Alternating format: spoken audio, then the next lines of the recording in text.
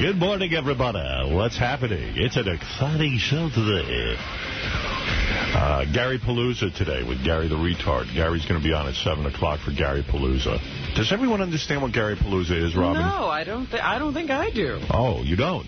In fact, I'm probably the only one who knows what Gary Palooza is. I know Gary doesn't know. Gary contacts us. He's in the other room, so he can't hear what I'm saying, so I think we're safe in saying this. Gary contacts me at least once a year, and he says he wants to come in for his birthday. But his birthday's in February, but it's leap year. Like, it's a February... Oh, is he the February 29th? He's February 29th, so his birthday's only every 4 years. And so he contacts me, so here we are in April for his birthday. Wait, do you think maybe he's not retarded and he's really just, by some crazy, like, schism in the atmosphere, he's really only 7 years old? Technically, he's only 7 years old. He's only had, like, 7 legitimate birthdays. So he's perfectly fine. Yeah, for a 7-year-old. Although 7-year-olds should know their math. Anyway, like, I don't know if you see that rocket ship over there. That plays into the Gary... the Retard Palooza. I saw that yesterday, and I was... I said to the guys, are we shooting our own version of Battlestar Galactica? Well, let me explain to you. I make it special every... Because Gary, God love him, he loves when he comes in here, and he loves excitement, and he loves balloons. So I have the balloons all around the room. And then when he comes in, you know, we have different people visit him. For example, this time we got... Sal's going to dress up as Abraham Lincoln. Oh, my God. And Abraham Lincoln is the president. And, you know, Gary gets excited because he's getting a visit from the president. Right. And then Sal is going to be Abraham Lincoln, and he's going to say, look, I want you to be the first retarded guy in space. And we have a rocket ship, but I want you to do this for your country. So we're going to put him in there, and we're going to wheel him into the green room, which is set up like the moon. Oh, you're going to make him think he went somewhere. Well, Gary's going to do a lunar landing, and then there's stuff planted on the moon that he has to find, and he's going to have a whole adventure on the moon, which I know he's going to love. Oh, this is like the best birthday ever. Yeah, right. I hope he's not claustrophobic.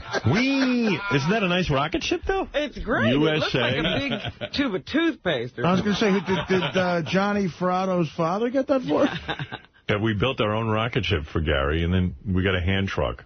It looks so old-fashioned to me. You know, we just beamed down. We sparkled and reappeared. Well, Gary couldn't get that concept. We need to put him in on our budget. Yeah. On our budget, you know. So who else is going to visit Gary during Gary Palooza? I got Imus is going to visit him.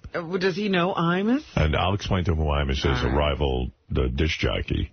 Has he got to fight Imus or something? Well, no, Imus is going to want a retard for his show because we have one. And he's going to try and lure Gary away. We'll see how loyal Gary is. Okay. Do you think Imus can get Gary? Yeah. Okay. Not loyal at all. Fred, you're going to promise him all kinds of stuff, right? Yeah, absolutely. Yes. So you'll see. It'll work. And also, then the doctor who delivered Gary when he was a baby. That guy's still practicing? Yeah, he's going to confess that he dropped Gary on his head, and that's why he's retarded. And Gary's going to get all, I'm going to say, Gary, you should sue him, malpractice. Really? I'm going to try and explain that to him. Hitler's coming in, because, Gary's anti-Semitic. So Hitler's going to come in. All his heroes. We'll see how friendly they get. Well, Hitler's coming in. Yeah, we're going to see how friendly they get. And then Hitler developed a spray to spray on Jews. And he's going to try and he's going to give it to Gary. Jews go away? Yeah, and Angelina Jolie, too. Sexy Will is going to be dressed up as a woman as Angelina Jolie. Because he never gets any girls. Right. So he's going to get Angelina Jolie. Will doesn't get any girls? No. Gary. Oh, Gary does. Actually, Will doesn't either. He just gets one girl. No, he's getting married. Will could get many girls. He's getting one. Gary Palooza will begin in the 7 o'clock hour, and I think it's going to be a lot of fun. Certainly for Howard TV, it's going to be a blast. Do you think he'll even get the concept of any of this stuff? Yeah, he gets some of it. He knows it's exciting that the president visits him. And, I know to be the first retard in space is a big deal to him. You think he'll buy that whole thing? Go look in the... Do me a favor. I looked in the green room. Did you see it? Yesterday. It looks like you're it looks like the moon. On the face of the moon. Yeah, we completely decorated. Did you see it? Look, Artie, look at the camera. It's the moon. The door will be shut. See, and there's the Earth. And you can see all the planets. Wow. You can see all the planets. There's a Playboy on the... Wow. Wait, hey, guys. Somebody left a Playboy on the moon? Guys, what did we plant on the moon? Because we have a rock that opens up, and I forget what we stuck in there. I would hate to think of somebody jerking off in there. Their DNA floating out on the moon. Hey, what? Looks like the set of Star Trek. Yeah. except a little better. We've also got cheese on the moon. Oh, yeah, we're going to ask him to find cheese on the moon. How are we going to lead him to that? It's a very small green room. Yeah. Oh, but isn't it in the rock, the cheese? Or It'll be on the rock. It will. And there'll be some slices. It's Swiss cheese. All right, so he will be able to see it. Yeah. Oh, it's slices of Swiss cheese. Yeah, it's slices and a couple blocks. So. He's got to do some stuff on the moon. I hope he doesn't get blinded. But he doesn't know that he should be weightless. No. I'm going to explain to me as gravity boots. Whee! And I'll say, don't take off your shoes. He has a spacesuit, because too. you'll float away. Oh, yeah, we got a whole spacesuit. Oh, you're putting him in a spacesuit? Bring that in. Jesus. You got to see this suit. He's going to be so happy. He's going to be so happy. He loves it. He'll tell everyone for a year how he was on the moon. Oh, my goodness. Look, yeah, he looks like he's going to be an astronaut. Yeah, isn't that kind of cool? That'll fit him, too. It's to his size. And see what it says on the back? GTR. Gary the retard. Yeah. GTR. You think that'll fit him, Isaac? Hysterical. Yeah. Isaac says it'll fit him. I don't know. Gary looks a little tall for that thing. I was going to say, he looks a little bigger, too. I don't know. Well, we have a high budget here, so I'm sure it fits like a glove. Maybe it's got some stretch to it, that material. Did you see the final figures, Howard, on exactly what that spaceship cost? Isaac, what did the spaceship cost? Because I want to know if we have budget to do other things. Do we have budget to do other things for the rest of the year? Marty, I didn't tell you they cut your salary by 50 grand. I was going to say, I so hope Riley's salary got We cut. maxed out our budget on the space. How much is the space? Because that's a pretty good... Open the door so people can see that you can really... Yeah, like what is in there? He can get in there. Yeah, yeah. Well, Gary can stand up in there. We made sure. And then when we wheel him in the green room, that'll be the space flight. And he'll be mic'd in there. See? Open the curtain. See? You can stand. Get in there. Does he have controls, or are you going to tell him he doesn't have to drive? No. It's automatically controlled. So he's our monkey. Yeah. That looks like a giant hairspray can. Or a caulk machine. You know how those caulkers? A caulk machine. Well, there it is. Very nice. Okay, Isaac, good job from Howard TV. They built all this themselves. It looks like one of those ketchup bottles you get at the diner. Right, you squeeze them. You squeeze and turn it upside down. Doesn't it look like a giant ketchup bottle? Squeeze mustard or ketchup on your burger. You're the only guy I know who loves ketchup bottles. No, I mean, because when they're around, there's usually like a burger around. You put the mustard and the ketchup. Sure. Gets you all ready. You start to salivate. Yeah, George Takei is here, of course. He is back from his triumphant appearance on the Conan O'Brien show. I saw some of it this morning. Was that? Oh, yeah. It was good fun. Yeah, it was great. I should play you some of it. I'll do a couple of phone calls, and I'll play the Conan O'Brien interview. I hope he was the first guest. Did they have the... No, I was the second guest. Oh. Who was first? John Leguizamo. You're kidding. You're not bigger than him? Oh, my God. Well, I don't know. Conan doesn't think so. Are you serious? That's the way it happened. That's Does a slap John in the have face. a pressing engagement? Hey, just your presence, even if you weren't doing Heroes and this new celebrity talent show, you'd be bigger than him just from Star Trek. Well, actually, I'm leaving right after this show back for L.A. because I got cast at the last minute on the Adam Sandler comedy, Don't Mess with the Zohan. Is that a new you're film? going to work with It's Adam a new film. Sandler. Yeah. No kidding. You'll be tonight. great in one of those Adam Sandler films. What do you play? They sent me a script, and you can't figure it out? I can't figure. They didn't send me the whole script. They just sent the side, so I can't. I really. You mean is he like Woody Allen, and he keeps everything top secret, even from the actors? All I got was a side. No, 1 page. It's only 1 page? 1 page. Oh. And they said there are other pages, but they didn't. Oh, they're all. Oh, I see. They just sent They're still writing it. It's a masterpiece. Yeah, you know what? A lot of those guys. You've seen Adam Sandler movies. Does it look like they finished the script on time? No, not even. They cast me 3 days ago. Well, I was here. I found out about it while I was here. I got to tell you, though, his movies make a lot of money. Oh, they do. Yeah, so it's high profile. Buku residuals. A lot of people. Yeah, buku residuals is right. But there's one big disappointment. Yeah. We had tickets. We were planning on staying over another night, and we had tickets for Patrick Stewart's Macbeth. And so Brad's staying over. Right. And I have to go back. And guess who he's taking as his date? Artie. No, he's taking Pam Sabian. Tim Sabean's wife. I Good. thought you were going to say Jared. Hey, Because I think Pam is still pissed that Tim moved here from Philadelphia and, moved them into Manhattan. She needs some she Manhattan loves it. person. No? Pam? Oh, she's I unhappy. talked to her. She said she likes it. I don't believe that for a minute. Oh, really? She's a good bullshitter, Robin. Oh. Right. She's just because she's Putting on the best face? program director's wife, she has to put on a good face. But I telling remember me the truth, huh? She had a bunch of friends in Philly. She had a great job in Philly, and Tim took the job here. He's always wanted to work in New York. But I think that she's mucho kvetching about the... But she's a great gal. Well, this will be a nice night lovely lady. for her. Yes. But she's always pleasant around when I've seen her, but you never know. You know what? Introduce her to some guys. Maybe... Maybe that'll make New York seem a little brighter. You know, Well, she's met Brad. me and George might be on this. What time's your flight? 2:30. Oh, all right. You're not on the same That flight? would have been great if we were on the same flight. No, that'd mine's be great. mine's at 1:30, so. 1:30. It'd be great if we just sat together all day. we could be sitting all morning long. You sit here, then you sit there. Yeah, but I'd be concerned about being on the same airplane with Artie. Why? What's the problem? Well, Are you afraid the plane would be overweight? I mean, is that a fat joke? you know, I'm going to be pulling up at my armrest. Uh-oh. You're getting awfully comfortable. You're attacking Artie. Yeah, he's saying he's not gonna have much room in his seat if Artie sits next to him. What about I think he's afraid of the plane going. I guess the Human Rights Organization doesn't give a shit about fat people. Well, they No. do I think you should be equal, too. In appropriate proportions. All right, here's the plot of the new jokes are hurt. Here's the plot of the new Adam Sandler movie.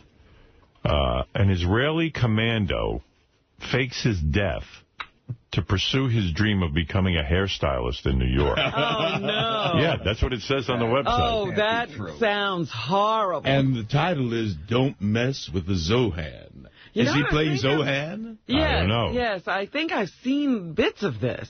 You have. Well, believe me. So what am I playing?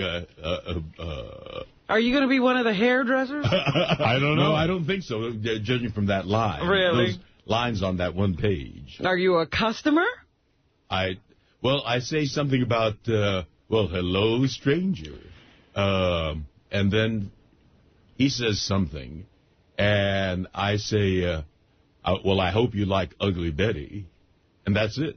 Well, you want to know something, though? The movie stands a chance of being real funny because it's written by Sandler, Bob Smigel, who does the Insult Dog, Triumph the Insult Dog, who's a real good writer, and Judd Apatow, who's got all those hit movies. The Superbad movies. Yeah, and all Superbad, that. Knocked Up, all those. So it might be a real good one. It could be very funny. Yeah, so good for you. I'm looking forward to it. Maybe I don't an know what I'm Adam looking Sandler forward movie to, will be fun. All right, I'll get to George's appearance on Conan in a minute. I'll play you some of that so we can hear that. In case you missed it, it's on awfully late. Brian, you're on the air. We'll say hi to a couple of folks. Gary Palooza coming up in about 45 minutes, and Gary's first trip to the moon. All of that happening. Can't wait. Where do you order a rocket ship like that? I'm wondering if they didn't build it themselves. That does look like Back something. there in our little workshop. Does look like Howard TV. That kind of technology, yes. Yeah. You know, if we had 1 million more subscribers to Howard TV, we could have had a real rocket ship. But all right. Isaac, did you build that yourself? We have a real great company that works with us called Showman Fabricators.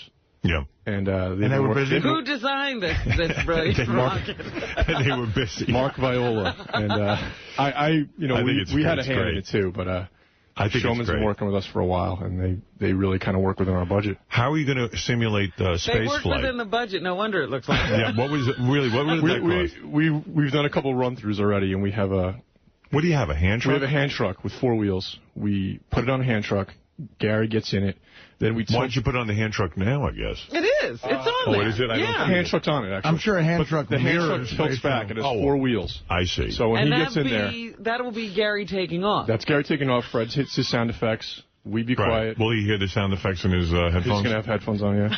When he's on the moon, what will it sound like? Does Fred, let me hear the sound effect for when the rocket ship takes off. Let me find the Gary page. This is good. I've been waiting for this all week. You have no idea. I know a lot of people are excited about, Spaceship launch. Liftoff. Liftoff. 30 minutes after the hour. Hey, wait, let's tell everybody, too, what else we have planned. So when I contact NASA, Uh-huh. like I'll be like, Gary, wait, NASA's contacting me. Gary Delabate will be in the other room. And, he's NASA. Yeah. He's mission control. I'll go mission. Roger, Wolf, mission control. No, don't say Boff. Don't say Boff. You got to be like a real mission control guy. NASA, is Gary's aircraft ready? Roger, mission retard control is ready for launch. Do we have communication with our retard? Yes. Retard, do you hear Baba Booey? No, don't say Baba Booey. Throw that script. Throw that script out. Who wrote? Somebody wrote that script. It's not good. Oh, okay, because No. Throw it out. No, I want you to be NASA, like for real. This is NASA. Do you read me? You want George to play NASA? He's a professional actor. I'll be fine. Don't worry. You got to be like. He'll recognize my voice. No, he won't. He won't. Good. He doesn't recognize anything. He doesn't know himself in the mirror. He's severely retarded. He really is. Who is that? Yeah, I mean, this is totally wrong. Does he know what NASA is? Yeah, well, I'll explain it to him.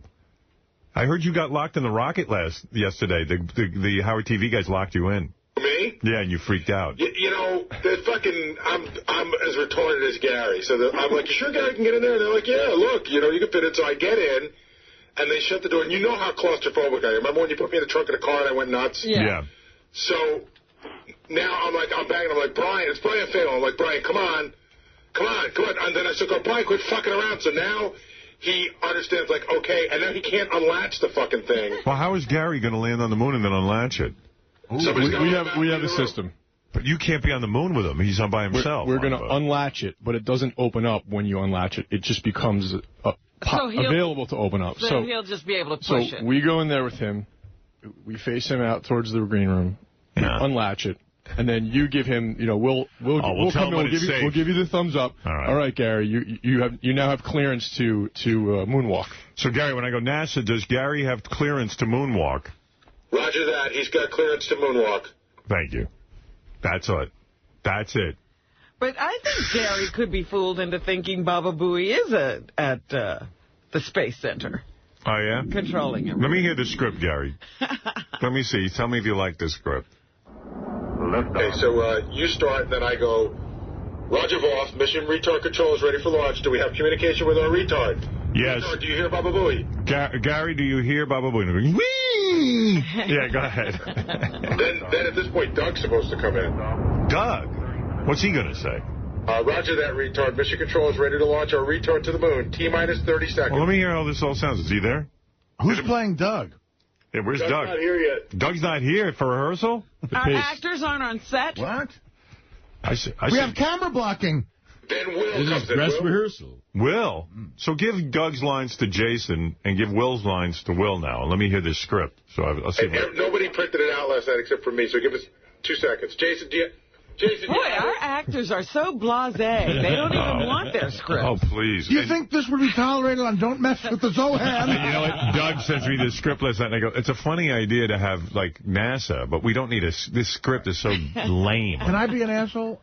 I liked it better. I liked your first instinct, that without Baba Booey. Okay. You think Gary, he'll be thrown... No, I just think it's more official. But, Gary, give a lot of technological talk and stuff, you know. Oh, my God. Like is the third engine. Is the third engine in motion? You know, please double check. Gary, is the third engine in motion? How's the thrust? Yeah. Throttle. Okay, Gary, prepare for thrust. Try not to let your teeth get in the way of your acting. Try not to get thrust. Release the hatch. He goes, this is NASA Baba Booey here. No, Baba Booey wouldn't be working for NASA. Raise your landing gear. I want this realistic. See, Fred's been working on this. Look at this guy. See? What happens when he gets on the moon? Lift off. Lift off. And this is the interior. That's when you guys start wheeling Gary into the green room. Oh, so this is when he's in space. Right. All right. Okay, Gary, can you hear this? Can you hear space? Whee! Can you hear your engine? That's the engine. Whee! I hear the engine. What do you see, Gary?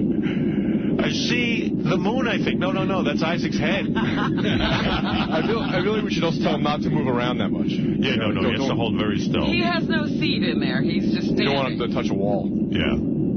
Right. Why? The walls are hot. The walls are... And he has to stand perfectly still. Give up the gag. You don't want his head bursting through the top of the rocket ship. He'll come right through that cardboard. Yeah. I was thinking of, like, having the guys dressed up as apes, and, like, there were giant apes on the moon, and do Planet of the Apes. Be 2001. There's life on the moon. It'd be funny if Gary walks in here and goes, what's with the fake rocket ship? I ain't going to no moon. Yeah, Maybe he doesn't like space travel. Excuse me, I have a sudden burst of intelligence. You guys are assholes. And I know you can't blast off from this studio. You know, like, whenever they have those retarded movies, like, you know, The Sad Story of Retarded People on, like, you know, when Rosie O'Donnell plays a retarded person. Like The Other Sister. Yeah, there's always that. some big bullies who, you know, who do terrible things to the retarded person. We're them, yeah. You know, don't send your retard to our party. Bad things will happen. Honestly, I swear to you, like, when Gary said he wanted to come in and have fun, and I know what he likes, he wants to be visited by celebrities, and since we can't get any, I mean, I'm really kind of doing this for his birthday. Oh, we have George Takei. I'm sure Gary loves Star Trek. If he was 2 years old or 3 years old, this would be the greatest birthday party ever. Well, yeah. I'm really not doing it to be mean. I'm doing it because he loves it so much. I don't know. He just gets such a kick out of meeting all these people, and Angelina Jolie, and Imus, and Hitler. You know, it's just so exciting. He's retarded. I mean, it's fun, and he can have fun with us. Retarded. Yeah, that's right. I'm retarded, you jerk! Yes, he's retarded.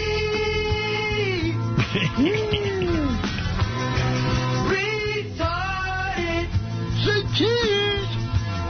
All right, so that'll be later on. I don't want to spend too much time on that, but Gary Palooza for Gary, in honor of Gary's birthday. It'll be interesting to see if he goes for it at all.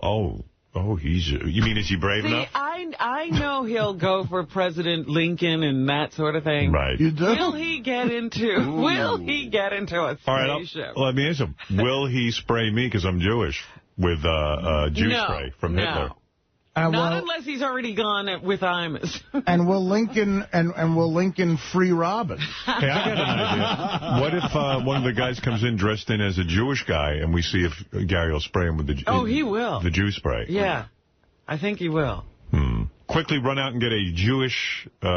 get some payas and big hat and beard. Or Jason could just walk in. Right. Well, that's Lincoln, isn't it? We could have Lincoln with just like a yarmulke.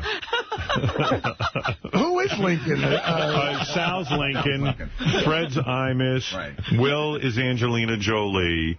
Richard is... the guy dressing Will? No, he's the doctor who delivered Gary. Oh, he's the doctor. And has to admit that he dropped him on his head. And Gary would have been a genius had he not. Yeah. And Artie, after this bit's over, if we get to keep the rocket ship, I will just paint it red, and you can have a giant ketchup bottle living in your house. You'll be very happy every day. That's my gift to you. A reminder of a great meal. That would be fantastic. That's right. Brian, you're on the air. Yeah, yes. You want to hear what it sounds like on the moon? Yeah, please. I've never been there. Oh, really? That's the moon? Like a jungle. Exactly. I want to see if he notices the difference. He won't know. I'll say, Gary, it sounds like there's life on on the moon. No, nobody here. Yeah, but I hear insects and animals. I don't see any. How big is the moon, Gary? What can you see? I can see my hand. That's going to be the moon? I don't know if I like that. You want that? No. You don't have any space? You know, I was going to either that or I was going to go with, like, you know, that Close Encounters of the Third Kind music or something like that. Well, what about that music you play for Eric the Midget? Oh, Doctor Who? Sure, that's a piece of cake. Yeah, that's easy. We can do that. It's going to be, there's music on the moon? Well, you know what? I mean, yeah. It's theatrical. Well, before I do that, let me give you the Close Encounters thing. No. No? You don't like that shit. Let me hear the... Okay, I'm thinking the Eric the Midget music might work. Let me pull that out. Put in Doctor Who. I mean, that is very stirring. What if it's just like the theme from Sanford's on? Like planted up, and it turns out there's only black people on the moon? Look. The Jefferson. That's it. That's it, right? There you go. Gary, what do you see? He'll be perfect. Gary, there's always been a rumor that the moon is made of cheese. Do you see any cheese? Try taking a chunk of the moon and tasting it. Yeah. You'll probably eat the set. Can you eat the cheese? He will. He'll break off some of that styrofoam in there and start chomping on it. I think he's going to eat the Playboy. This tastes like something Isaac said people built. Yeah, that's good. That's good music. I don't know. I can go either way. You can do the insects. You can do the... Yeah, maybe I'll mix it in, see if it throws them. Brian, you're on the air. Hey, now. Hey, now. Hey, I want to congratulate you on another great week of radio, and I want to thank George for coming in this week. Yes, George, you're the best. You really are. It's a pleasure being here. Great fun. We love having you. George. Yes. Did you discuss with Brad after the game that day? You guys talked about what happened? He was so relieved. I mean, he was a nervous wreck up to the time that we did it. Right. And when I got back to the hotel, he said he was so relieved. That was on Howard TV last night. I don't know if you saw it. Was it? No, we didn't see it. You don't have Howard TV, Brian? No, I don't. You got to check it out, man. It was on Howard TV. It's so funny when Evil Dave is making out with that girlfriend. Rob, you're on the air in Chicago. Howard, good morning. Morning. Good morning to all you guys. This Gary the Retard thing is going to be great. Yeah, that's going to be a big Howard TV event. But listen, last night I did see the Newly Weird game, and it was absolutely great. And the Blue Iris on there, you got to get her on more often. But the Iron Sheik episode was good, too. And there's an older episode with the Fridge where you interview Refrigerator Perry from the Bears.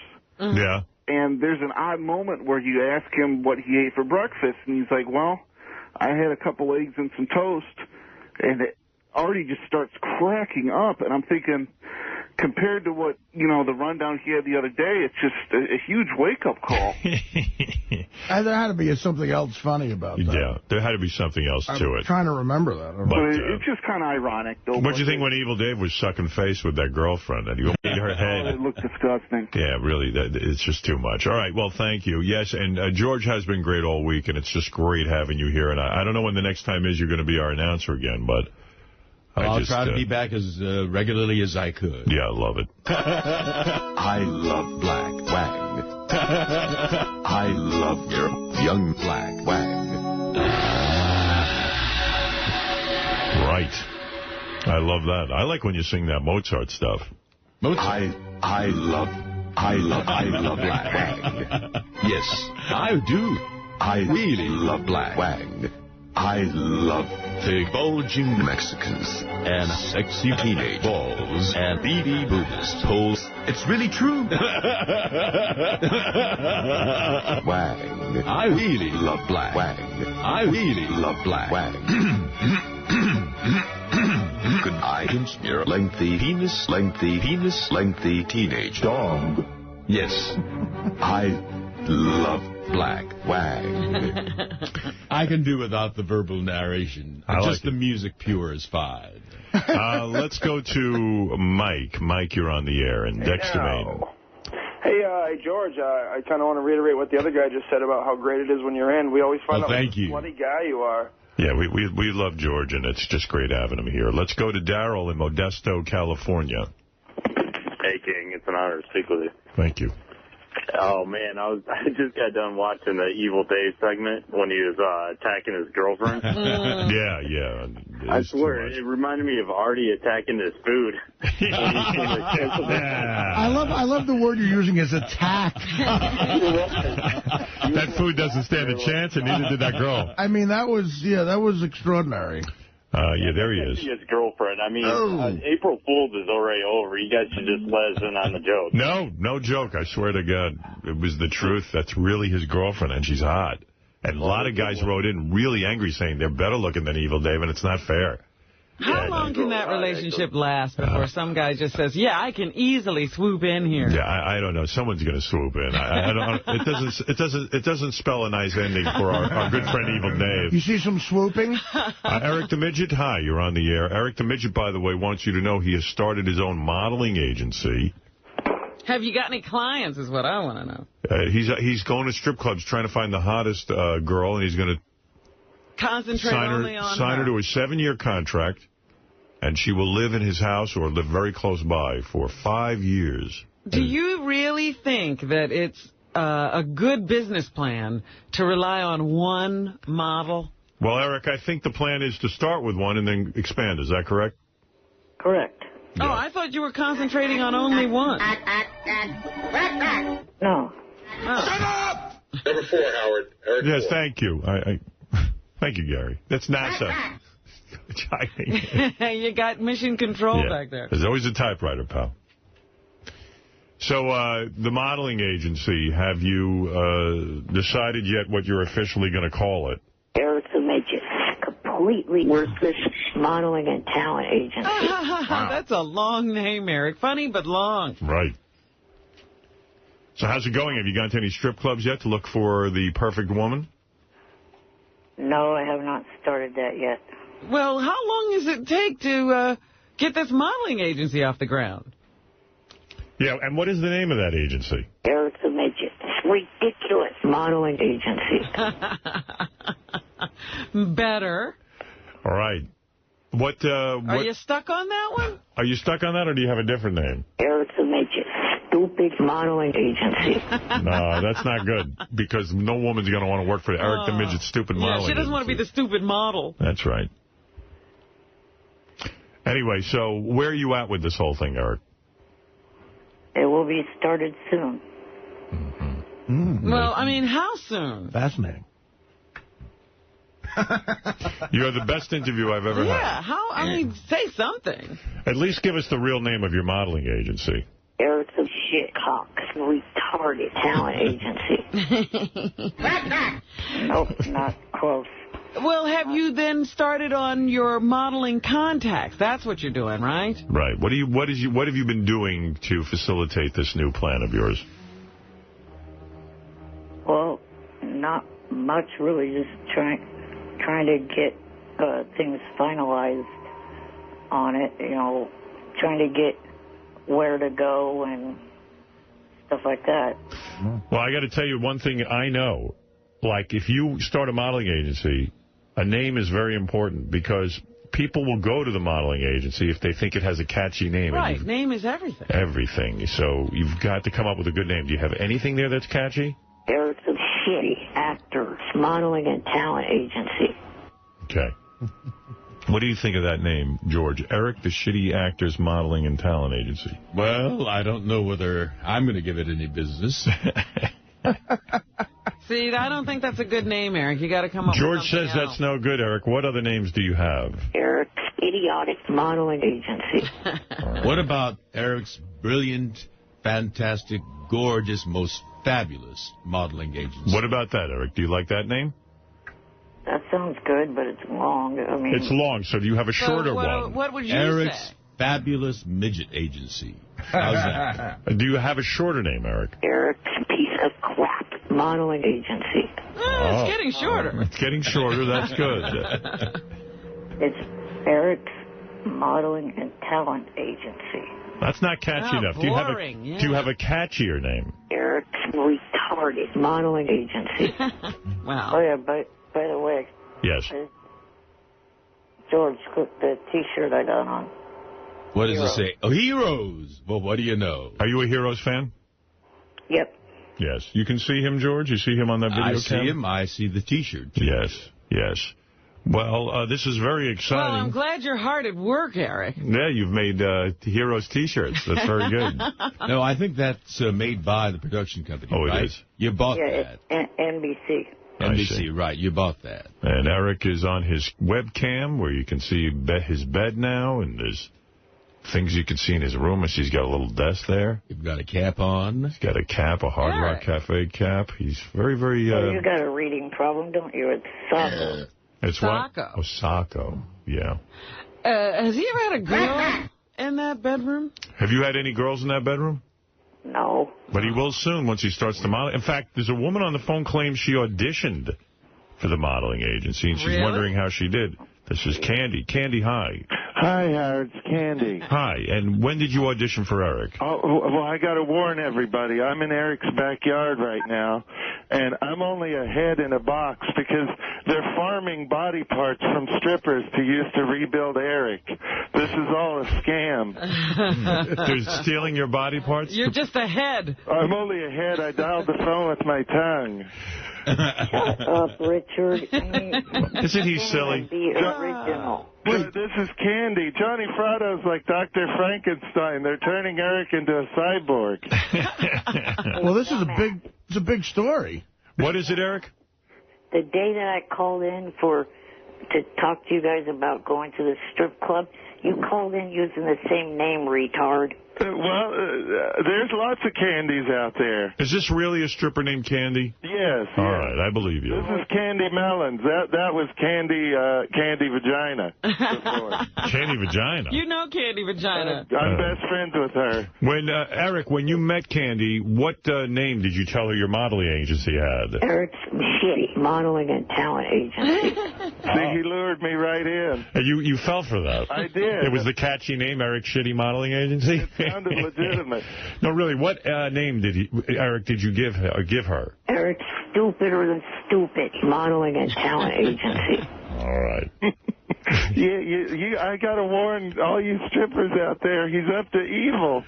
I tell you, this midget's evil. You're telling all strippers stay away? Yeah, stay away if you want your limbs. Thank you, Candy. Only a head left. All right. Eric, are you farming body parts? Is that what true? This is all about? Bye, you retarded hick. Who? This is Candy. I'm from California. Yeah, who's Richard? Yeah, I'm a city girl. All right. Thank you, Candy. Bye. I believe her. Eric, are you growing a mustache? Is that what I see? Yeah, and goatee. Oh, really? Is that for the modeling agency? That's modeling agency, Eric. Well, very good, Eric. Thank you for the update, and I wish you luck. And please call us when you go to your first strip club. I've got to move along. Wait a minute. Thank you. I wanted to say to... See you later. You can't say goodbye. To George, yes. When you go to the set of the Secret Talents of the Stars, say hi to both Ric Flair and Bridget for me. Ric Flair and Bridget. Write that down, George. Got that down. All right. Bye. Bye. Bye, Sweet Eric. That's a good name for your agency. Sweet Eric's Giant Modeling Agency. What do you think of that, Eric? Would you want to call it that or something else? Eric's a major, completely worthless modeling and talent agency. Wow. All right. You're going to be a stick with that. Yes. But thank you. Yes. By the way, fire Shuey and Langford. Why? Because they are ridiculously pathetic. Why? Shuey got in a 2-hour text and voicemail argument with me yesterday because I blew what he thought he had his story. All right, listen, I got to go because I have so much to do. We have Gary Palooza. That's a war we can't get into. Wait, what happened? You blew his friend? What happened? Wow. No, he thought he had his story. And then you blew his friend? No, I did not say that. You blew Jim McClure? So who got blown then? Who did you blow then, if it's not his friend? His story got blown up. Oh, you blew his story. Oh, okay. All right. Okay, thanks, Eric. All right. And let us know what happens. Thank you. Bye. All right, there is Eric, the modeling agency. Get back to fucking your bed. He's got a long day. Brian, you're on the air in Denver, yes. Hello. Yeah, how's it going? Hey, now. Hey, now. Hey, watched the Newly Weird game last night. It was awesome. Newly Weird game, yeah. That was with George and Brad and Blue Iris and her George husband. Is not just radio gold. He's TV gold, too. Yes, he's terrific. He really is. And hey, I just want to say something real quick. Already mentioned that while dating Dana, she gained some comedic wit and got back to him. And I just want to say that Robin was very funny last night. Very funny on the Newly Weird game. And maybe it's because she's dating Jim Florentine. Is that possible? You think I'm being injected with funny? Well, yeah, I put my funny bone in her body every night. Right. Anyway, just wanted to give that compliment. Love the show. All right, thank you. Thanks, Brian. Okay. And I visit all ports. Bonghead Bill, you're on the air. He's going to get the funny end of me somehow. Robin now farts in front of families. Bonghead Bill. You should see. Don't let me near a toilet. Hey, now. No, she did an upper decker. Go ahead. Yes, Bonghead Bill. Hey, now, everybody. How's it going? Hey. I just wanted to say, George, thank you very much. You're one of a kind. I just appreciate it on behalf of all the fans. Thank you for the compliment. Awesome. You did great last night on on the Conan O'Brien show. That was really fun. I'll play a little bit of that. That's cool, man. The only thing I take umbrage with is that George was second guest on Conan O'Brien. I believe he's the biggest star. He's not only the announcer on this show, which would make him a big star right away. If we took photographs out to the street and showed them John Leguizamo or George Takei, who do you think people would be able to identify more? Probably neither one. But no, but George Takei, of course. I mean, come on, he's way bigger star. And you really should not have agreed to be second. Well, I knew nothing about that. All right, well, that's got to be looked into. I'm going to take that part over. I'm going to make sure that when George is booked on things... He's booked first. You stick with me, George. Appreciate all your good help. I'll have you off every show. Your career will go nowhere. It will skyrocket. All right, here's George. Let's see, I'll play some of this. Here's George talking about... Well, you want to hear how he met us? They do bring us up. Oh, really? Okay, here we go. I'm playing it out of order. Maybe I should just play it all, but... Yeah, I'd love to hear it all. Of course. You want to hear it all? Yeah, I guess unless it's extra boring. I don't know. I didn't hear the whole thing. This part I did hear. I'll play this part first. Right. Something tells me to play this part first. You are, of course, just a terrific gig, announcer on the Howard Stern Show. Ah, yes. How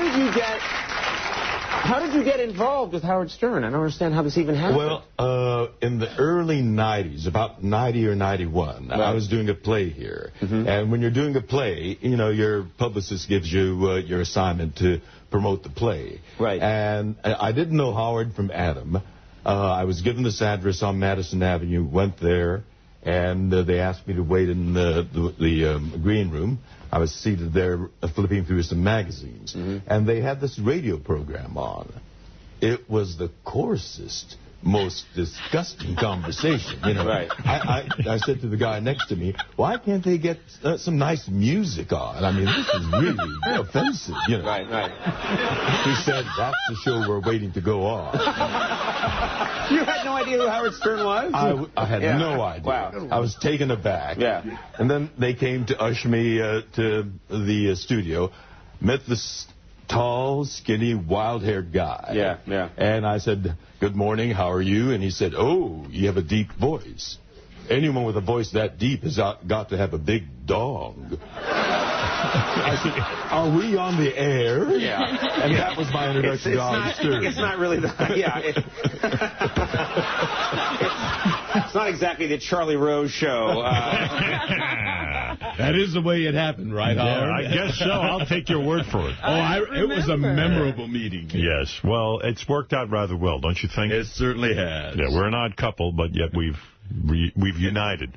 Let's see what else you talked about. The relationship has grown over the years. You talked about William Shatner a little bit. I don't think I heard that. Let me hear that. You have been very public about your, I don't want to say the word disdain, but your hate. You and William Shatner, you didn't like William Shatner all those years that you were making Star Trek. You thought he was a little overbearing. It got on your nerves. You used to talk about it a little bit. Last year, you got to roast him. There was a William Shatner roast. You got to get up and roast him, and you really went after him. That must have been cathartic for you, right? Oh, we have a 40-plus year history. Yeah. And, all the others are good friends. I mean, we are. You like the rest of these Star Trek They're gang. Wonderful people. Yeah. But Bill has always been, for example, 40 years together, and he still couldn't pronounce my surname properly. You're George Takei. Yeah, but he kept pronouncing it Takai. Right. And I kept correcting him. I couldn't get it into his noggins. Right. So I thought I'd give him a way to rhyme that would stick with his head. Easy for him to remember, yeah. I told him, Bill, it's Takei, just like your toupee.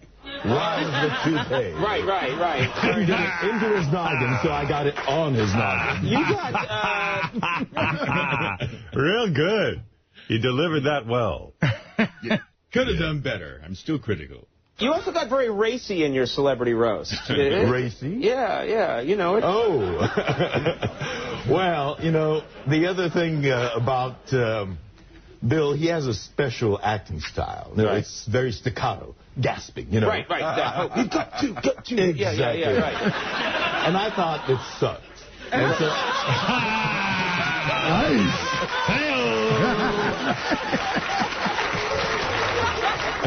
I told him if I could get my partner to suck that hard, I'd never leave.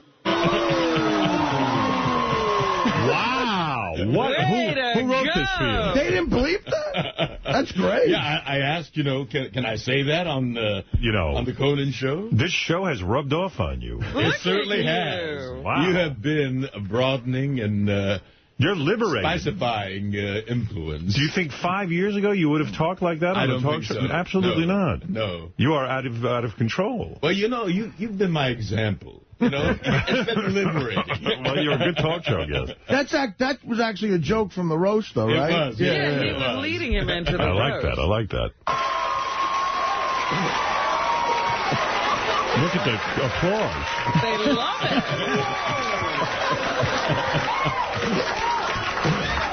Oh, okay then. You know what it is, George? Years ago. I don't think John Leguizamo got these kind of laughs. No. You know what it is, George? Yes. You're right. He didn't. The thing of it is, your honesty, talking about Shatner's toupee, talking about you thought his acting style sucked, coming out and talking about dong. See, that was your word. Yes, but this is still refreshing. You know what I mean? It's a new you, I feel. I really do. Well, I grew up closeted. Repressed. Compartmentalized. Yes. And so, that sort of shapes the rest of your life. Right. And then once I met you, literally, it is you, Mm-hmm. and I started listening to you and seeing how free you were. And then I saw how free you were with important issues of our times, political, right. social. So you're letting it out, too. You're emulating this. Yes, I like that. Now, so you're my role model, Howard Stern. Back on Conan now. Whoa, yeah. At this hour. Suddenly Brand doesn't sound so cool, does it? What was the Brand reference? I guess that happened earlier, huh? I don't know what he's I see. Got it on contact. What did William Shatner say to you after the celebrity roast? Oh, that. Well, did he say anything to you? Well, I went up to him. Yeah. And, gave him a big hug. Right. And he whispered into my ears, "You really meant that, didn't you?" And what did you say? I just said, "Good luck, Bill." Yeah. Live long and prosper. Oh. What do you think, Artie? You're a talk show veteran. I mean, that was good stuff, right? Absolutely fantastic. Oh, you recognize that his acting suck bit. Yeah, because we were at the roast together. Right. And as great as he was on Conan, he probably killed harder than anybody at the roast, really? too. I mean, he just delivers a joke perfect. Do you want to hear more? Sure. All right, everybody, we're back. My next guest played Sulu on Star Trek, and beginning next Tuesday, you can see him on the new CBS show, Secret Talents of the Stars. We're thrilled he's here. Please welcome George Takei.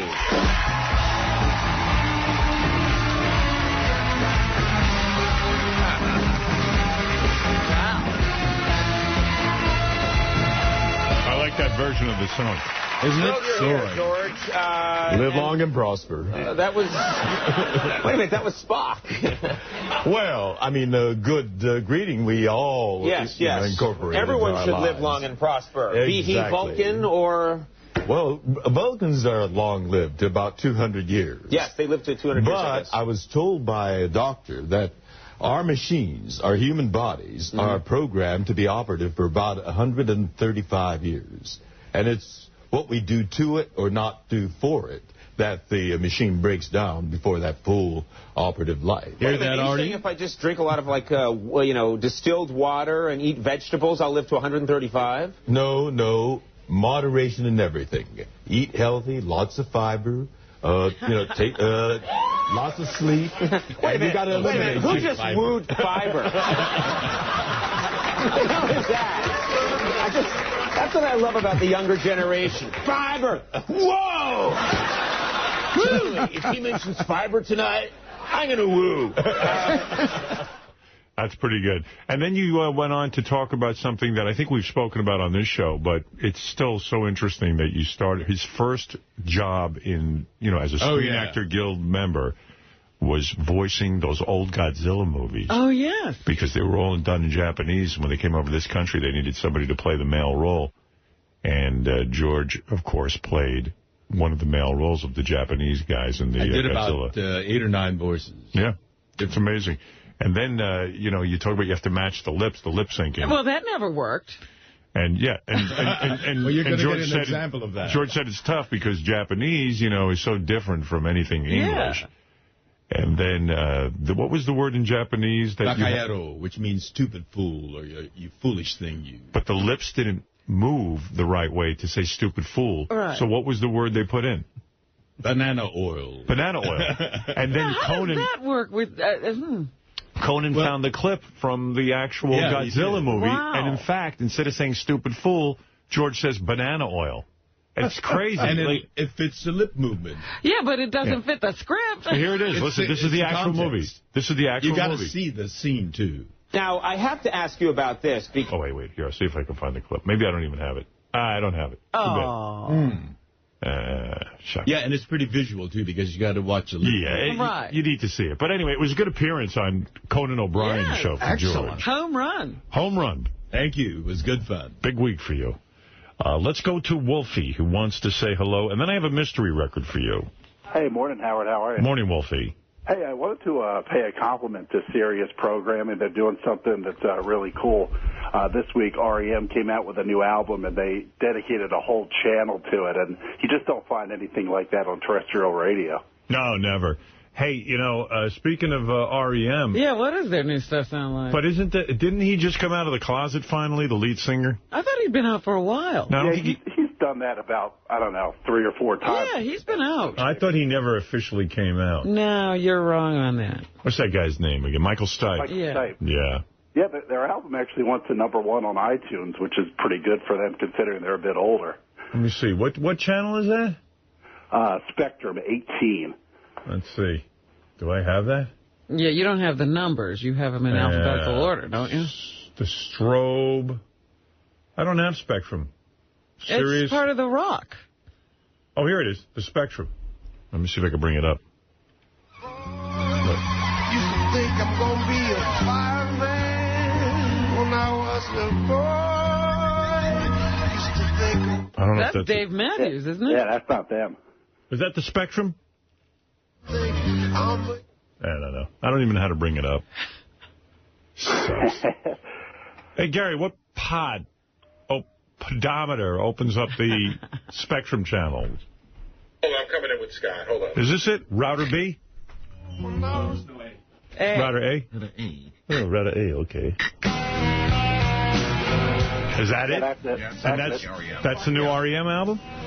No, they're mixing a lot of stuff from their old records, but a lot of stuff from the new one as well. Yeah, that's it. I think the finest work song was just playing. Oh, yeah? So they're just playing the new album over and over again? No, I think they're playing all R.E.M. music. It's pretty good. I never listened to this Spectrum. Maybe I should check that out. I actually like it. It's a pretty good channel. The Spectrum's good, yeah. Yeah. All right, I'll check it out. Lithium's good. Lithium's awesome. Very good. Thank you. Hey, Howard. Hey, I tell you what, I'll give you a shot at winning $500. How's that? Oh, cool. Thank you, Howard. I'm going to play a record right now. Just got a hold of this CD. It's not R.E.M. It's not R.E.M. This is not R.E.M. Or is it? Shit. What'd you just do? I just rocked. You ruined the game. I just almost rolled my chair over the CD. Okay, this is a guy, he's famous. He's not normally thought of as a singer. Tell me who it is. I'll give you $500 from Battlestar Galactica. Battlestar Galactica, one of the best shows on television, is back for its final season. The all-new season premieres Friday, April 4th at 10 o'clock. We're getting closer. 9 Central on Sci-Fi Channel. All right, here we go. You ready? Go right ahead. Okay. Hold on. He also plays guitar. This is his guitar work as well.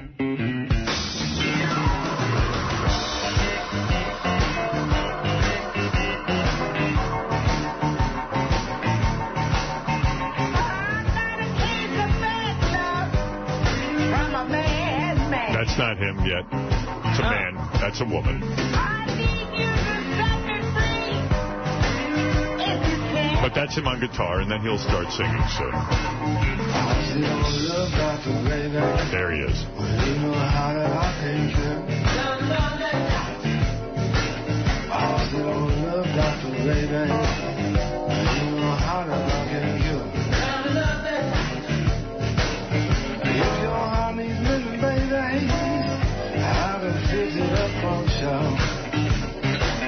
I know you're thinking it's Robin's colon therapist, but it's not. I'll give you a hit. All right. Well, that is somebody who's not normally known as a singer. He's primarily known as an actor. An actor. And he plays guitar and sings on that album. I'll give you another track. I'll give you another track. How's that? I'll help you out. Oh, he sings more than once? Oh, I've got the whole CD right here. Oh. And that's him on guitar. Not a bad guitar player, right, Fred? Not bad. That's him. That is him.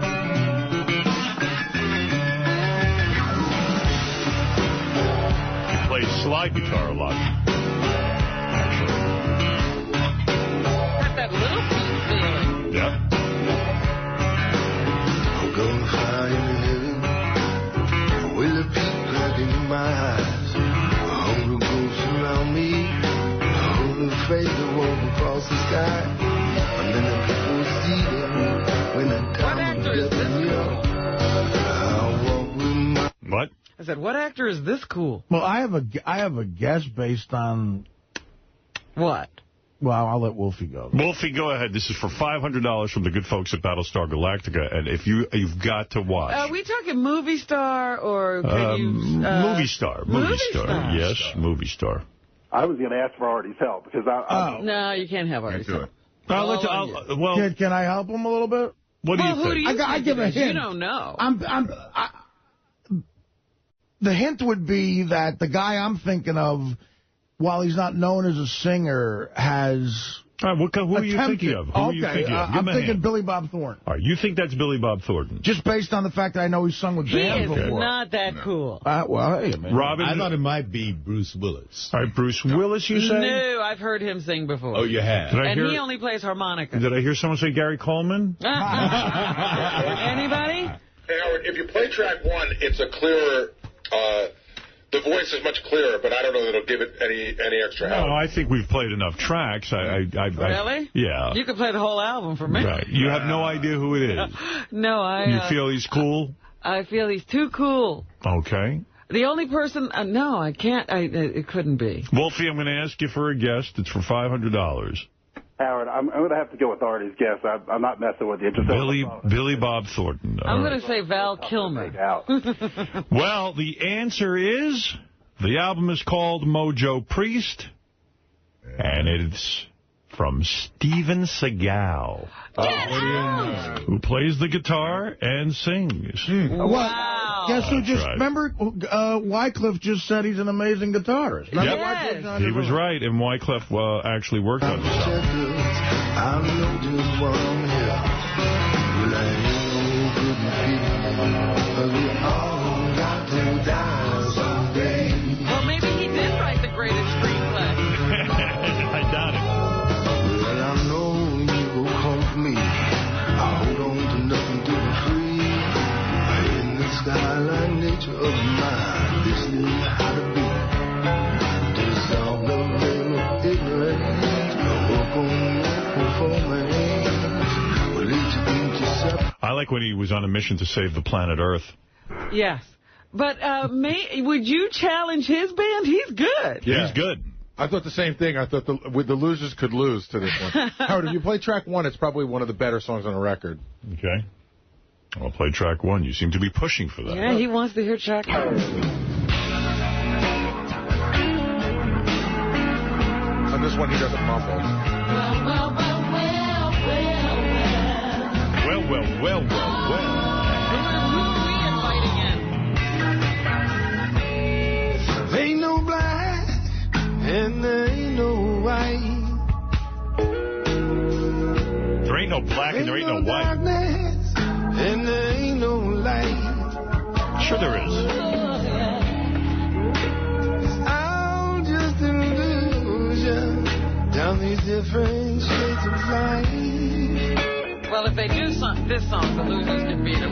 Yeah. But the CD's not awful, right? No. He's no David Letterman. The music. He's no David Letterman. Come on, Howard. That was tough. Fuck me up, bud. James Comet in the top still. Just think, which is that back past the hell? Right. All right, Wolf, I'll give you $500 anyway. Who cares? Hey, thank you, Ben. I appreciate it. All right. Thanks to our friends at Battlestar Galactica. Really, do check out the final season and check out the first episode on Sci-Fi Channel You'll Friday. stay for the whole season if you do. Yeah, it's tomorrow night, and it's really, really good. Okay. Thanks, Wolfie. Hold on. Have a great weekend. Yep. You know me. I give him the money anyway. Well, you know, it's more about playing the game. Right. It's the fun of the game, Bob. All righty, let's take a break. That was pretty wild. His guitar work was solid. It was fantastic. When we come back, it's Gary Palooza time. All right. Yeah, I can't wait for Gary Palooza. Hey, did you see this hot picture of Gisele Bündchen in the paper? Gisele Bündchen, I have to say, I never really got it with her, but boy, she's got the best ass I've ever seen on a woman. There's a picture in the New York Post today where she's on a modeling shoot, and she's wearing cut-off short shorts, jeans, short shorts.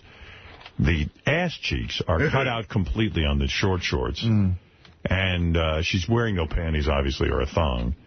And the ass cheeks are so beautiful. Oh, and there's a guy rubbing her ass cheeks. Oh, my God. Oh, jeez. Yeah. I just George, that'll make you straight, huh, pal? Well, I appreciate beauty. Do you want that at all? It doesn't have to be sexual. Right, but when you see that, do you ever get sexual thoughts? Yes. You do? What would you do to that? Because I know what I'd do. Well, I let my imagination go. You do? And you have to imagine it was a guy. But, like, it's weird. I had a moment. You mean he lets his imagination go so much that he imagines it's a guy? I just appreciate its beauty. It is. Form, oh, my goodness. I had a moment where I had to stop myself because, I don't know, if like Levy or like DePaulo were sitting back here, I went, hey, look at that. And I tried to do it, and I was like, oh, no. Oh, it's George. Yeah, I noticed you were kind of shielding me from that. Right. Look at the second picture. There's a guy who got to oil her ass. Yeah, it's a makeup shoot. Nice. You hope he's gay. Usually a gay guy would do that. But, Well, there's no reason why a gay guy shouldn't be able to appreciate, feminine beauty. Right. So you were going to share the picture with George, and you realized it wasn't Bob Levy. I was about to go, hey. I was like, a perfect guy bonding moment was ruined. I felt Artie sort of roll away, and then he put the newspaper between him and me. I did. I almost had to catch myself and try to adjust and say, hey, Tom Brady's hot. I hate that Tom Brady's fucking her. Well, wait a minute. Did you see the thing in the paper the other day? He's following her all around Europe. His career's over. Yeah, he will not be able to play next year. 3 rings and out. Who gives a shit? Right. He's fucking that, man. Him too. It's unbelievable. When you bang something like that in bed, you can't go to almost anyone else. I mean, imagine staring at that ass. You got her on all fours. Yeah. And you're looking at that. Even her arm is gorgeous. Yeah. I mean, Madame, right? She's built. She's one of these broads that's put together. Her hair is beautiful. Hair is beautiful. I didn't notice her hair. But even the back. Look at her. The waist. She's got it all. Hey, so anyway, that's in the New York Post. Leonardo DiCaprio used to bang her, right? Yeah. Yes, he did. He got tired of it. Guys get tired of it, no matter how hot it is. And then by saying it, I demean all women. I'd love to get tired of that. That's right.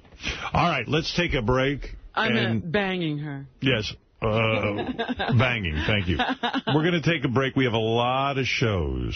A lot of show to get to. But we have to take this break. We got Gary Palooza coming up. Don't miss it. When Eric the Midget even mentioned, did he say Ric Flair?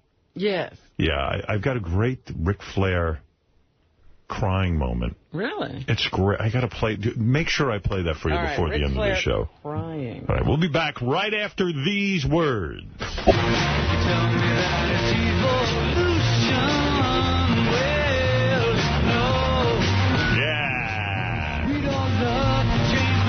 right, real quick, I'm going to get Lisa G in here, and then we'll do Gary Palooza. But when you talk about destruction, you know that you can pass me out. Someone was just playing your, thank you, your interview with Conan O'Brien. I guess you followed George Takei over there, right? Yes, we had fun. They loved him at Conan. Oh, yeah. Yes. Lisa was there covering the whole thing. Yeah, and then you interviewed Conan about my feud with Jay Leno. Yeah, he didn't know about it at all. How could he in showbiz? All of show business talks about my feud with Jay Leno. He knows about it. He knows about it. You kind of explained it wrong. I'm not mad at Stuttering John. Well, you're mad at both of them, aren't you? No, I talked to John. I've seen John a couple of times since he left the show. I don't have a problem with John. I mean, I did with that interview he did with Adam Carolla, but all right. I'm talking about that whole thing. I was mad at Jay. I thought Jay was a dick. But you kind of explained it. Right? You explained it close enough. So he said he's going to steal Artie Lang. Oh. Wait, here, I'll play it. You know Howard hates Jay Leno, right? No, I didn't know that. Oh. I didn't know that. Why? How could he? Because he stole Stuttering John. Oh, wow, that's a whole thing, right? That was the actual sign of the rap. Isn't that great? It came in at a very awkward time. So I get to get out because there's a rap. Does Howard talk to John? Now I want to ask the questions. Does Howard talk to John now? No. He doesn't? They don't talk? So Howard's really pissed? Yeah.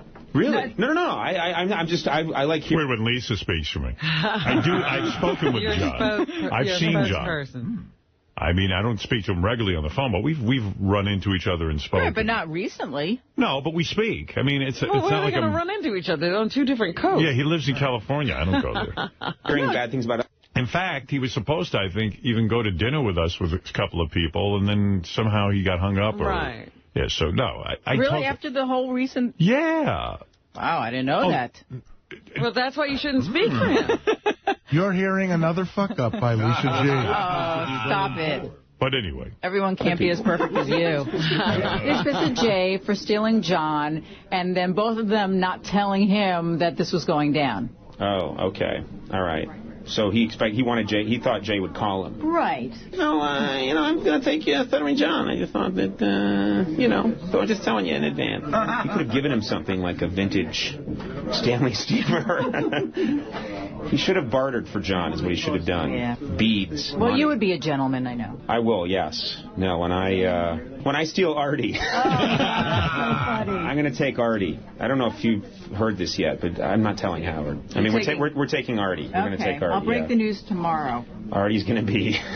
He's coming with me. Wherever we end up doing this show, and whenever we end up doing it, Artie's coming along. You want to know something, though? It's the kind of thing where...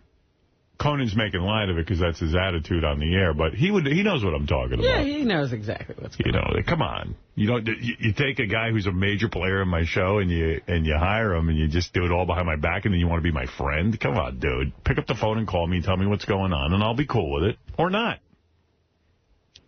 You just don't do that. It's unheard of. In fact, Jay gets pissed at Rosie O'Donnell when she hired one of his production staff. Blew his stack. I don't think he could steal Artie. You feed him too well here. I don't know. He's got a bigger budget. He could probably feed him better, actually. What's he eating now? I don't know. A crumb cake. There's been a nonstop eating frenzy. A crumb cake. Bro, you used to haven't stopped eating the whole first hour. No, he's been eating straight through. It was a banquet table. I stopped eating Look at Giselle Bundchen. Yeah. A few moments ago, he's making so much noise I couldn't hear you with his unwrapping. Yeah, what's going on? What have you eaten so far today? Crackling, gurgling. Well, it's like you and Brad. I have a coffee cake. Is that a Drake's coffee? It's an Entenmann's coffee cake. In a plastic wrapper. Where'd you get that from? The vending machine? From the vending machine. I love how he's eating it with a fork out of the wrapper. Yeah, why do you eat coffee cake with a fork? It's delicate. Gourmet. You know what happens? I get grease all over the mic, and it's gross. So he drops it all over the floor. You can eat it off the floor. It's very clean. I got grease on my friggin'... Is Entenmann's coffee cake that greasy? Yeah, it's fantastic. But it's oily? Yeah, like it's butter and grease. And God knows what that oil is. It's fried. You love coffee cake, huh? Oh, my God. I didn't realize it's on the camera. It was your favorite. They had the longshoremen, everybody had a guy named Coffee Cake because they had those coffee cake faces with all the zits and shit. Oh. And it reminds me of him. So what have you eaten so far? I saw you eating something before. What was that? The bagel and butter? That was my bagel and butter. Did you have Hawaiian punch with that? Oh, yes, of course. And there's a Pepsi. And there's a Pepsi there, it's too? It's like my trainer, my gay trainer. George, what else did you see there? Well, there's marinara sauce, a whole bottle of marinara sauce. That's Henry Hill's Sunday gravy. Well, he hasn't touched that today. So all you've seen him eat is the crumb cake and the bagel. And the various drinks. Various drinks, yeah. Right. You're eating your food? no pancakes. Did you eat anything before you got here? What? No. Did you have your macchiato? No, I was running late. Oh. No, he didn't have that. But I've been here eating fruit salad and oatmeal, and it you are what you eat. At this moment, do you actually feel hungry, Art, or you're just eating out of nerves? I'm just something to do. Right. There's not enough to do here? There's nothing to do. Well, I can help you do some sit-ups. It's fun when Lisa fucks up a story because then I can make a joke. Oh, it's fun to you look at your waistline. Oh, that's cruel. Wow. That's mean. Clearly attractive to me. Cookies, candy, and cupcakes filled with cream. Vending machine. I love how you play this song. 3 times a day is part of his routine. Oh, yeah. The vending men are pissed again 'cause Artie wiped it out clean. Ooh, there he goes. That big fat load to the vending machine. Big fat load. That's not nice. Is that nice? I didn't realize it said that. Artie appreciated that because that was an opportunity for him to actually eat a bite of it. He ate during the song. I give him a chance to finish up his crumb cake. That's very nice of you. Yeah. You know what? I'm going to applaud you because you used to go to the vending machine and get much more unhealthy stuff. I think the crumb cake's actually healthier. Really? I don't think so, man. I was getting... My big thing there is the Linden's chocolate chippers. Yeah, I think that's better what you're eating there. I haven't seen that pile of about a half a dozen pancakes soaked in... syrup. Yeah, he hasn't done that for How a long many calories do you think this is? This coffee? Do you know? It should say. I'm going to say 300. Yeah, I think you're in the ballpark, 280. 300? Yeah, what does it say? Oh, wow. Oh, my God. Yeah. 360. Wow. Wait, how many grams of per fat? serving? Yeah, and what serving is one cake. Right. I bet that's more than that. No, it's not. No, it's 360. Whoa. That's an individual serving. Wow. Right, Art? How many servings is Yeah, that? it says... Imagine if that was like 4 servings. Oh, God. Oh, wait a minute. Yeah, you're right. How many servings is that little cake? 2 servings? No. So you just had 2 servings in one package? So you just ate 700-something calories. 720. Is that what it says? That's 2 servings? That can't feed 2 people. Yeah, please. 1.5 servings. Oh, one One and a and a half. half. All right. Oh, so it's only 500 calories. 500 moderation. Benji, you were right. That's more than 1 serving. Oh, yeah. Those bastards, they write 360 calories and fool you. Artie, had you known it was 500, you wouldn't have eaten that, right? What am I, a barbarian? Not even a speed bump. You thought it was like 300 He's going to finish every 1.5 serving of it. No, he dropped a few crumbs. He did? You saw that? Oh, yeah. I'm sorry. Did I get some on your... Artie, does it slow you down at all to have George watching you eat it? It's very... I love George, but it is very annoying. Because you'll be happy on He Monday. watches me eating. Yeah, but I don't say anything. Well, I mean, it's not as interesting as your eating. Artie, I'm not making a joke, but if you're so bored during the show, why don't we get you some model airplanes to build? I'm being serious. Like if something besides eating. I don't think you want that glue near me. Uh-oh, you're right. Well, who knows what's next for the eating frenzy that you're Every day I say to Artie, oh, you ought to come to the gym with me. No, but I'm thinking about it. They do have a snack bar there. You know, if this were my last day, I'd invite you to come to the gym at the hotel. And I'd say no. I know you do. No, but then I would invite you to go for a walk in Central Park. Oh, how nice. Walking is easy. Yeah. Yeah. In fact, that was the first thing I invited you on way back. I remember. Artie loves pancakes. He'll wash them down with chocolate shakes.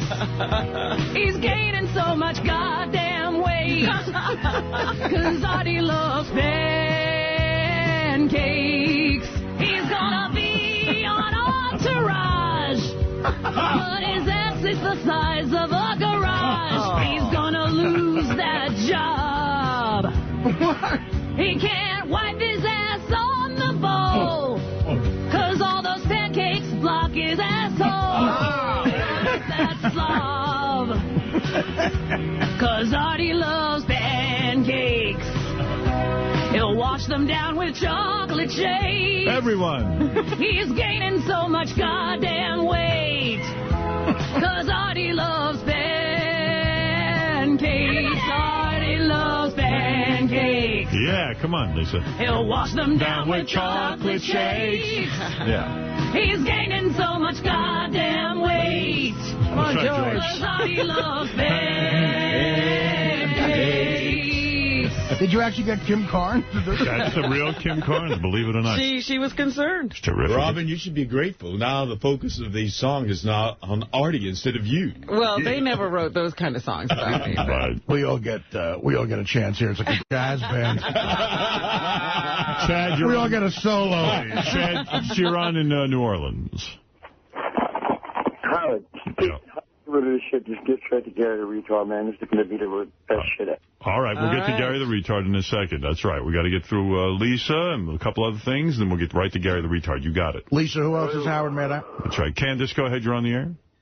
Hey now. Hey now. Hey, listen, two quick things. One a comment, one a question. First, every time you mention Angelina Jolie meeting Gary the retard... Well, that's it. I think you can hear now it's a secret. We don't want to ruin his surprise.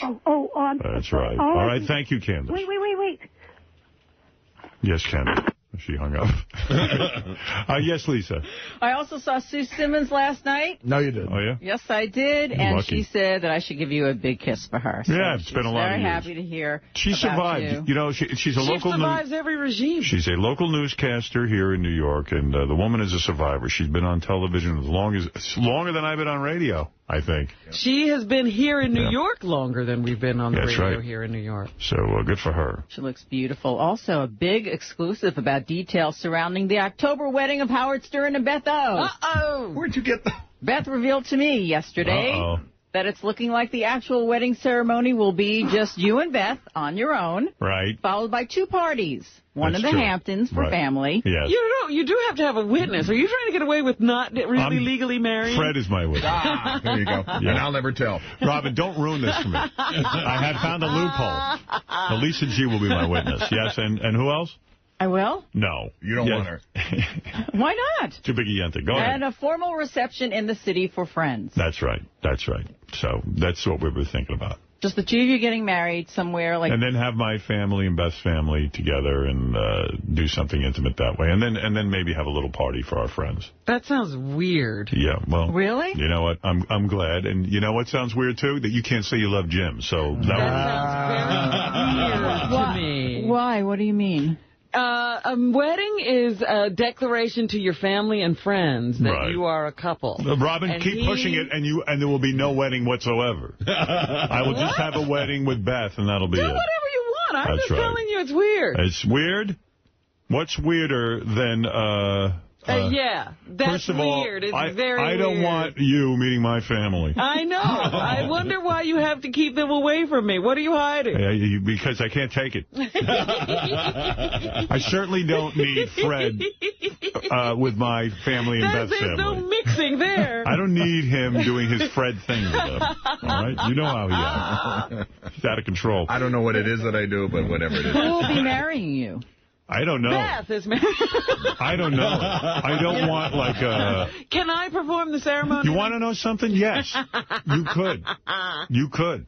I would I'll get a license. That. Get a license because I have news for you. I really don't want like a professional minister or a rabbi. I'd like a friend, maybe some, Reverend Wright. I think the Right Reverend Robin. The Right Reverend Robin. For you. How about Reverend Run? I don't want to keep Gary the retard. Okay, just real quick. Howard TV director Scott DePace at the big golf expo this weekend. Howard 100 News will be there covering his booth and all the activity, and we'll bring that back to you. All the activity. Will be 2 people at that booth. All right, thank you very much. All right. Congratulations to Scott. Thank you, Lisa G. from the Howard 100 Newsroom. She's terrific. All right, it's time for Gary Palooza. That's what everyone is waiting for. Let's bring in Gary to celebrate his birthday. We have some special guests coming in. Gary Palooza. I've been counting, you jerk! There he is. Gary! Hey, Gary. Hey, retarded! I got a phone number. What mic are you on? Where's Gary? It's a special Gary. Hi, Gary. How are you? Turn on your retarded mic. Oh, shut up. You know what? You better quit calling in sick so much. I heard that on the radio, you retard. Oh, my God. Is Gary already in space? Yeah. Gary, hi. How are you? Take a seat. Why don't you relax and sit down? I got to take this thing off my side. No. That's the microphone. I know. The headset thing. But I do it come off my belt. You're going to take it off? Yeah, I have to take it off. You got a pocket? All right. Yeah, I got a pocket. Okay. Is it hitting your colostomy bag? Oh, shut up. I'm the only show that has such microphone issues. Everyone's doing things with the microphones. Let me see if I can sit down. Yeah. There you go. All right. You're all right. How are you, Gary? Gary, let me explain to people. First of all, Gary, you are here today to celebrate your birthday. Right. How old are you? 56. 56. Yep, I'm more than you are. 56. Yeah. All right, Gary, first of all, notice the balloons are here. We have a lot of balloons for your birthday today. I hope you enjoy them. You like balloons? I like them pretty much. All right. Do we like Gary's mic today? No. We don't, do we? Terrible. Yeah, I can't get a break. I planned, I call this Gary Palooza. It's all about you, Gary. And just that microphone is just so awful, isn't it? I think it's too close It's probably too close to your mouth, and we're going to go through a whole thing every day with the microphone. Let him fix it. Come here, you retard. No, you're the retard. Oh, him? Yeah, him. Yeah, him. How's that? Is that any better? That's a little better. Thank you. Better? Yeah. All right. Very good. What is it, Gary? I'm sorry, Howard. I mean, Scott promised me. Scott who? The engineer? Why would you accept his promise? Because I don't know how to be. I don't know how to engineer. He doesn't put an ounce of energy into listening to anything. I asked him. He has no ears. I said, "Are you sure this is going to work?" Get me Marley Maitland as an engineer. Do you hear all the noise coming off of these microphones? Can you hear him? Yeah. All right. I'm just going to barrel through this then. I could just switch his microphone to a regular headset, and he'll use a handheld when we need to. No, it's okay. I can't. I don't know. I just can't. Robin sounds better. You boys drain the life out of me every day. How do you Sit here and test everything. It was tested. Did you put the microphone on yourself? I did not put it on. You do it and see how it But Howard, we have an engineering department. Yes, I don't care. They're not capable. Scott did it out in front. That's all right. It's okay. It's all right, Gary. Don't get upset. It's your birthday. I didn't mean to Gary, go away. It's all ruined. Yes. You're ruining my day. Gary, let me just explain to everybody. You've been on our show a long time. You wanted to come here for your birthday, and I am glad you are here. I really, really am. And I just want to kill my engineering department. Yeah, you want to. But it's not legal. I don't want to go to prison. No, don't put him to prison. Just give him back time. For your birthday today, I've arranged for people to come and visit you. We've got special guests for you. We have a lot of special guests. I hope you're going to hold on to your hat because I've got tons of guests for you, Gary. All here. Miss Howard Stern, she better come. I understand you're attracted to Miss Howard Stern. Yes, you know what? Hey, I got something to say. That silly son of a bitch, is she staying with? That son of a bitch keeps chaining her up to the heater. I talked to him on the internet. Artie, what is Gary talking about? I think he said that the son of a bitch that Miss Howard Stern is staying with is chaining her up to a heater. Yes. Is he sure he's not talking about the movie Black Stink Moon? No. I don't think he's seen Gary, that. I don't know what you're talking about. What are you doing? You talk to him on the internet? That's a horrible accusation. I talked to him on the computer. And he says he's got her chained up? Yes. You are attracted to Miss Howard Stern. Yes, I am. All right. I don't have her here today, but I have some of the hottest and biggest stars in Hollywood visiting people who are dignitaries. I mean, these are very, very big people coming to see you. High-powered people, Gary. I didn't know you were attracted to Miss Howard Stern. Yeah, but I called Bill and I said, I want her here. Would you marry Miss Howard Stern? Goddamn right I would. Yeah. You knew it, Las Vegas never Well, there goes your mic. Great. Well, now your mic's completely out. I give up. I'm going to go home. You want to go home? Oh, now it's back. Retard! Shut up, buddy. All right. So recently you were at a comedy show in Texas. You got on stage and you used the N-word. Right. You called the audience. You told the audience the N-word. Is that right? And That's right. And you were thrown right off the stage. No, I wasn't. Yes. What was the word you said? I don't remember. You said the N-word. Right. And they threw you off the stage. Why were you saying that? That's what we talk about on comedy shows. Really? No. All right. Well, you can't use that word on stage, Gary. I was going to tell you that. It's a comedy show word? Yes. And what about Miss Howard Stern? Did you jerk off to her? No, I just talked to her. Someone told me you masturbated to her. Yeah. You were thinking about it, right? Yes, I wanted to come to Oregon, but... When you were masturbating, playing with your penis, what did you think about? What was the scenario? I just don't like what he's doing to her. No, but I'm saying when you were playing with yourself, what did you imagine? Was it you and Miss Howard Stern in bed? Yes. You were in bed? Yes. What were you doing to her? Screwing her. Screwing her? Yeah. Oh, my God. Hardcore and kissing her? Yes. Hardcore kissing and sex. You know what? When we went to Las Vegas, she had a short dress on. She clipped it on my lap. Yes. And you liked it. I liked it. Yeah. Well, listen, you're going to like your birthday surprise. I know for your birthday you said you want to be on Superfan Roundtable. Right. That's a big dream of yours. I don't know if that can happen, but I've got some pretty good stuff for you today. Why couldn't he be on Superfan Roundtable? I don't control that show. They just called me today. You're going to be on? No, they wanted to call you because they want to be on the air with me. Is that right? Yes, so you have to call them up, but I got their number. But Gary, let's get the guests coming in for your birthday. All right, here we go. The first person I'm going to bring in, and this is going to excite you, is the doctor who delivered you in the hospital. The first person who saw you when you came on to... Do you understand what I'm saying? Have you ever met that doctor? Have you met the doctor? This is who, your mother? Hi, Gary. Hello, doctor. Hi. Doctor, you delivered Gary? Yeah, remember me, Gary? 56 years ago we met. Do you remember that, Gary? I don't remember. Remember when you were born? No. You were a little baby. Coming out of your mommy. Coming out of your mom. And this is the doctor that delivered you. He sort of caught you. I was the first person you ever saw, Gary. That was February 29th, 1952?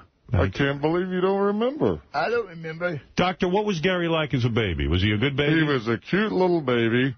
He was real slippery, a lot of retarded afterbirth. Right. Yeah. And I have to apologize, Gary. When I picked you up, you were so slippery that I dropped you right on your head. Do you remember that, Gary? Oh, so when Gary was born, he was not retarded, and you dropped him on his head, and he became retarded. He was a genius when he was born. He came out, and he was doing math problems. He was smart. Do you hear what the doctor's saying? Did you know this? You were really smart. Gary, did you ever know how you became retarded? I don't know. The doctor claims it was an accident, and he dropped you on your head. I'm always dropped. Yeah, that's so sad. Oh, I felt so bad. I thought he was going to be the next Einstein, but I just slipped up and dropped him. Gary, will you sue this doctor for drop? Will you sue him for? Yes, sue him. You will. Yes. What are you suing him for? Money. What are you suing him for? You're saying Gary could me on my head. You could have been normal. Right. How much has he cost you? What? How much? I'm asking Gary how much the doctor has cost you because he's retarded now. His whole life. Is there any cure for him? There is a cure. I mean, Gary, you got to admit, I've given you a pretty good life. You're now on the Howard Stern show because you're retarded. I've been here for almost 9 years, 8 years. So you have me to thank for that. But, Gary, we have found a way to make you no longer retarded. No, really? no. Oh, really? Advances in science. Nope. You don't want it, Gary? Nope. You don't want to be smart? I want to stay with Howard no matter what. Stay with Howard? What do you mean? No matter what. You mean you're afraid that if he cures you, you won't be Gary the retard from the Howard Stern show? Nope, I don't want to do that. You'd rather be retarded. Stay retarded. But Gary, you know what? just think of all the great things you could do. You might cure diseases. You might discover new planets. Well, let's take a vote. Who thinks Gary should go to what does he have to do to become normal? Gary, the procedure is very simple. Takes about 5 minutes. We found that if you push, there's a retarded button on your prostate. No. If I just stick my hand up your butthole and push on your prostate. It's like a reset. Yes, it's a reset button for your brain. Doctor, is that the layman's term, a reset button? That's the layman's term, because your brain goes to your prostate. You press the button and you're normal. Gary, let me explain what the doctor's saying. Think about this. You could be normal if he takes his finger, his long middle finger, and sticks it very far up your ass and presses the reset button. You ain't going to do that. You're not going to do it. You don't want that. You would rather All right, stay doctor. this way. Thank you. I'm Gary, confused about something. Gary, are you angry at the doctor? Do you want to say something to him for dropping you on your head? I don't give a fuck. You don't? Wow, you're a good man. What's done is done. Gary. Done when it's done. You know what? Just get out of my life. I like the way I am.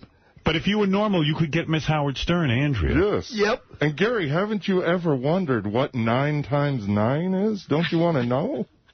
81. 81? I got you fooled. Somebody's had their finger in your ass, Gary.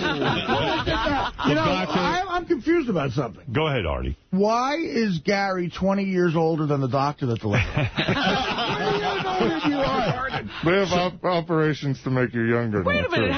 When did Gary learn 9 times 9? Yeah, that's 81. 81, huh? 1981. Oh, somebody's been pressing your reset button. No. Yeah, maybe you're smarter than we thought. Has somebody had their finger up your butt? Maybe. Stick your finger up your own ass.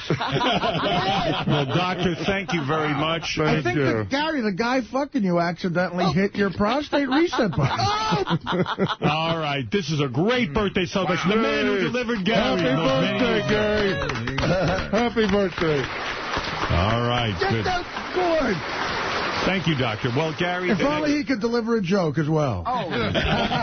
Gary, the next guest. I am shocked that Gary wants to stay retarded so he can stay on this show. Well, Gary, you love beautiful women. I know that. And I don't have... Goddamn right. I don't have Miss Howard Stern, and I applaud you staying retarded. I wouldn't want a big finger up my ass. No, hell no. Hell no. You're smart. Hell no. Anyone who says you're retarded is wrong. I arranged for one of the biggest actresses in Hollywood to come say hello to you. And she is sexy. Do you know the actress Angelina Jolie? The one who's with Brad Pitt? Nope. You never saw Mr. and Mrs. Smith? Get ready. This is the hottest chick in Hollywood. Angelina Jolie is here for you. Come on in, Angelina. There she is. Holy shit, is she hot? Is she beautiful? What do you think, Gary?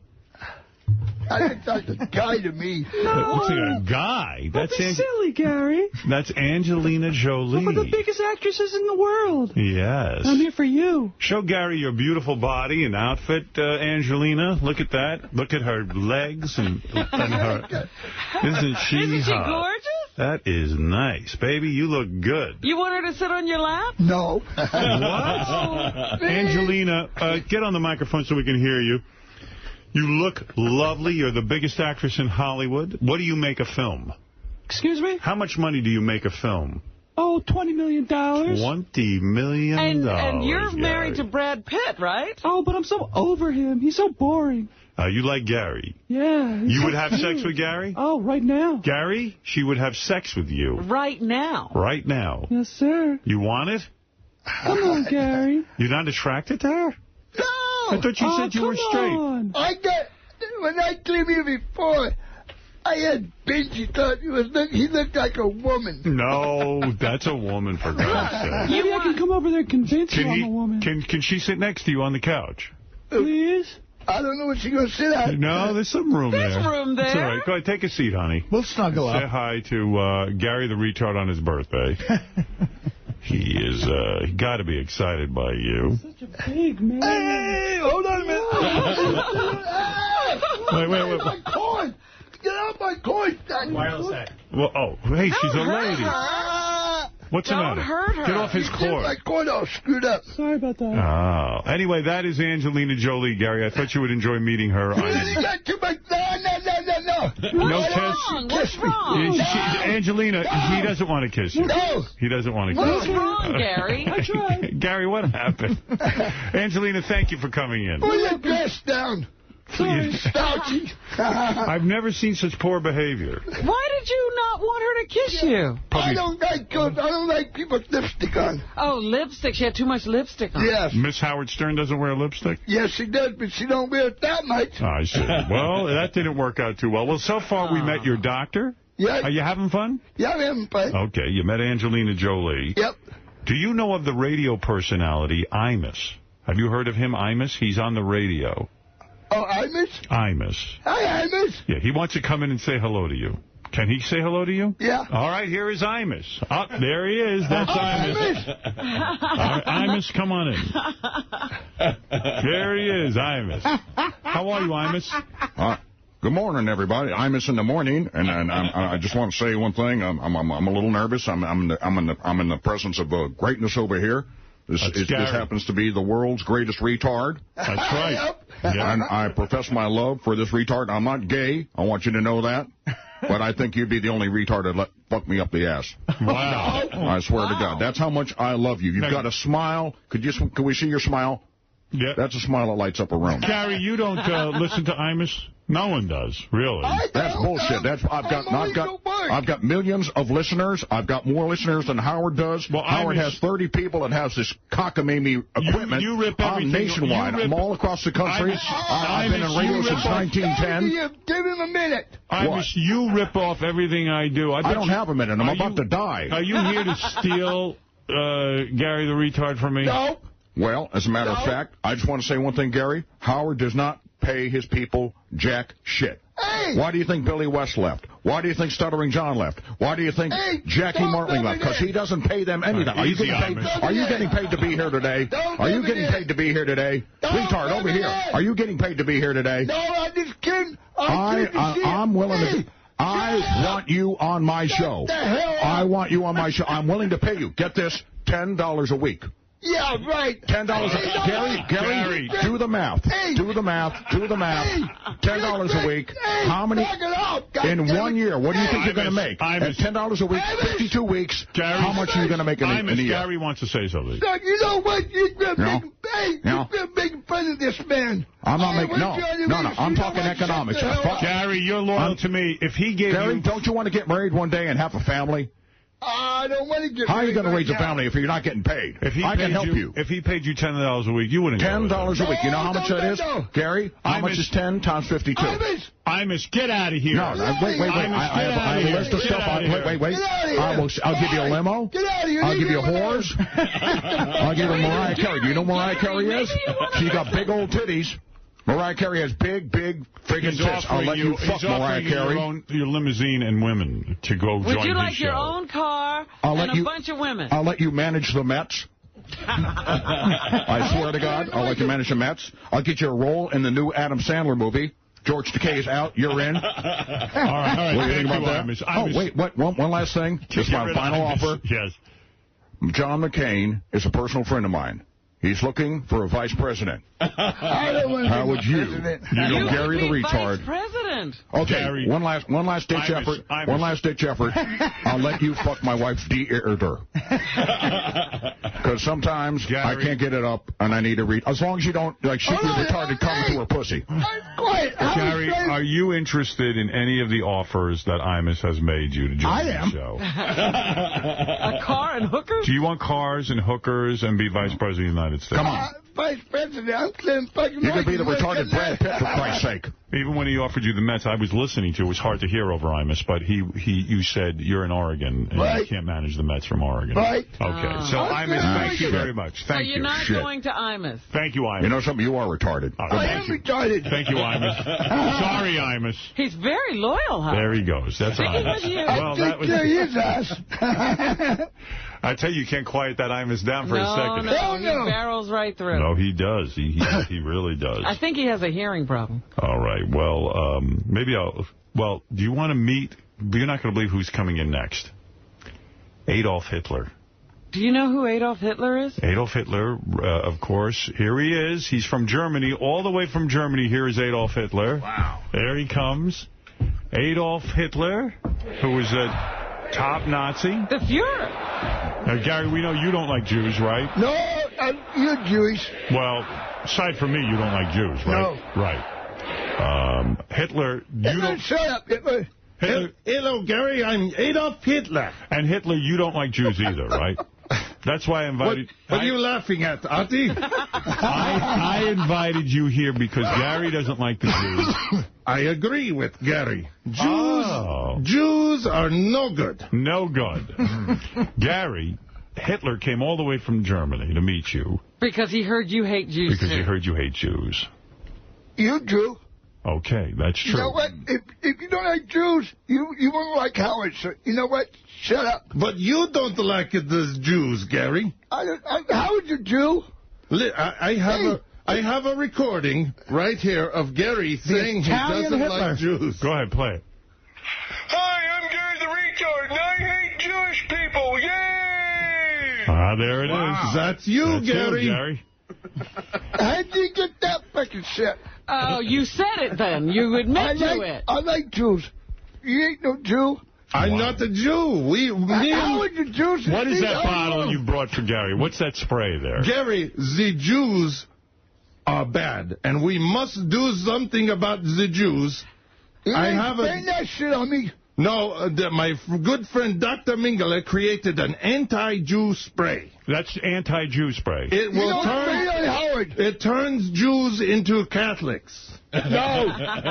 You don't spray on Howard. Would you like to have that anti-Jew spray? I think Hitler brought you a birthday gift. It's for you. Gary, listen to me. It's a spray that if you spray a Jew with it, he will turn Catholic. No.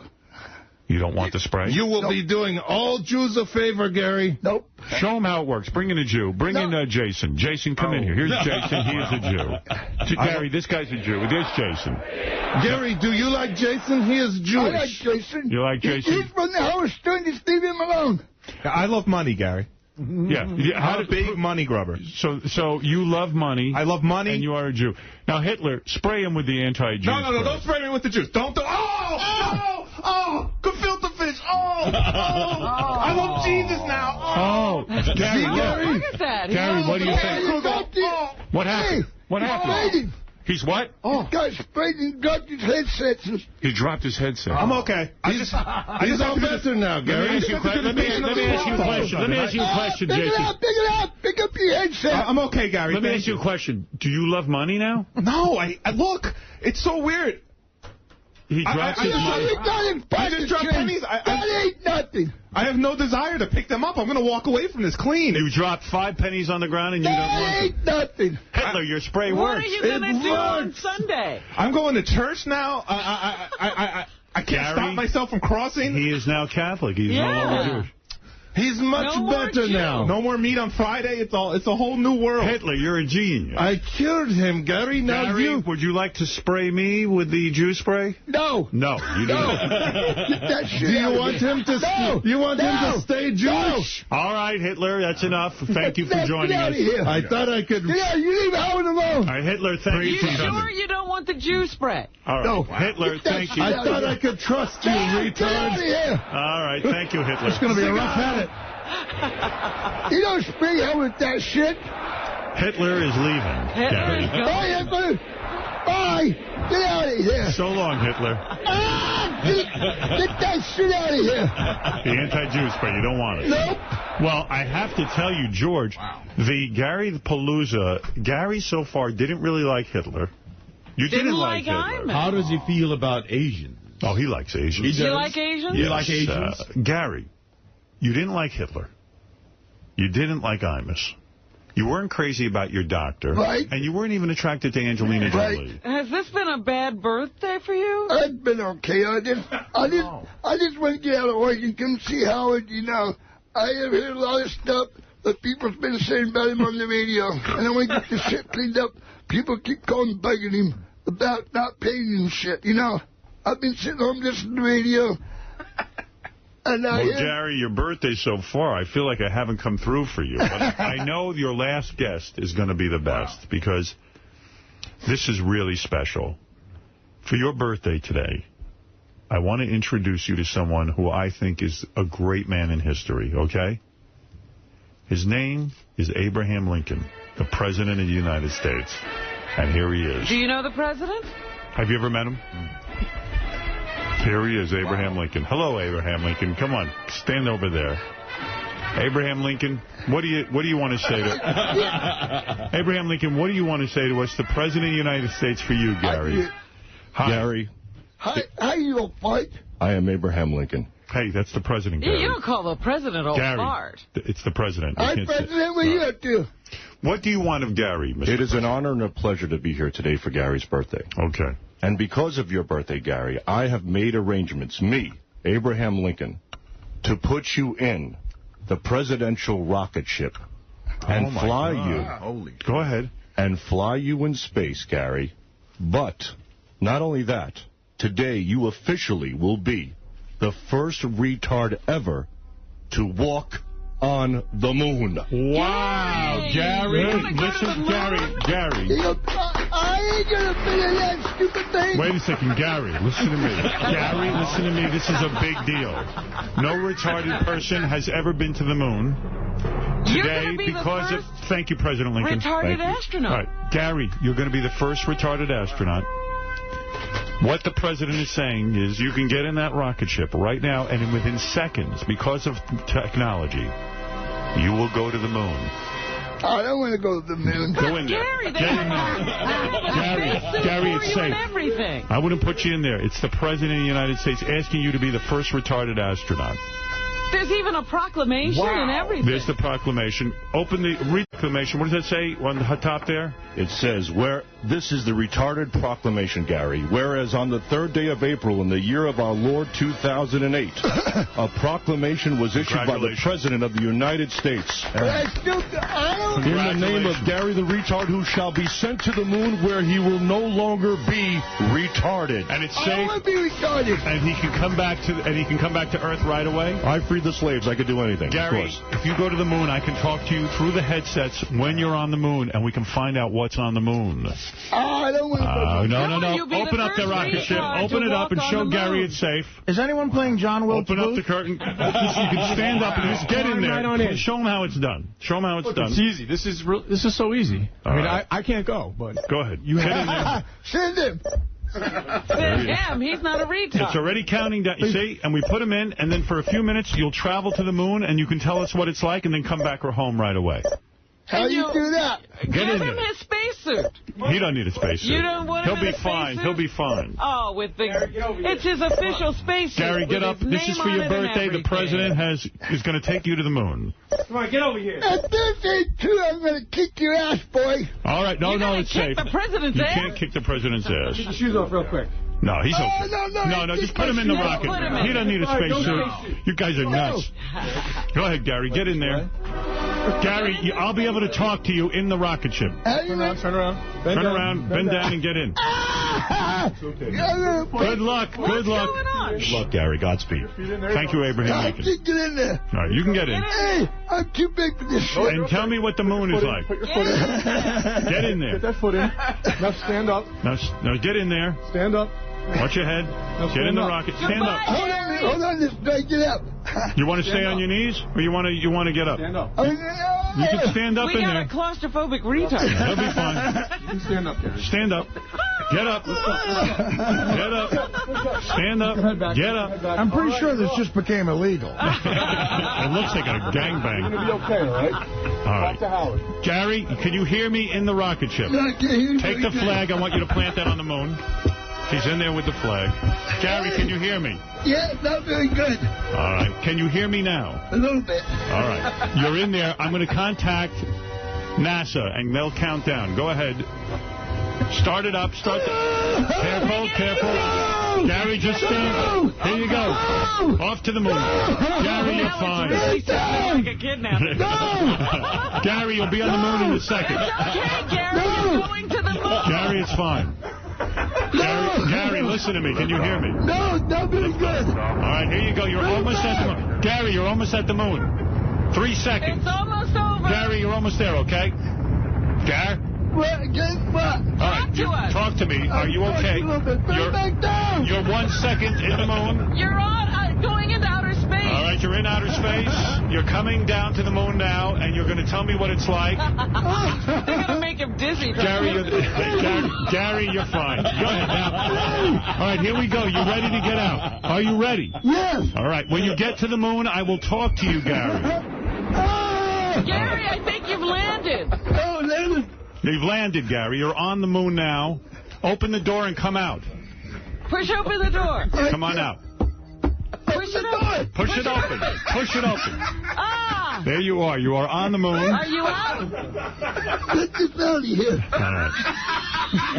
Take the flag with you. Take the flag with you.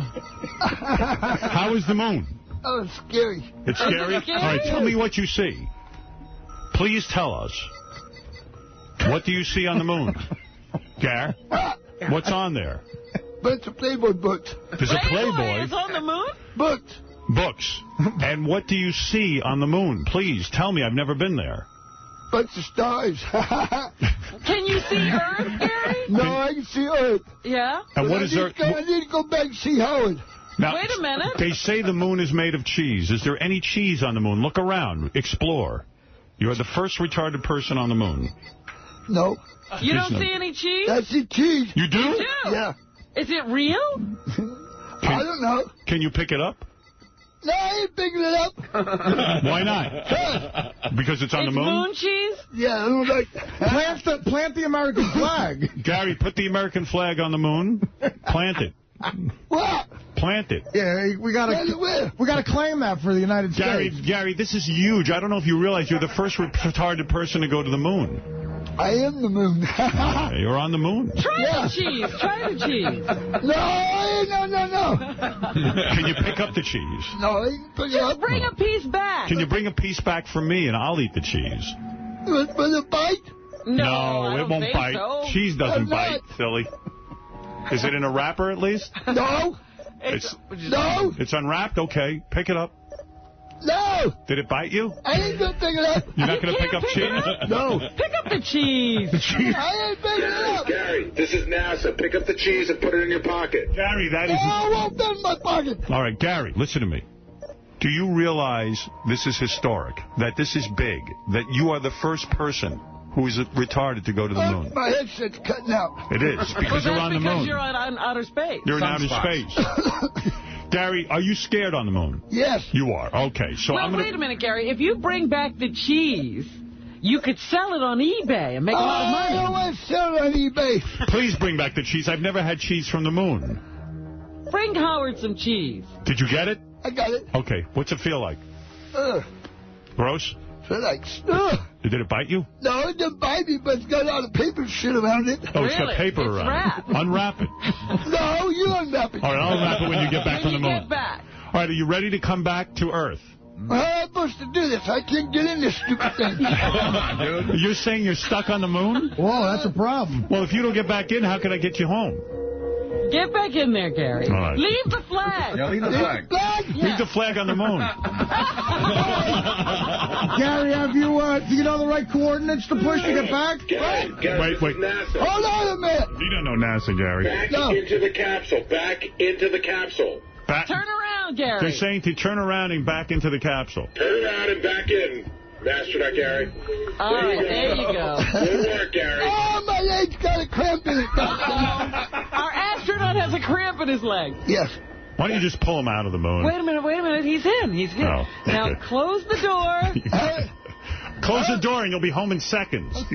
Close the door. I'm seeing all sorts of lawsuits. I can't get up. I'm in here. You know, why don't you just turn the lights on and take him out? You don't even have to roll him. Dangy. Oh, crap. Let's go. Dangy, just open the door. He says just blast off. Just blast off. Oh, there, he's back out. Oh, wow. Back out. Oh, no.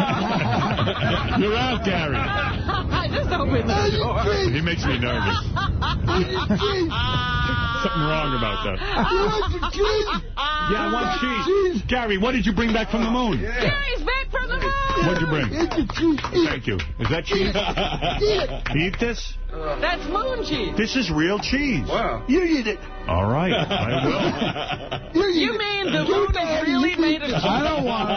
Yes. Gary, you took back a piece of the moon, and it was real cheese. They always said the moon is made of cheese. Right. And you proved it. You're one of the few people who's ever been to the moon. Can I say something? You're the bravest guy I know. I wouldn't be brave enough to go to the moon. Good When for you. you look up at the moon tonight, you can say, I was there. Right. All right, good for you. Congratulations. Yeah.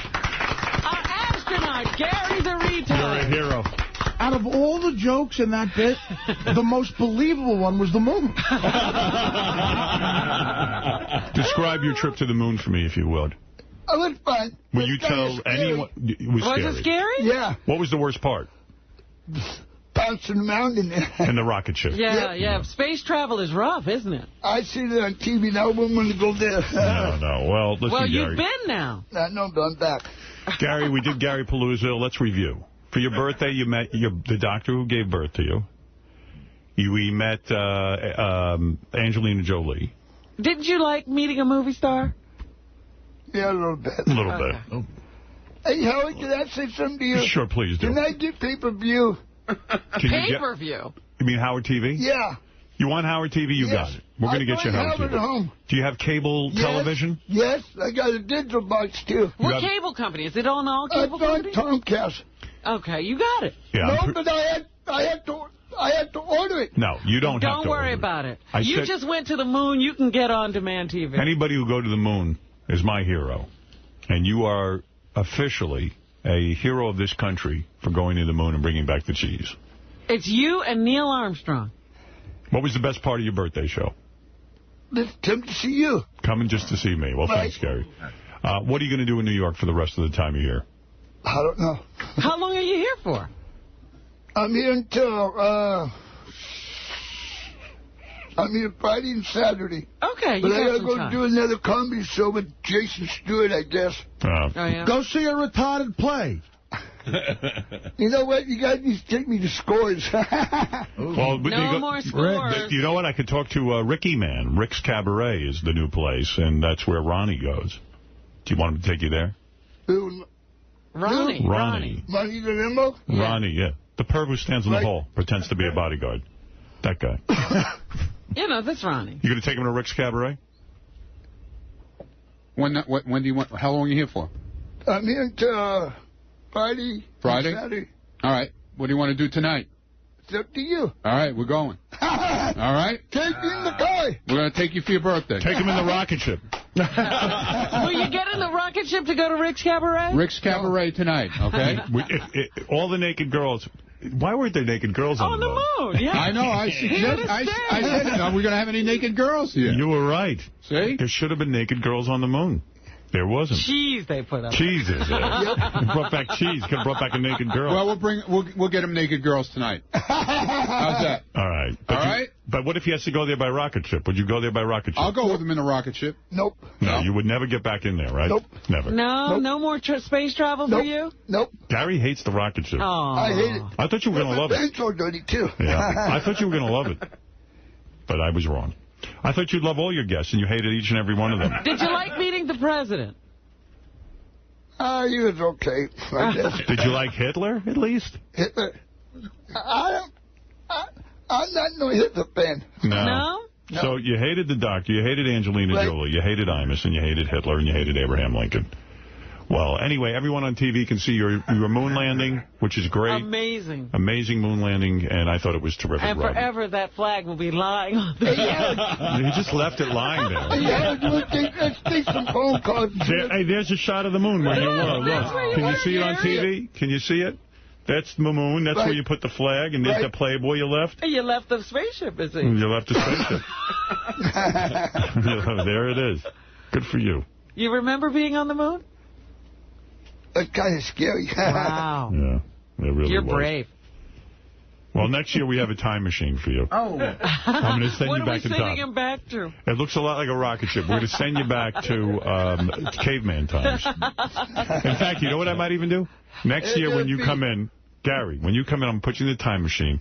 I'm going to send you back to this year, and you're going to be back on the moon. Well, if I come back again next year, everything's going to change totally different. All right. I'm going to get Miss Howard Stern in here. If we have to go pick her up in the car, with Lonnie's car and be in the back here. All right. Well, listen, Gary, congratulations on reaching 56 years of age. Yes. I love you. You always call into the show. You always are around. Ronnie's going to take you over to Rick's Cabaret so you can see some naked girls. The naked women. Tonight, man, we're going to celebrate your birthday. How's that? Yep. Ricky Man and Gary the retard. What a night that's going to be. I can't wait to hear the conversation. I think the lowest point in the history of comedy is either a certain Donnie and Marie special from the 70s or the Jew spray bit. Jason and Howard TV with the Jew spray bit is going to go over very big. I'll tell you the truth. My favorite part of your birthday was when Hitler sprayed Jason with that Jew spray and he dropped his money. He didn't even pick up that money off the floor. So he's still sitting on the floor. He doesn't want it. If you want the money, you can have it. No.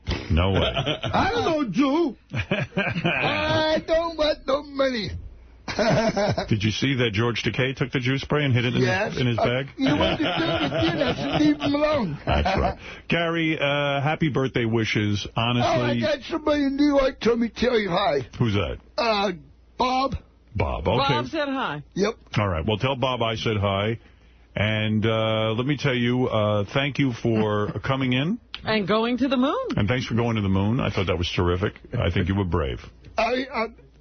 I don't like when people make fun of me on the air. You don't? No. Well, I like when Robin does the news. Thank you, Gary. That's why I need to come back and do the news with you. All right. Yeah, Robin, you have your fans.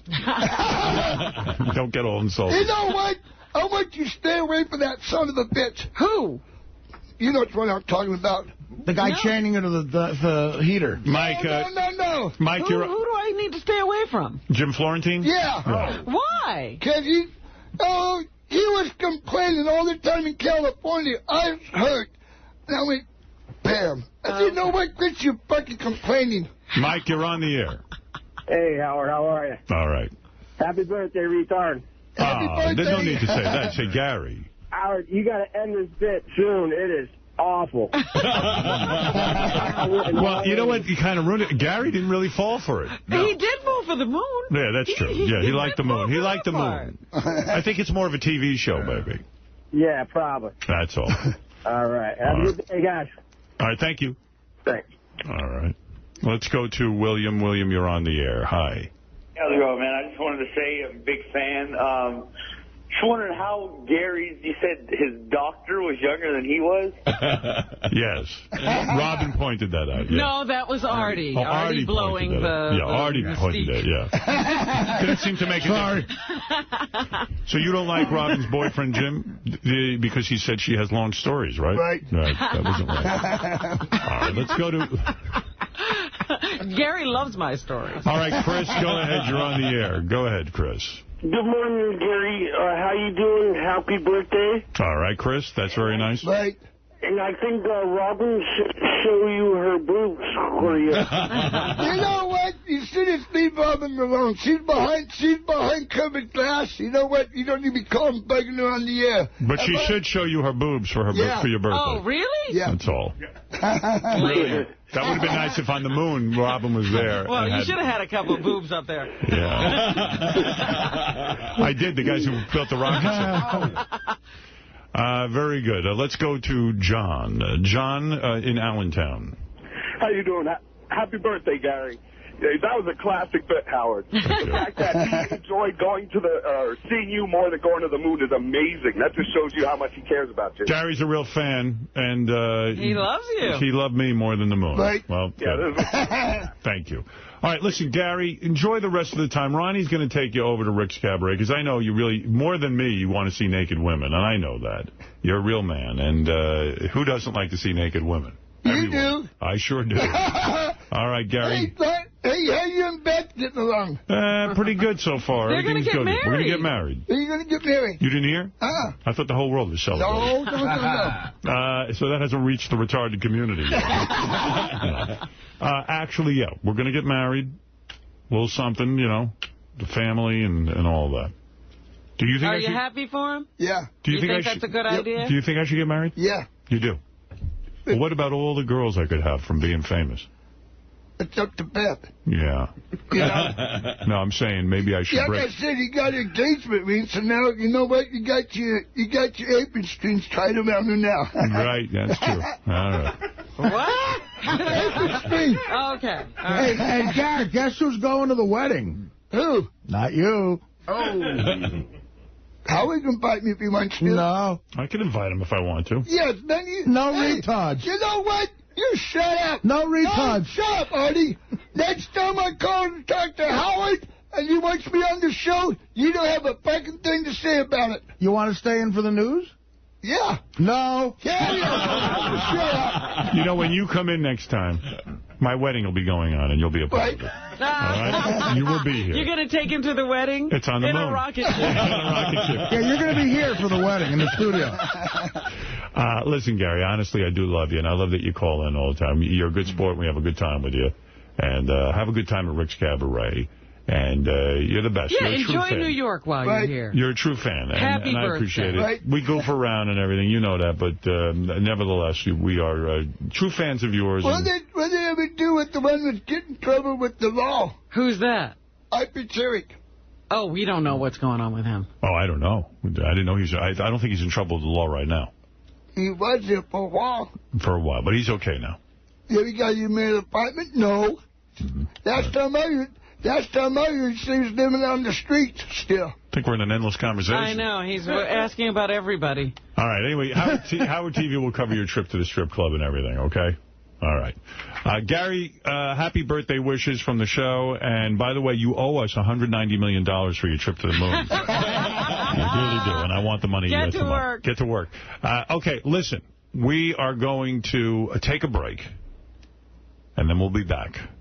Right after a lot words. happened just now. Yeah, I know. I have to absorb everything that happened. When Gary got in the rocket ship, it did feel like a kidnapping. It really did. But not only felt like, looked like, and sounded like. It could have been, actually. Get me out of it. No. You do every day. Oh, why, thank you, Gary. Wow, look at you. Oh. I might give Miss Howard Stern a run for her money, huh? All right, we'll be back right after these words. We got a lot of show to go to. Thanks, Gary. And we'll be back after this. This is Bex. Bex, I love it. How do we not have hot chicks on the moon? What's wrong with us? That is an oversight. It really is. I wanted it to be realistic. What? I said the reason there were no hot chicks on the moon, I wanted it to be realistic. Stupid me. See, that's what Gary could have discovered, and he would have loved it. Yeah. Yeah. There's women on the moon. But he would have never come back. I was afraid he'd think it wasn't the moon. You know what? We got a great ride there for retards. He was scared. I was like, get him out of there. I do love Gary, and I really was trying to make it fun. But right, but he was so scared. Then he was leaving here, and I tried to give him his proclamation from Abraham Lincoln, and he didn't even want it. I know, he's scared of that, too. He didn't like it. He's scared of paper. He's scared of cheese. He thought the cheese was going to bite He him. didn't want to touch the cheese. He's scared of everything. Meanwhile, he's got balls. He was really on the moon to him, and he was exploring. Artie says, it never even occurred to him he wasn't on the moon when the door popped open and Angie was there. He was just happy to be the hell off the moon. Yeah, they were going to fly him back. I go, forget flying him back. Just get him the fuck out of that spaceship.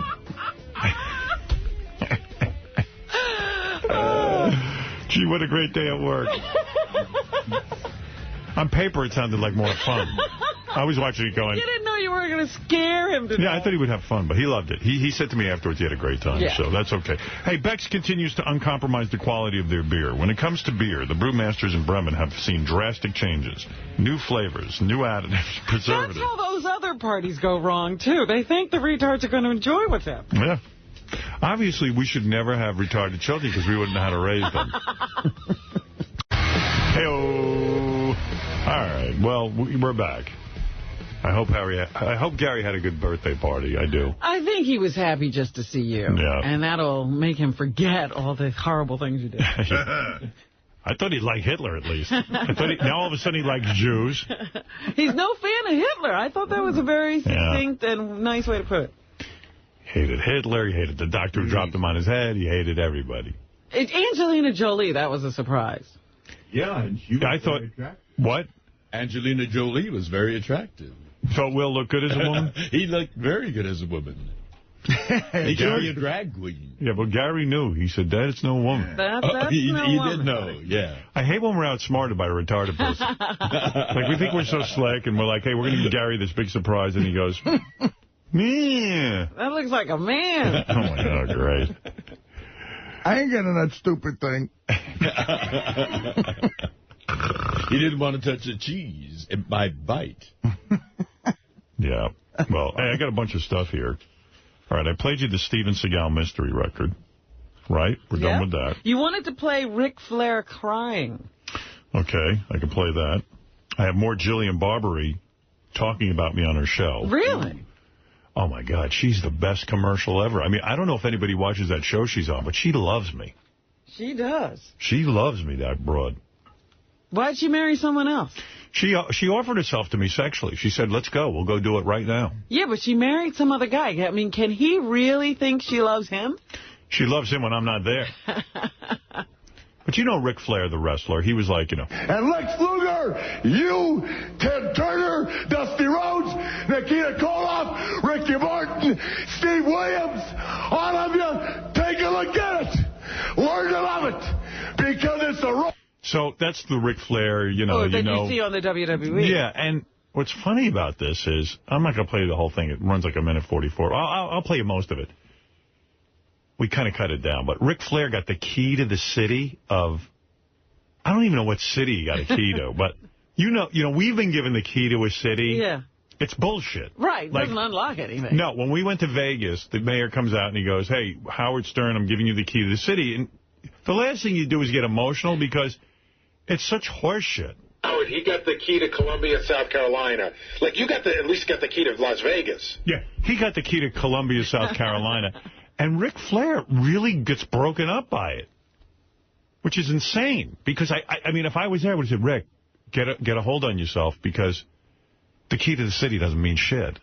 Yeah, I think it's Columbus, isn't it, in South Carolina? It's Columbia, South Carolina. Columbus, Ohio. By the way, were you aware that our very own George Takei got the key to Chattanooga? Yeah, I mean, you didn't get emotional, did you, George, when you got it? Well, it was a complete surprise, and I said, well, thank you very much, Mr. Mayor. I appreciate it. And what does it mean? Nothing, right? It doesn't open any doors. No. It's just decorative. It's decorative, yeah. What'd you do with it? You probably threw it out. Well, no, I did bring it back to Los Angeles. I don't know where it is. It's in some closet. It's in a storage bin, right? Because when I got the key to Vegas, people, I got the key to Vegas. I go, yeah. Yeah, it's a big plastic key. All right, so where was your key from? Chattanooga, Tennessee. So when you came out of the closet, did they take it back? They don't take kindly. No, they didn't. They didn't take it back. I got no communication from them. I got bad news, Chad. We gave the key to some fruit. Well, I won't be going to Chattanooga. Mr. Mayor? Damn, what the... Have you guys lost your mind? Well, there are Star Trek fans there, so I think that overcomes. Star Trek fans, I ain't no fans of the other thing.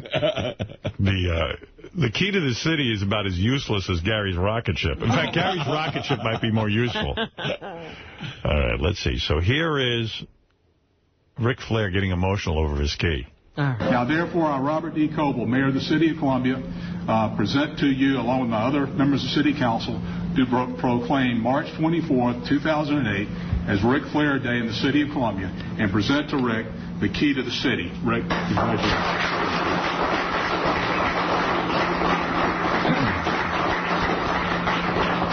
Thank you, Mayor, and thank all of you that came out today to see this. I first came down here, and God, so hard sometimes. He must get less awards than I do. What happened to him?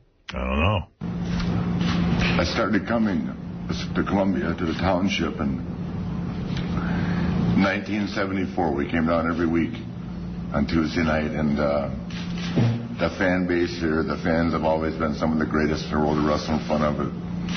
Because the fans really got into the show, and that's what we love the most about the fans down here. And you guys are awesome. The company that I work for is the most awesome company in the world. I'm not going to go into sports entertainment, but I'm very fortunate.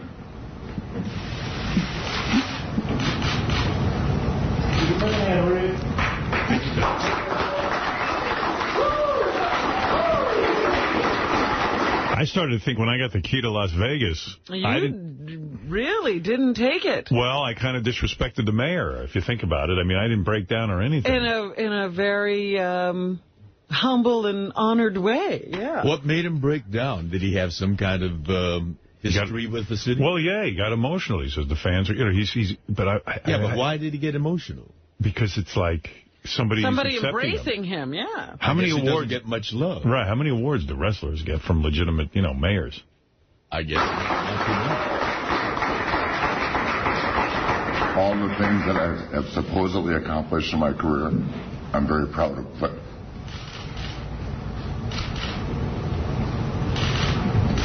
there's one photographer. I'm most proud of moments like this. Thank you very much.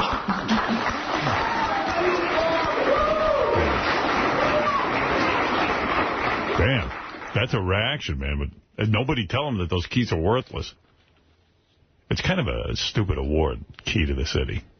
That's all I'm saying. Yeah, who thought it up, as a matter of fact? I don't mean to rain on the guy's parade, but... Must have been the same people who thought we'd take Gary to the moon. Well, I guess it's all, the importance that the recipient puts on it. Right. He obviously valued it very much. So how about the key to your Corvette, man? Yeah, really. Give me a car. Hey, Gary, what's this tape, Cunt Wounds? Did a Baltimore broadcaster say that on the air? You know what? I don't know what that is. Let me just see. That's what JD says. He says yes. Now, this is a horrible crime. 3 children are dead, allegedly at the hands of their father. 41-year-old Mark Castillo is being treated for self-inflicted cut wounds to his head. Wow. My cunt is wounded. That is not the word to say by mistake on a newscast. Holy shit. Wow. Cut wound. Jenny McCarthy said bullshit on Larry King last night. Who? Jenny McCarthy. Oh, okay. She's got an autistic son, so now she's an expert on autism. Right, but what is she using the BS word about? I guess they had a guy on there who was saying vaccines are good, and she's anti-vaccines because vaccines, she thinks, caused the kid to have autism, and then she said bullshit. The investment that we make in prevention is a dime in prevention saves you $1 in cure. That's what we want to do with autism, and that's what we want to do with infectious diseases as well. So immunizations are a boon to children, a boon to families, and the financial amount that we invest. But the increase is ridiculous, you guys. Look it's plain and simple. It's bullshit. No, it's yes, it is. Excuse me. Too many shots too soon. But do you know children who have been hospitalized with influenza? My son died in front of me due to a vaccine injury. And there are many. Every week I get a picture of a dead child sent to me. You lost the son? Evan died in front of me for 2 minutes, cardiac arrest, and every week I get a picture sent to me of a child. Larry's all confused. He's like... Your son's dead?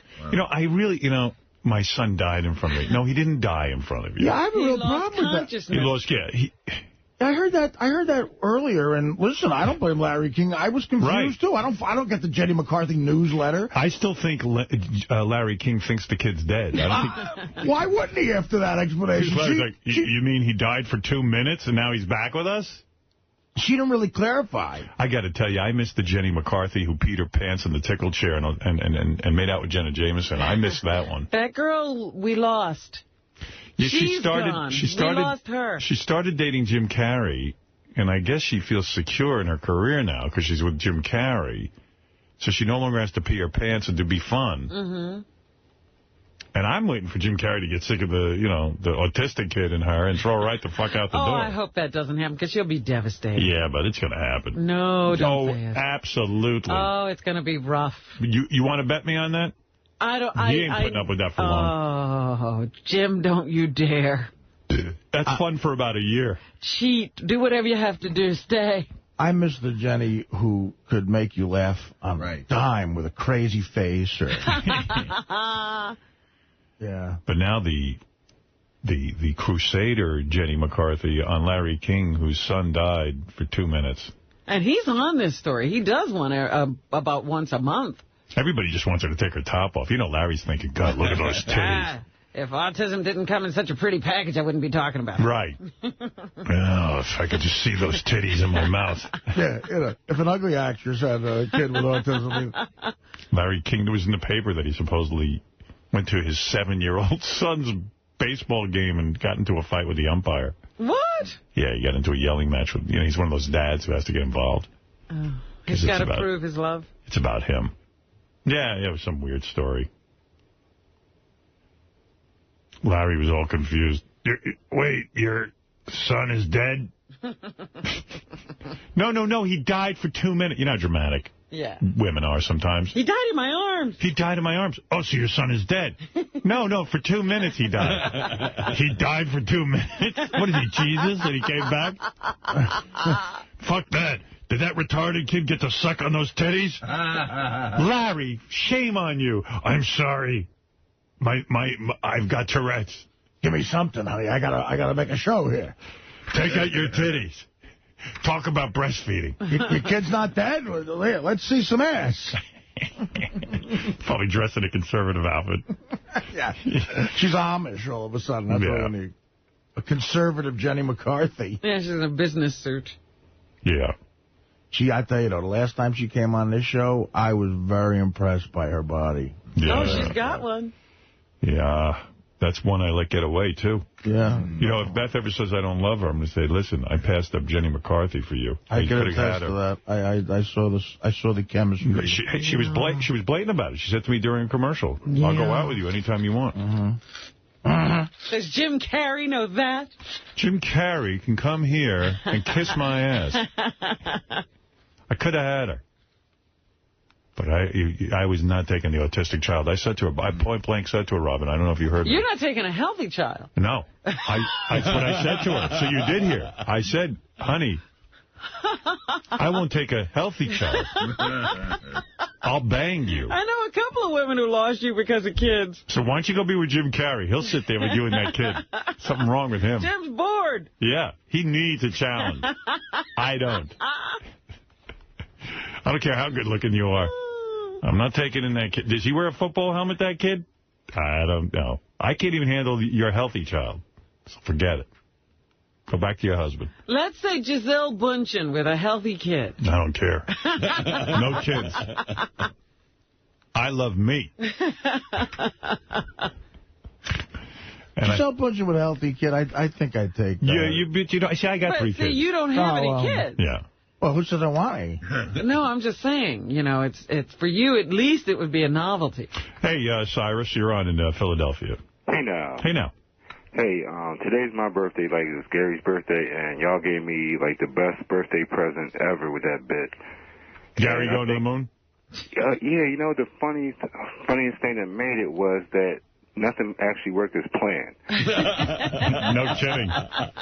Gary's smarter than you think. I mean, he knew. He came up with 81 for 9 times 9. And then he knew Will was a man, and I knew we were in trouble. Well, you know what? He was leery because he fell for Benji.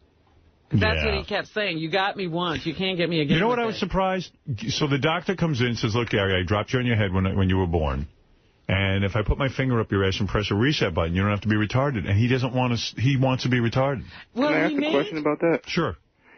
What if he would have said yes? Was the finger going to go up the ass? No. You know, Richard would have loved to have done it. I mean, Richard would have done it, but I wouldn't have allowed that. You know, I'm protective of Gary. Yeah, but my thought during that whole thing, he actually connected it to being on this show. Yeah. If he wasn't a retard, he couldn't be on the show. Yeah, he's going to stay a retard because he wants to stay here. Yeah, he has not given up his retarded status. That's a very sophisticated thought. Yeah, I never know how retarded he is. That guy, I don't know. Sometimes he's been pulling the wool over our eyes. I think he's been studying. Well, he's retarded, but he's not stupid. That's what it is. That's it. I think he's unbelievably dumb. Why? Because you thought our green room was the moon? It did look. You got to admit that was a pretty good job. Pretty good. Maybe you went from retarded to I say like unbelievably dumb. I think that's the next stage. Well, the idea was to make him happy by going to the moon, but he hated it. That was my whole plan. You know what? That was the funniest thing to me. He was miserable from the time you told him he didn't want to go, and you forced him into a spaceship. And he started screaming. He's like, that's like when people will tell you their dogs are so smart. Like, my dog is so smart. And they forget that a smart dog is equal to an insanely stupid person. Let's see what else I can play for you. All right, well, happy birthday, Cyrus. Thanks, Howard. All right. There's Gary on the moon. They keep replaying it. This was funny. It looks like a bad Star Trek set. You'll love it on Howard TV when he plants the flag. I love that. He just drops the flag. It there. Yeah, there he goes. Like Ed Wood. Exactly. There's Gary on the moon. Planet 9. He's got the flag and he plants it. I really thought he'd have fun on the moon. He hated it. I thought he'd be excited to find cheese. Boy, did I have it wrong. What if he got He was afraid. What if he got more into it than we thought, and he wouldn't leave because he was doing digging samples? But then if you played a prank on him once, then I'm sure he'd be a little bit leery. No. Buzz the retard. Anyway, what else? Oh, Jillian Barberie mentions this show. I played you like 20 clips the other day of Jillian Barberie mentioning us. Here are 3 more times in one day. This is all in one day. This is all the same show. Yeah. It's a spoof movie. We're making fun of all the serious drama, and that's what makes it great. But it was one of the most entertaining. That's Tracy Morgan. Yeah. Jill's just talking about if you missed him on Howard Stern, you missed something else. He was so good. He was like maybe one of the best guests outside of Ryan Phillippe, who was on this week and talked about everything. Yeah, no holds barred. Leslie Nielsen. There's Drake Bell. I am so sort of jealous. The Kardashians are here with John, our old publicist for our morning show. Yeah. And we used to travel around and do Howard Stern and all the fun things, and now he gets to do that with all the girls, Khloe, Kimberly, and Kourtney. Keeping up with the Kardashians now in its 2nd season. A mother is upset because her teenage daughter is embarrassed by everything she does. So that's Ask Jillian. You could be the coolest cat on the planet. Howard Stern's kids were embarrassed to him. I mean, it's Howard Stern. You know what I mean? Like, you just get to a point where your teenage kids think you're a geek. Wow. Yeah, she loves me. And you on the brain. And I love how Steve just talks over every reference. He hates, whenever she references Howard Stern, he changes the topic as quickly as he possibly can. He hates it. Great. He probably wants to say to her, would you stop talking about Howard Stern? And she doesn't care. Yeah, one of the guys walked in with her Weight Watchers ad, I guess when she lost all the baby fat because she had a baby recently. She's been plugging Weight Watchers. Something tells me it's more than Weight Watchers. She's probably just really watching her weight. She knows she has to get back into shape. So there's a picture of her in the ad in a bikini, and everyone went, look, you could have been banging that. I know. And I go, hey, that's true. That's another one. Those were my 2 go-tos. Jenny McCarthy and Jillian Barberie. 2 famous chicks. And you went nowhere. Went nowhere. I didn't go there. What was wrong with you? Well, I met Beth. When Jillian came to New York, I had just met Beth. Oh. And she said to me, come on, I want it from you. I love the show. I love you. I've always loved you, and I want it from you. And Jenny McCarthy, you were already with Beth. Yeah, because she was married before then, and so was I. Right. It just never worked out. But I would have banged Jenny McCarthy and Jillian very hard. Very hard, very quick. It would have been very in and out. Like a search and destroy mission. Right. What did we call that when we went into Iraq? Shock and awe? Shock and awe. And awe, it would have been a shock and awe mission. Heavy on the shock, light on the awe. Right. No awe, more shock. You know, I would have blown my load so fast in Jillian Barberie, she wouldn't even know what hit her. Yeah. I mean, I can't hold out. But she would have known to take that as a compliment, having been a long-time listener. She would have accepted it. I mean, she wouldn't have been satisfied sexually, but she would have accepted it. But you would have gotten yourself ready to go again in short order, right? Yeah. Probably would have banged it 3 or 4 times. You know what's hard for a guy is like, say you've been pursuing a girl on some level, and there comes a point where in the middle of, like, a date or whatever, like, you realize you're going to bang her, like, soon or that night. The anticipation becomes like a kid on Christmas Eve. And it builds up so fast, and you really think, like, God, it's going to last 3 seconds. Yeah. I start to bum out before it even happens. Right. So now you're pissed and upset with yourself. Yeah. You have an argument in your head, like, or maybe she'll just, like, understand the first time and we'll get into the second time. You're just sitting there thinking, it's going to be so bad. Right. Hey, I have an idea. Next year when we have Gary in for his birthday, we're going to tell him Governor Schwarzenegger's on the phone. But that'll never work, right? No. You're making me feel bad now. Yeah, we do it to everyone. Not just retarded people. Twice you got me. Yeah, we did. One thing I'm noticing about Artie, not only does he have a voracious appetite for food, but for knowledge as well. He's got this great big huge book here, the New York Times Guide to Essential Knowledge. And then a pile of other books. And he always has books or newspapers here. Right. Yeah. He's always reading the paper and making notes. What is this book George points out, Artie? I had Teddy, because he's on the internet, I have him order me books a lot. Yeah. I saw this actually in the Times Sunday. What does it say? It's the New York Times book Guide to Essential Knowledge. They put it out every once in a while. It's completely updated. It's like literally like any subject that would come up in an average conversation. Do you read it or do you have as a reference book? Do you read the whole thing through? Or? No, what I do is I use it as a reference book. You look up things and then you mark things up. Yeah. But look us up. Are we in there? I don't know if it's like... that kind of pop culture stuff. I don't think it's a pop culture thing. It's more like... Facts.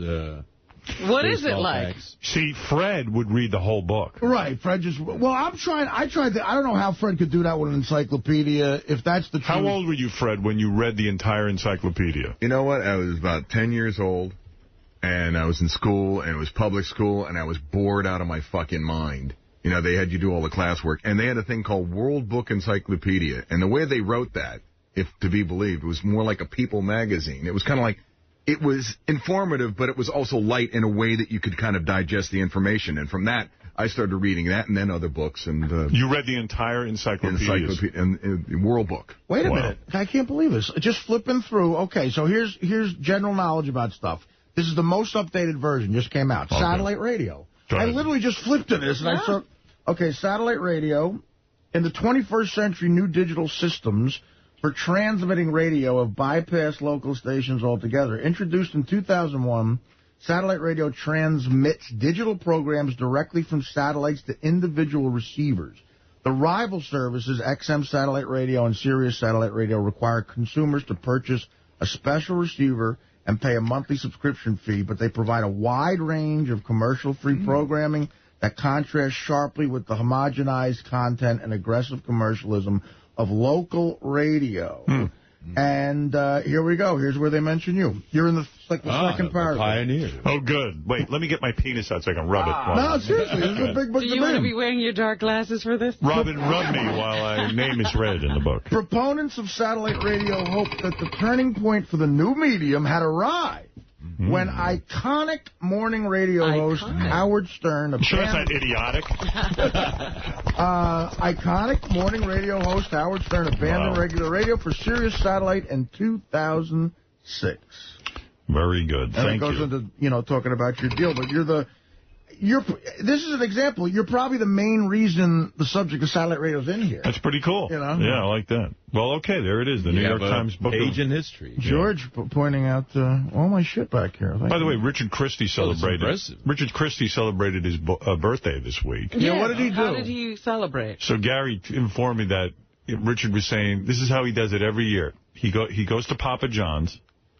He orders a pizza and cheese sticks, which I always think is weird because in school, when I was in Roosevelt, they used to offer school lunch of a piece of horrible pizza and cheese sticks. And I went, well, why do I want cheese with a cheese pizza? But he's the one they were catering to. Yeah, he gets cheese sticks, pizza, takes that home, and then he drinks champagne with it, and he watches Halloween 1 and 3. Why 1 and 3? I don't know. Why 1 and 3? Like, why not 5? 1 and 3 are my favorites. And Halloween 5 is bad? How many Halloweens are there? If I had time, I would have watched 5, too, yeah. That's all I had time for. Are there 7 Halloweens? There's, I think, 9 now. 9. Including Rob Zombies. But every year it's 1 and 3. Yeah, I've been doing it for about 15 years now. And why skip 2? These are his favorites. Why? Yeah. What about the cheese sticks? Why is that? Oh, they gave me free cheese sticks. Why would they give cheese with cheese pizza? I think they have my birthday in their computer or something. Oh. And I guess because I ordered on my birthday, I ordered there so much they kind of know me. Papa John's? Yeah, and the guy offered me, he said, hey, you want some free cheese sticks? And I was like, yeah. You're in New York City with the greatest pizza in the world. Honestly, man. I could take, yeah. And you go to Papa John's? Well, this, first of all, I love Papa John's, but this kind of a tradition, I started doing this when I lived in Missouri, so it's kind of an emotional thing for me. I just love... What was happening in Missouri?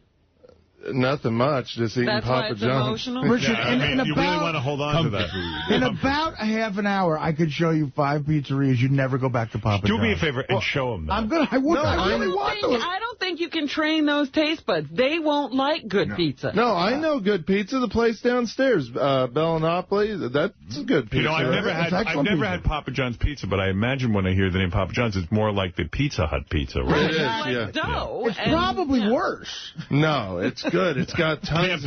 I get the meat lovers. They got like 5 different meats on it, and they give you this oil, this butter oil that you can pour all over your slice. Yeah. And then I pour the oil.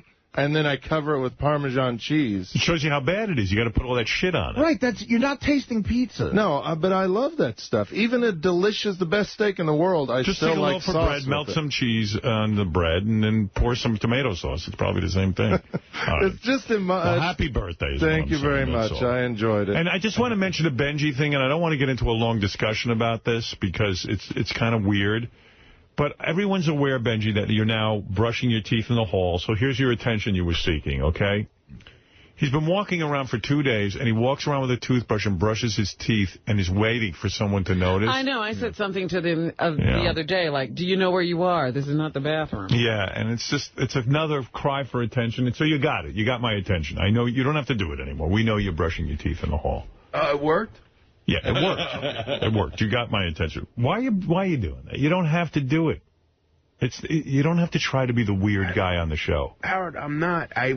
Usually I go to the bathroom. Yeah. Lots of times there's someone in our little bathroom. Okay. So sometimes I just pull the toothbrush out, clean out my teeth a little bit after I ate. The last couple days, though, Greg did notice it. And people don't do that. It's not polite. It's kind of gross. Well, you don't brush your teeth.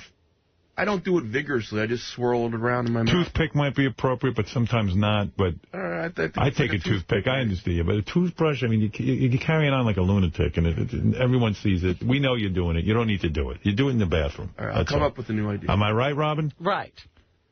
I mean, Benji was brushing his teeth behind Jeff Conaway while Howard TV was filming Jeff. It's like let Jeff have his moment. Yeah. That was a thing worked out between Greg and I. Well, why are you working with Greg? Because Greg is a camera guy. Greg doesn't strike me as a guy who you work stuff out with. Right. You know? All right. Honestly. I've seen the witty repartee when Robin tries to engage at me. And you're working that out? I mean, Jeff Conaway is interesting as hell. He's a train wreck to look at. I don't even know why. He doesn't need upstaging. Yeah, he doesn't need a guy in the background brushing his teeth. I don't know, sometimes he gets crazy around here. Sometimes it's too crazy around here. Well, he's taken to wearing the stupid hat, too. Yeah. So. Spring. What you're saying is, Howard, 2 train wrecks in one camera shot. Right. Not necessarily. That's overkill. All right, let's go to, what do you want to hear? Some Crazy Alice voicemails? You want to hear Hate Man directing hate at Robin and Howard? Do you want to hear... Howard? Yes. You asked me to remind you also, you like that new Richard phone call. Oh, yeah, Richard made a new phone call using the voice of one of our favorites, the great Riley Martin. Oh. Here's, Riley was screaming about Shuley on the air. I guess the guys found somebody named Shuley. How do you do that? I don't know if the guy, who knows? But the guy doesn't, the guy doesn't even appear to understand the name Shuley. All I know is, what I love about these calls is, the guys call up, and you'd think people would hang up, but they don't. They just fight. They fight with this maniac on the phone, you know? Riley's yelling at them right off the bat.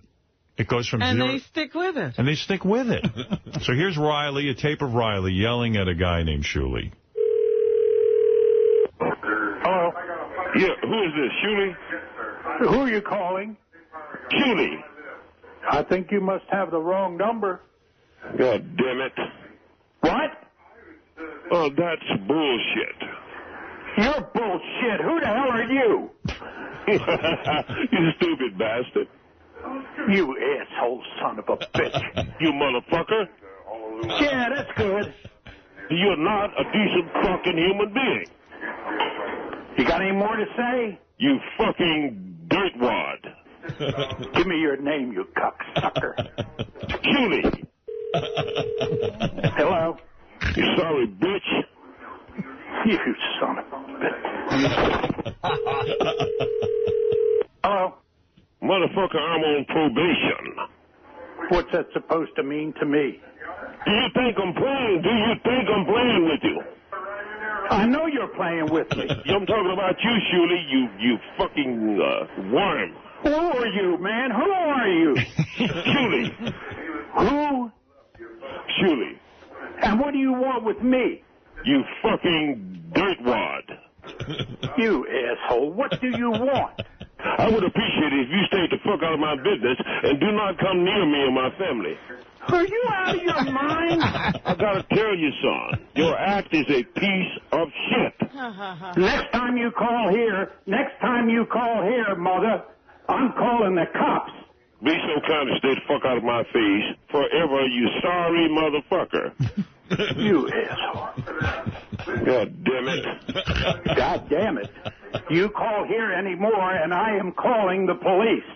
You sorry bitch. Well, let me tell you. Can I request a call? Yeah, which one do you like? All right. I'm sorry if this takes a while, but callers do it. The one, Ronnie, it's Ronnie's voice, the kid who, it's a classic, the kid who goes, I'll pay to meet you. I'll fucking pay to meet you. That whole call is just astonishingly funny. Let me see how quick I can get that one. That, or whatever's easier, the Ronnie one where he keeps telling that older woman to come down and take her shirt off, and she keeps going, I ain't going nowhere. Which one do you want? You got to make a choice. The first one. First one? The guy. You got that one, or are they going to give it to me, Fred? I think they're going to give it to you. I mean, I'm going to try looking in the meantime as well, but... I'm working on it. Give us 2 seconds. All right. Wow, the technology. Meanwhile, take a look at your book and look up Sending Retards to the Moon, see if they have anything in there. You're in that one. You're in that one, too. Yeah. We're the only show that ever sent a retarded person to the moon. Who got it? Okay, what page? Gary, page 1 in red. All right. You heard Jenny McCarthy. That died. Oh, oops. Gary, page 1 in red. Hello. What the hell's the big deal? You never heard of a block party before? What are you looking for, sir?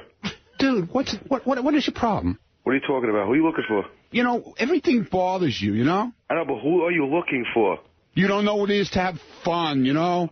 How about fun when I put my foot in your fucking ass and I meet up with you right now? How's that sound? You are such an asshole. You know what? You know why nobody invites you to anything now? Because you're an asshole. I'm going to fucking bust your teeth out of your mouth. I'm going to challenge you to a boxing match. You puke fuck. What do you know, motherfucker? Where are you? What do you know? Where are you, you moron? fucking puke? No one cares about you. What do you want? Stupid ass. What do you Shut up, want? moron. I'm not even putting on a headphone to listen. I don't really give a crap what you got to say. Oh, you picked the wrong guy to call, motherfucker, because I don't give a fuck. You understand? I've been hearing you're inviting me for 5 years here. I like to see you bleed and cry like a little girl. I'm sticking your fucking head in the ground. I'm an asshole? No. You're an asshole. You're a jerk-off. What? I don't give a shit. Where are you? Fuck you. You understand? Because I find out who you are. You're a total asshole. You understand me? Dude, I don't even want to talk about it. I got a lot of time in my hands. I'll come look for you. You understand me? Where are you? I'm You stupid bastard. Get out of here. Right now. Dude, I don't give a shit. Dude, I don't give a shit. And I never said that, so shut your mouth. Give me your address. Give me it. Come on, you're a big tough guy. Give me your address. Yeah, okay, fine. What do you want to do, pal? You like calling people at work? You got no fucking life? Yeah, fuck you, too. Give me your address. Give me your address. You're a big tough guy. Give me your address. I'll fucking pay you to meet you. I'll pay you to meet you. Where are you? I have a dog park right by my house. You understand me? Pay me. I'll pay you. I'll pay you. Where are you? I'm going to you on the goddamn block. Fucking jam every object I possibly think of, every fucking hole in your body. Up my ass. You understand me? Why are you cursing, man? I'm gonna make an example out of you. Done deal, pal. Done deal. TKO. You ain't give me a break. You understand me, you fucking geek? Oh, shit, man. Fucking homo. That guy is just priceless. Done deal. Done deal. I'll pay to me. I want to shove stuff in every possible hole in your body. Done deal, pal. Do you want the one where he calls the old lady? Yeah, to get topless? That's a great one. All right. Hello? Hello. I need you to come up to the show. I need you to do something for me. What? I need you to do something for me. Well, who are you? Scott the engineer. Who do you think you're talking to? I need you to come up here and ride the Sibian. No. I'm not going nowhere. How about coming up here and getting topless? Any problem with that? I'm not going any place. Nowhere. And if you call me again, you're in big trouble. Topless. Topless? T-O-P-L-E-S-S? I know what you're saying. Yeah, okay. Now, you do it when you get here, you'll do it. I'm 82 years old. I'm not going no place. I need you to come up here and ride the Sibian. You go straight to hell and quit calling me. Okay, fine. Hello? Topless. No problem with that? Yes, there's a problem with that. I'm not doing it. Yeah, you do it when you get here, you'll do it. I am not going nowhere. How about coming up here and getting topless? No. Either you're going to bang her, Artie, or she sounds like she's about 15. You're not going to get shit from her. Are you going to come up? We want you to come up. I'm not going no place. Yeah, okay. You'll do it. You'll do it. No. No, you do it when you get here, you'll do it. No. Topless. No problem with that? I'm not doing it, you son of a bitch. T-O-P-L-E-S-S. Topless. I don't get topless. No, are you going to come up to the show? No. No problem with that? I need you to come up here and ride the Sibian. Yeah, she sounds like she's immature, though. That's great. He couldn't convince her. Yeah. Well, what are you going to do? Wow. That is fascinating, though, how they stay on and take all that abuse. That's priceless, man. Yeah, I would just hang up. I hear one thing, and I just hang up the phone. Right, absolutely. Bye. Take care. I'm so boring that way. Thank you for calling. That's it. If it's not a voice you recognize, you got like a half a second to hook me. No, that's it. Well, I mean, there's so much more to do, but you know what? I see what the time is here. Maybe what I'll do is take a break. We haven't done one in a long time. I don't think we broke since Gary the Retard went to the moon. I don't even know. Maybe we did. I don't know. And came back. And came back on the moon. But maybe what I'll do is take a break. Is that right, Fred? Yes, sir. Okay. We do, I have my friend Mike Walker on the phone. We got to get to him. And I have some other stuff, like Hate Man. He blasted me and you. Really? And Crazy Alice. Maybe here, before the break, I'll tell you what. I'll do a little Crazy Alice for you. She's been absent, and now she's back with a vengeance. What's she upset about? Well, she likes Artie now. That's one. Oh, she likes you. Yeah, oh, yeah. Oh, they mended fences, yeah.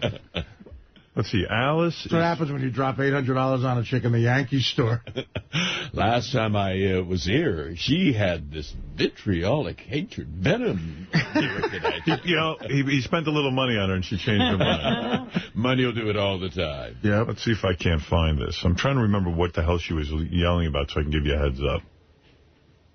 Here. Oh, I think this is Artie's trip. Oh, okay. The first call was she's upset about Artie going to Iraq. Oh. All right. Hi, Will. This is Alice. I don't know Artie that well in real life, but I just learned to know him from the show. Do you really think Artie want to go? Because I don't think he's really ready to deal with the shit that's going on there in the sand nigger country. So somebody needs to really sit him down and let him know, do he really want to go to this sand nigger war zone place, even though they say it's safe wherever they go to imitate the soldiers. But I got a funny feeling Artie don't want to go. You know, the little fat dago devil always use the word nigger on the show, but somebody needs to sit down and talk to him about it, because I'm a person who don't have nothing to lose, so I could go. But take care of yourself and just sit down and talk to Artie about it. I think he's stressed out deep down inside about this trip. Bye-bye. What about what Al says? Do you really know what you're in for? No. You really don't. She's absolutely right. I have no idea what I'm in for. But, you know, what the hell? Right. I'm committed. The die is cast. I'm going. What do they tell you about your safety? Nothing. Oh, they don't? They're vague about it. No, I got to have a whole, you know what, I'm having a whole meeting about it, and I'll let you know. But she's right. I have no idea what I'm getting into. This was interesting, too, but I can't remember. She was talking about donating money, but I forget to what. Hi, Will. I heard the show today, and George Takei is coming in next week, so I'll wait till he leaves. But I got this message for Artie. Artie, don't feel bad. Oh, I know what it is. Oh, Alice is a little, she feels, you know, George is very upset with you. About the PSA? Oh, the PSA. Yeah, about you, about saying the F word, fag. Right. He's very upset about that. And Alice actually likes the word. All right. And wants you. Oh, she does? Yes, yeah, listen to this. Like up a bunch of shit-pushing faggots. Don't want to take your money. But I got an idea where you can donate the money that you give to those faggots. The Alice Rose Gotti donation, if you want to donate. She says if you want to take your cupcake money, donate it to her foundation. Some money, but you from Jersey. You from the old school. Shit pusher, faggot, cocksucker. Oh, boy. Fucking man-eater. See? Fuck those queers to hell, but that's where they're going anyway. Believe it or not, God don't accept queers in heaven. They're going straight to hell and suck Satan's dick. Bye. So she's one of those people who believes that homosexuality is evil. I'm surprised. She now loves Artie and has become homophobic. Yeah. Alice, I'm surprised to hear you're so anti-gay. Yeah. Oh, there you are. You're on the line. How you doing? How you doing, George Takei? Well, I'm a little concerned about what I just heard. Yeah, okay. Hi, Fred. Hi, honey. Well, don't blow it off, Alice. Hello. How you doing, sweet thing? Alice. Hello. Alice. Okay, Artie, I love you. I love you too, Alice. Okay, get back to George Takei, okay? I have to speak to people for respect on the air. You don't really believe... gay house. You don't really believe that gay people go to hell and have to suck Satan's... You know what? Let me set this record... I'm sorry, shit. It's early in the morning. Let me set the record straight. Okay, I have a half-brother who's a homosexual. He was mean to me. He used to fight me, and I used to call him all kind of names because I'm angry against homosexuals because of my half-brother. He was a mean bastard. Well, Alice. It don't have anything to do with you, George. Alice, well, that's, you know, it's not because he's homosexual. It's because he treated you badly. And for you to make these comments about all people, it's like making comments about all black people. George, okay, let me ask you something. Why are you allowed to hear the word nigger on the show a lot and don't get defended? But you get defended when he gets offended. I do get offended. Or defended. What? Of course he does.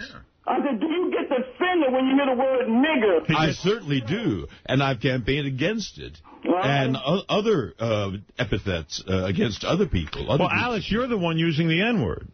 Well, I've been abused by bad blacks. And then I made it clear. But there are good blacks, too. All black people didn't treat me bad as all the stereotype jiggable moonyalas. You're against Obama because he's black, right? Huh? You're against Obama because he's black. I like that handsome motherfucker. I wish he was my... How do you feel about Condoleezza Rice? Huh? How do you feel about Condoleezza Rice? Who's that? All right, listen, I got to move along. Hey, Alice. I do, okay. What I was calling you about, this is bullshit. I'm on the rack, I don't hate homosexual. I got a cold a bit. I don't hate Alice, I love you, and it's not because you're black or anything else. Okay. It's because you obviously are a very outspoken person, and you... I'm straight out talking. That's right. When I'm being honest. I'm going to tell you something, Alice. One thing I know about George.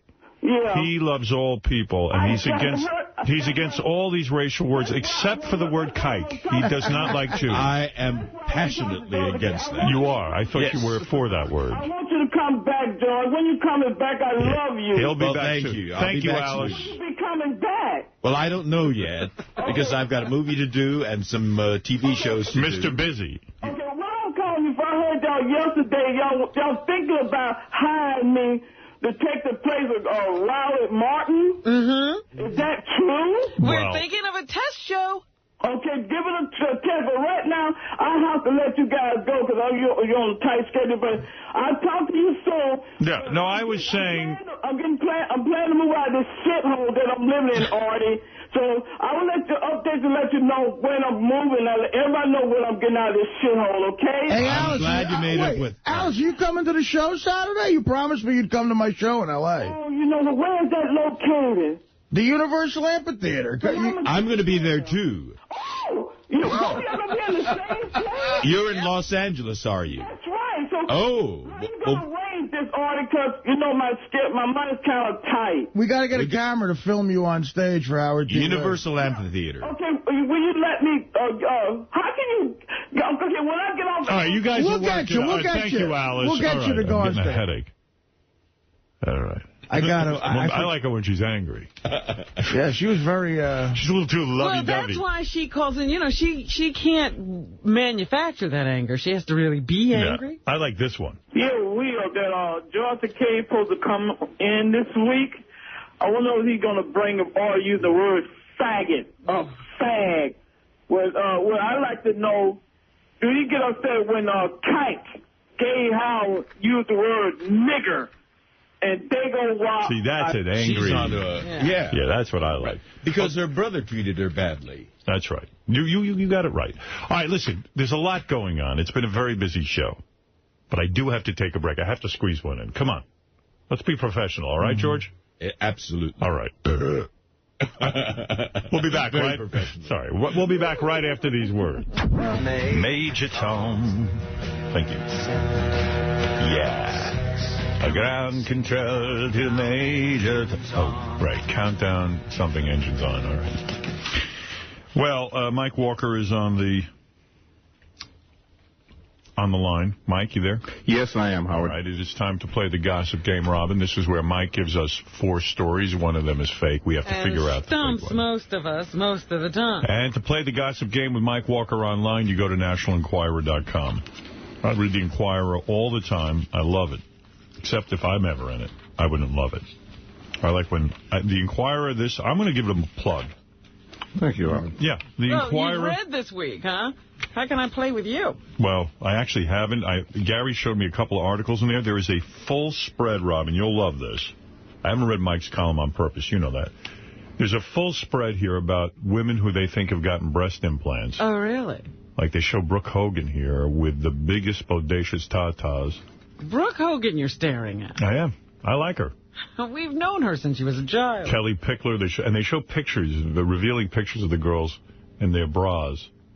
Like, who else they have here? Oh, just so many women. Look, you see? I like that. Mm-hmm. Then they have an article this week, on Perry Mason.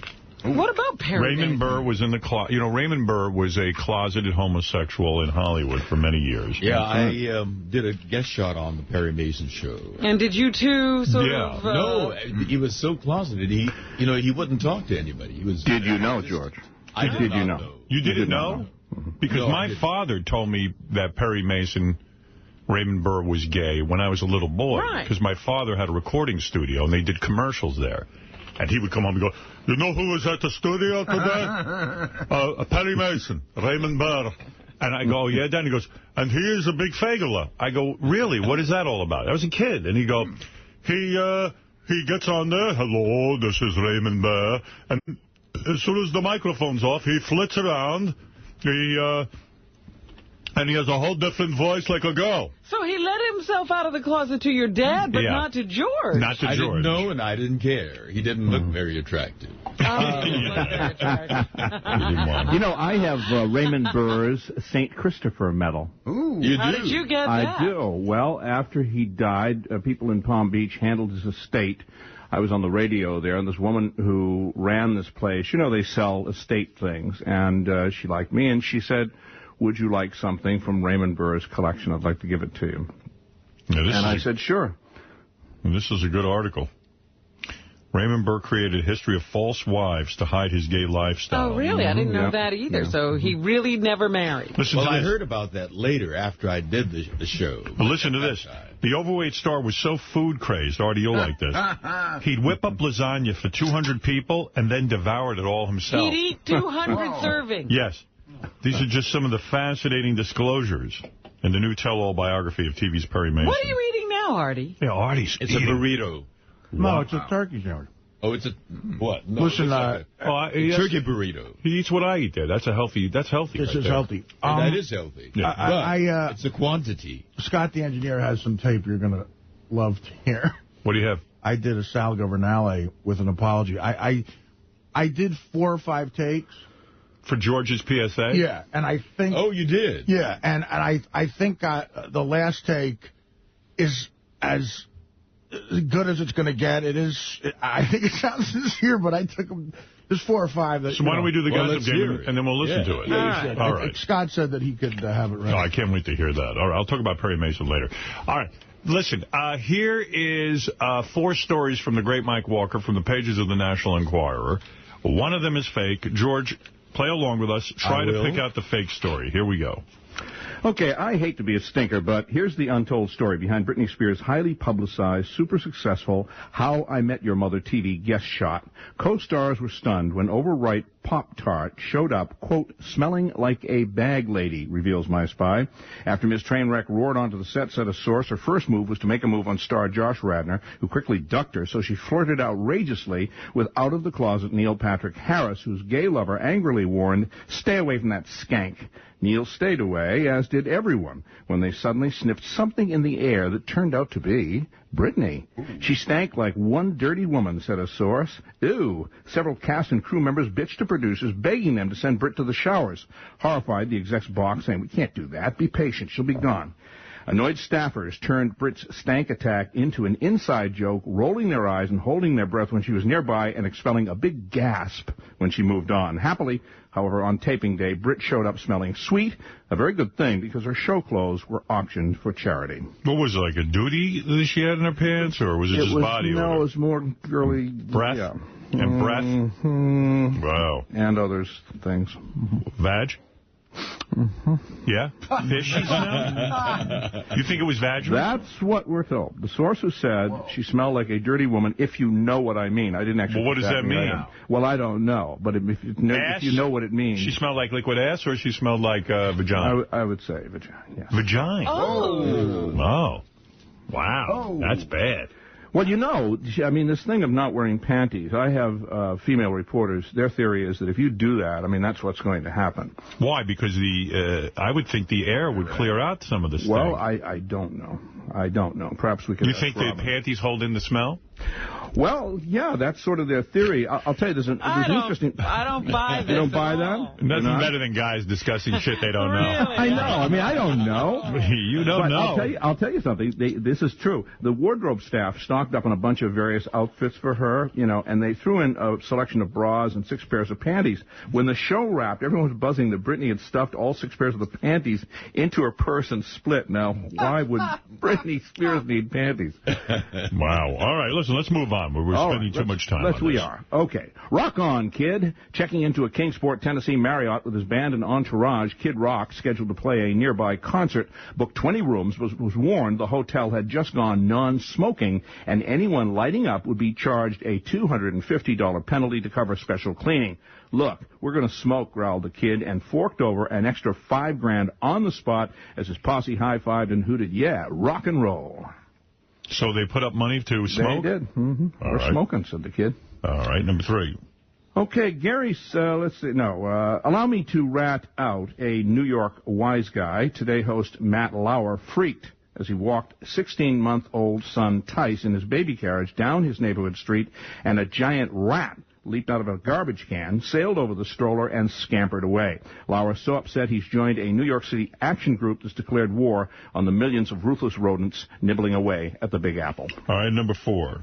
Cheapskate Dallas Cowboys quarterback Tony Romo ducked behind the line of scrimmage and let girlfriend Jessica Simpson pick up a whopping $3,000-plus tab at L.A. Club Villa for him and 10 other freeloaders who never once offered to kick in. Quote, it was disgusting. No one even lifted a finger or asked to see the bill, said my spy witness. When Jess saw no one was going to pony up, she finally took out her wallet. The only other star face at the table was Donald Faison of the TV show Scrubs. Note to Jessica, scrub him, and Nodo Romo, your so-no Romeo. All right. Britney Spears smelled Kid Rock, paid extra money so his entourage could smoke. I believe the Matt Lauer one. I tell you, Robin and I have walked down the streets of Manhattan and actually seen packs of rats. Ooh. And Tony Romo didn't pick up the tab and let Jessica Simpson pick up a $3,000 tab. Well, this is a hard week. That's crazy. I'm having a hard time. Is it a hard week? Mm-hmm. I wonder if you're even allowed to pay $5,000 in advance for smoking? Yeah, I wonder, but I guess maybe they can do that. I thought that was illegal, but maybe I'm wrong. I'm going to say the fake story is Tony Romo. I don't believe he's that much of a douche. That they'd all stick Jessica Simpson with the bill? I don't believe that. I don't believe it. All right, Robin, what's the fake story? Well, I believe that Britney smelled, but I think two of these stories smell, too. All right. And one is the Kid Rock story, mm-hmm. and the other is the Tony Romo story. Which are you going to go with? Can't have two. Jeez. You can only have one. I'm going to say Kid Rock may be crazy, but he's not crazy enough to spring for $5,000 to let his band smoke. Tell him to go outside. All right. So you're saying the fake story is Tony Romo. No, I'm saying the fake story is Kid Rock. Okay. No, he's crazy enough. Oh, no. He had multiple weddings to Pam Anderson. Yeah, but this is money we're talking about. All right. Artie, you know all the answers to this stuff. Come on. Listen, I think the fake story is obvious. And the fake story is that Mike Walker knows what vagina smells like. All right. That's fair enough. Okay. What is the fake story? Come on. I don't know. You don't even know. I really think that Britney Spears thing, You think that's fake? Yeah. All right, Artie. Let's go to George Takei, who's actually in show business. Go ahead. Well, I tended to agree with Robin. The Tony Romo story and the Kid Rock story. I'm suspicious of. So are you with Kid Rock or with Tony Romo? I'm with Kid Rock. I think that's a phony story. All right, George, thank you. And Fred, you were always so good at this. I may not be this week because I'm going on a limb. Nobody else even went close to this story. New York wise guy, Matt Lauer, rat in the stroller? No. Okay. No. All right. No. Artie says Britney Spears. Robin and George agree it's Kid Rock. Matt Lauer is the story for Fred. And I say Tony Romo and Jessica Simpson. Who's right? Someone's got to be right. Well, someone is right this week because all the categories are taken. Let's see. Who's Matt is Fred. Kid Rock is Robin and George. No, we don't have two winners, but we do have one winner. Thank you. And the winner is Fred. Yeah! As always. Matt Lauer story. There you go. I should have waited for Fred. You handed it to him. He just wanted to do it to be perverse, and he wasn't sure. Hey, Mike, thank you. Play the gossip game with Mike Walker online at nationalenquirer.com. Thanks, Mike. Thanks, Mike. All right. Maybe I should, before we start the whole news block, maybe I should listen to Artie's PSA. Artie, I thought that you and George had agreed that you weren't even going to record this PSA. What changed? I don't know. Well, he wanted to continue. He said he's going to come up with an idea, and I said, well, let's hear it. It's got to be believable. It's got to be sincere, and the public has to. I came up with an angle that is everything I say is truthful in it. All right, I'm on listen. How can I hear these? Where are they? Scott, I recorded them with Scott about 10 minutes ago, and he said they should be ready for you. All right, I'm going to see if that. Now, by the way, you got to have a pretty stinky pussy to hit people from far away. Oh, my God. What you're talking about several feet away. Yeah, but it's believable that. Maybe it wasn't pussy. Maybe it was body odor.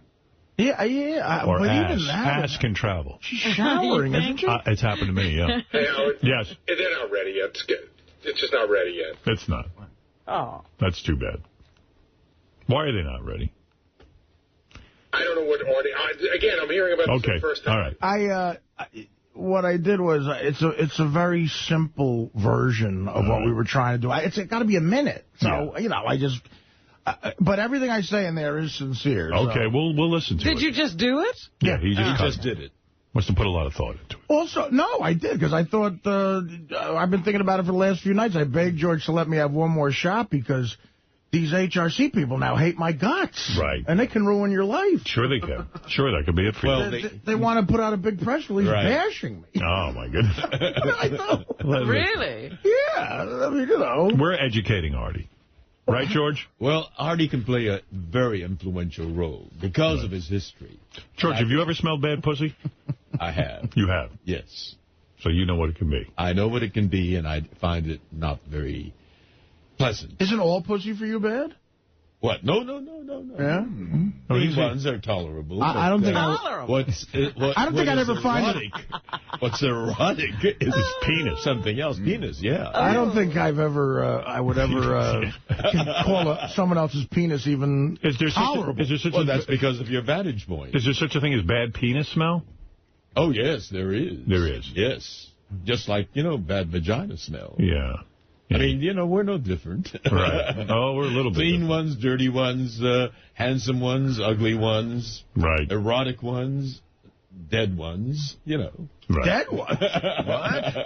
What? No life in them. But bad penis doesn't smell like bad pussy. Oh, it can be pretty vile. Right. You ever see, what happens when a bad penis is in a bad pussy? Oh. Oh, my goodness. That's bad news. Right. Well, what can I say? So now I got the HRC up my ass. Oh, no. I'm eager to hear what you've got to say. And, because you do have that history, you can be influential. Right. All right. Well, we're going to listen to those when they're ready. Let's get Steve Langford in here. Steve, what's going on in the Howard 100 newsroom? Steve's been covering all the different stories. Steve Langford has a huge penis. Just some of the stories we're working on in the Howard 100 newsroom. What are the chances of Artie Lang getting paid for his March 22nd performance in Florida? Not an unreasonable question after some digging by Howard 100 News. The group that hosted and benefited from the Artie Lang appearance, the Cultural Trust of the Palm Beaches, a flashy group that has attracted attention recently, not all of it positive. Mm-hmm.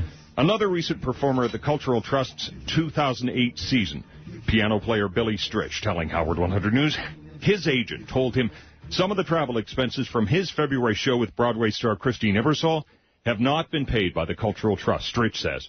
Also, a Stern fan who drove all the way from Georgia, only to find out he had tickets for a 10 p.m. Artie Lang show that did not exist, was promised a refund by an official from the Cultural Trust, he says, but no refund or response, the fan says. This information directly contradicting the head of the Cultural Trust, who emailed Howard 100 News, claiming the man's ticket refunds would not be handled by his office. Manuel Borgia also telling us his group had no contact with Artie Lang or Teddy. All of this was done by a third-party producer, Borgia claims, even though Dr. Neil Berliner claims he wasn't the promoter or producer of the event. And the Palm Beach... He said he was the promoter, Neil, right? And that's what that guy's saying, too. And the guy, look, I don't know... So Neil isn't accurate, is what you're saying. According to what Steve just said, according to what Bob Levy, who worked for them, told me, that Neil called me. Neil is the only name I had. And what this guy's saying, and this guy may or may not be shady. If you didn't pay somebody, I totally disagree with that. But for this particular situation, what he just said confirms what I thought, that Neil was the sole producer. And he's right. We didn't have contact with them. Right. We had contact. So Neil owes you the money, then, I would imagine. I would have to think that Neil is the guy I'd have to go to because he's the only name I have. And everybody I speak to seems to agree with that. Of course I talk about... This is the Rappin' Granny guy? Yeah, he manages Rappin' Granny. Oh.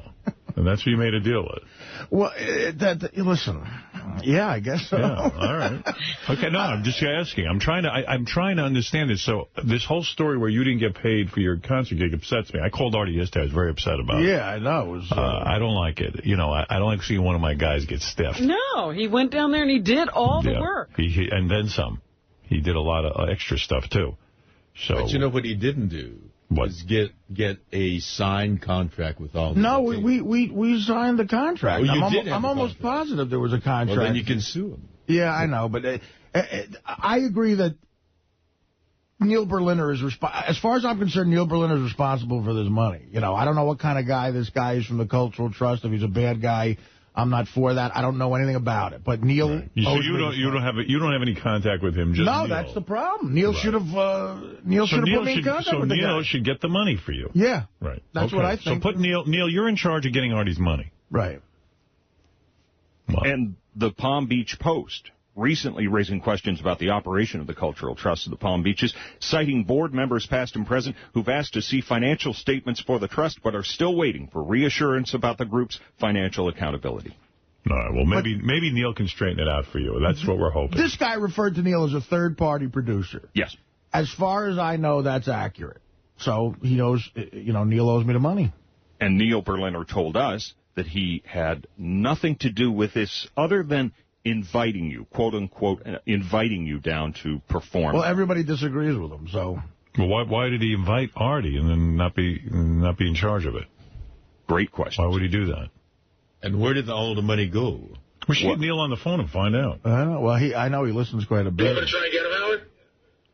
Yeah, you know what? I'm going to let Artie work this out. I'll keep you posted. All right, let me know what happens. I appreciate it. Because I don't know anything about it, honestly. I don't know who's responsible. I don't know. Don't know who to call. I just know it's kind of sucky that Artie did a show and didn't get paid for it. Okay, he did go more ahead. than one, right? Yeah. I did a show and a meet and greet that I didn't know I had to do, which is more hassle than a show, believe me.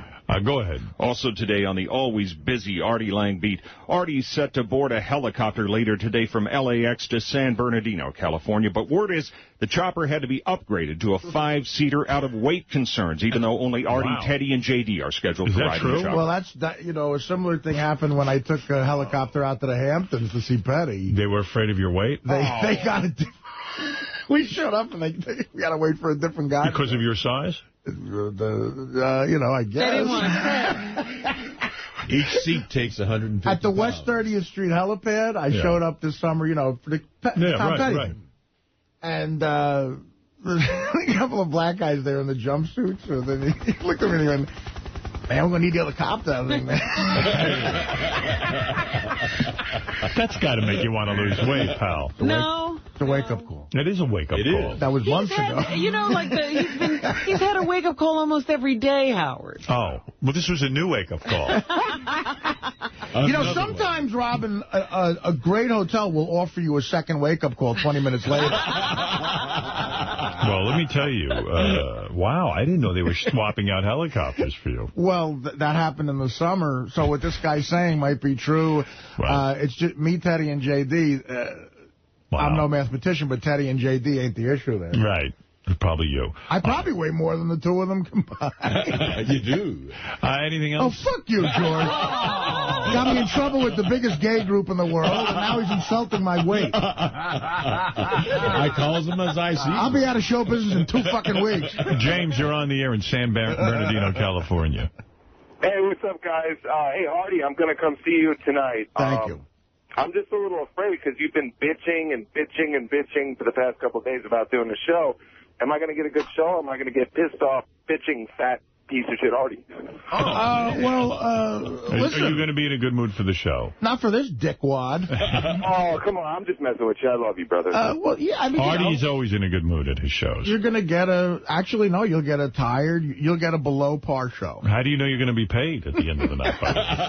These guys, dude, you're going to, why would you think I would put on a bad show? By the time I hit the stage, I'll have been up for 20 hours. No, I've done shows like that before. It'll be good. Daphne, you're on the air. Hey, Neil Berliner, that character, was on Greg Fitzsimmons' show. He called in, and I guess Greg was part of that show. Yeah. And you should play that. Why? Did he defend himself? Yeah, he came off as an asshole. I mean, that's sort of his... you should pull it. So no one got to the bottom of it. I'm going to look into it. Did Greg get paid? Because I don't think he did. No. He was. They were like they were just, I guess. And now you have to pay all the comedians. Yeah, well, that's the thing. Because it was my show, I want to pay. I'm going to pay Greg. So this thing's going to cost you about $5,000 now. Easily. Because I upgraded to a nicer hotel, and I love you all. And I love. All right, thank you, Daphne. Steve, go ahead, continue. Please. By the way, I think the information we got earlier this morning was that Brill and Greg have been paid. Well, how is that possible? I don't know the details. Like, where did that money come from? That they got paid directly by the Cultural Trust, I believe. Really? Really? How come, how come I didn't? Why is Artie not getting paid? Big bucks. It's too much, is what you're saying?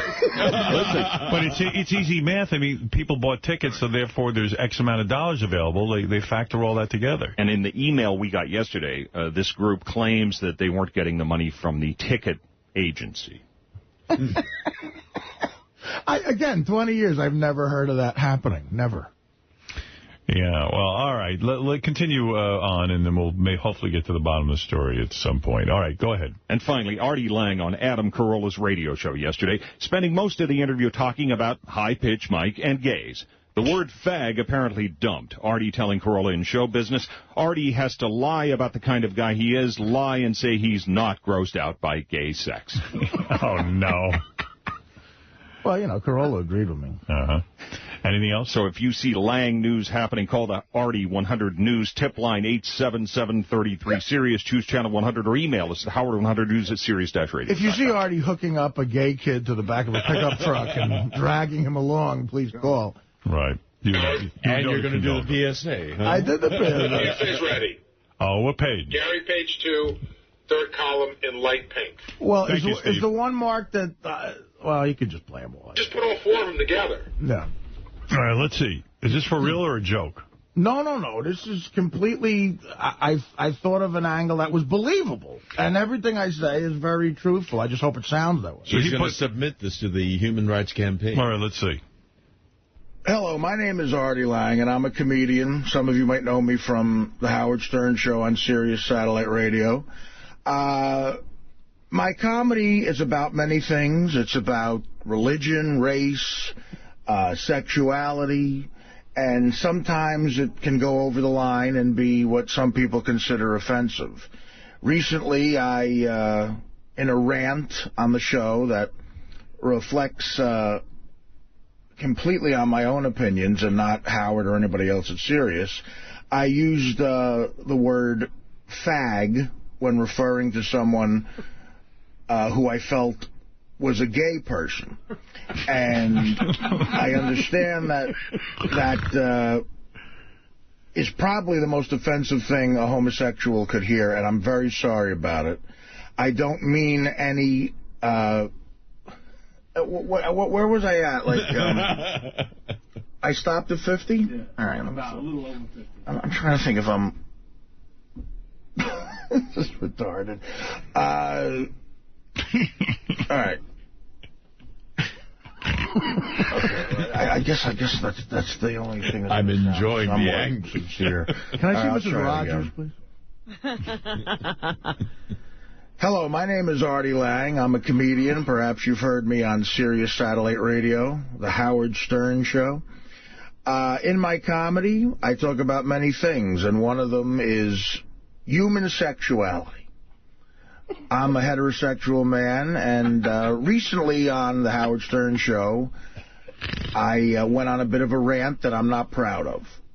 When referring to someone who I felt was a gay man, I used the word fag, the F word, as the gay community calls it. And I just wanted to say that I in no way hate or condone the hatred or violence towards gay people or any other person based on their sexuality or race. Yeah, just say you're an old, you should have insulted yourself. I'm an old guinea. What do I know? That is not...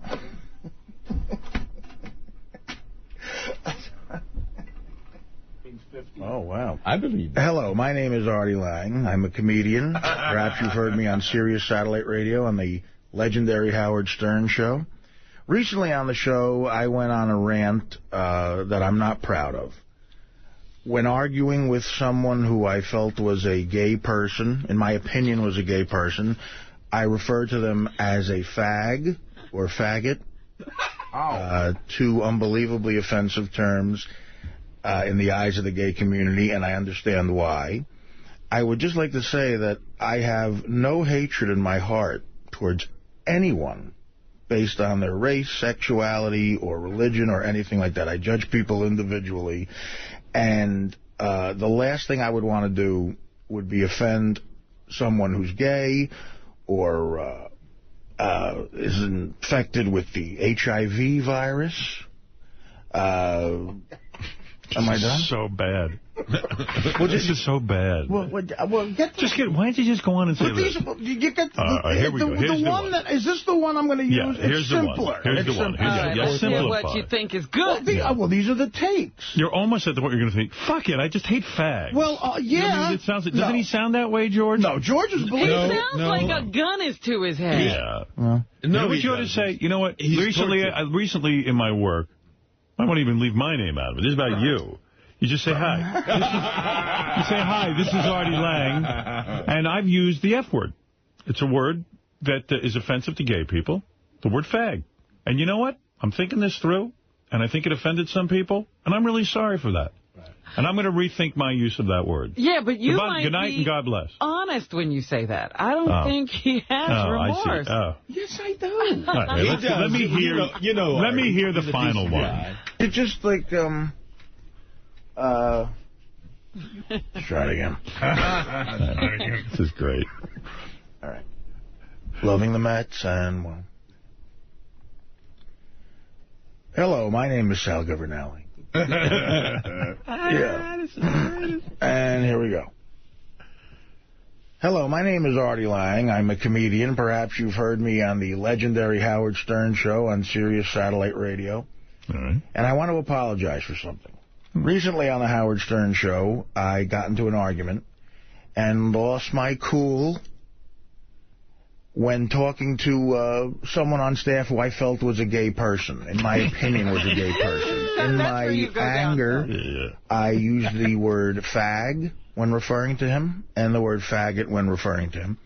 And I understand that those are horribly offensive words to the gay community. And I want to apologize for those words. I didn't mean any harm.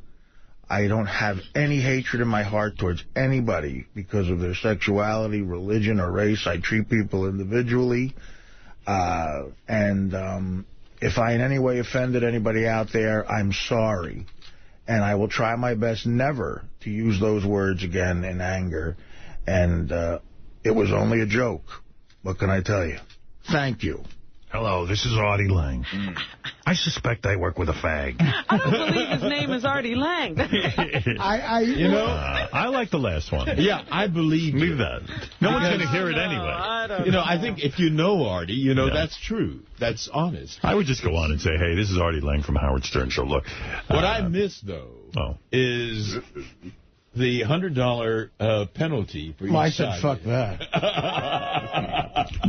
So there's a sincerity there. Well, definitely. I'm sincere about that. Uh-oh. High-pitched Mike is here. It's funny that he's saying he's remorseful now because he's been asked on the wrap-up show, he's been asked by Howard TV, he's been asked by Steve Langford, do you regret what you said? And he says no. Well, Mike, I mean, listen, you're not the police. I mean, the man is now saying something, and he is offering up an apology. I think we should accept it, no? I, like Mike, think he's regretting that he's getting heat from groups outside. You feel it's not sincere? I don't give a fuck about you or Mike. And Mike, how do you feel about the things that you've said about Artie? Are you sorry for that? The things I've said about Artie have been comebacks or retorts. And they were great. Are you sorry for that? Am I? Yes. He hasn't apologized to me for one thing he said. Why would I apologize to you? I'm apologizing to the gay community. And then he goes on Adam Carolla, who I don't know how big his audience is, but he exposes a whole new audience of people, to all the bullshit he said about me. And, the day before, he said he'd shut his mouth. So he asked me about it. So I'm not going to shut my mouth. And when you did that ISDN test show, yes, Artie and Gary wanted to keep the secret from you who his girlfriend is. Yeah. She works downstairs at Del Frisco's. She's the one with the name tag that says Gold Digger. Oh. What? Wow. I don't know her. Wow. We'll have to look for Gold Digger. Is this ever going to end? I mean, what did he say? He said your new girlfriend wears a name tag at Del Frisco's. So now, are you mad at her? It says Gold Digger. Are you mad at her? No, I'm just going to keep exposing you. Every time you want to bullshit with me, I'm going to keep exposing you. You know what? Could you bring your girlfriend in because I want to insult her? He's going to get one. You know what? I used to work with a kid like you. You mean a guy who no, I used to work with gay? No. I used to work with a guy like you. He had trouble getting girls. Hasn't been easy for you. He was an asshole, too. No, he wasn't. He was a good guy. So he wasn't like Mike. He's now married. He has kids. And he was a virgin when I met him. And he got a hot wife. So I know a lot of the bitterness comes from, you know, some social awkwardness. Ugliness. No.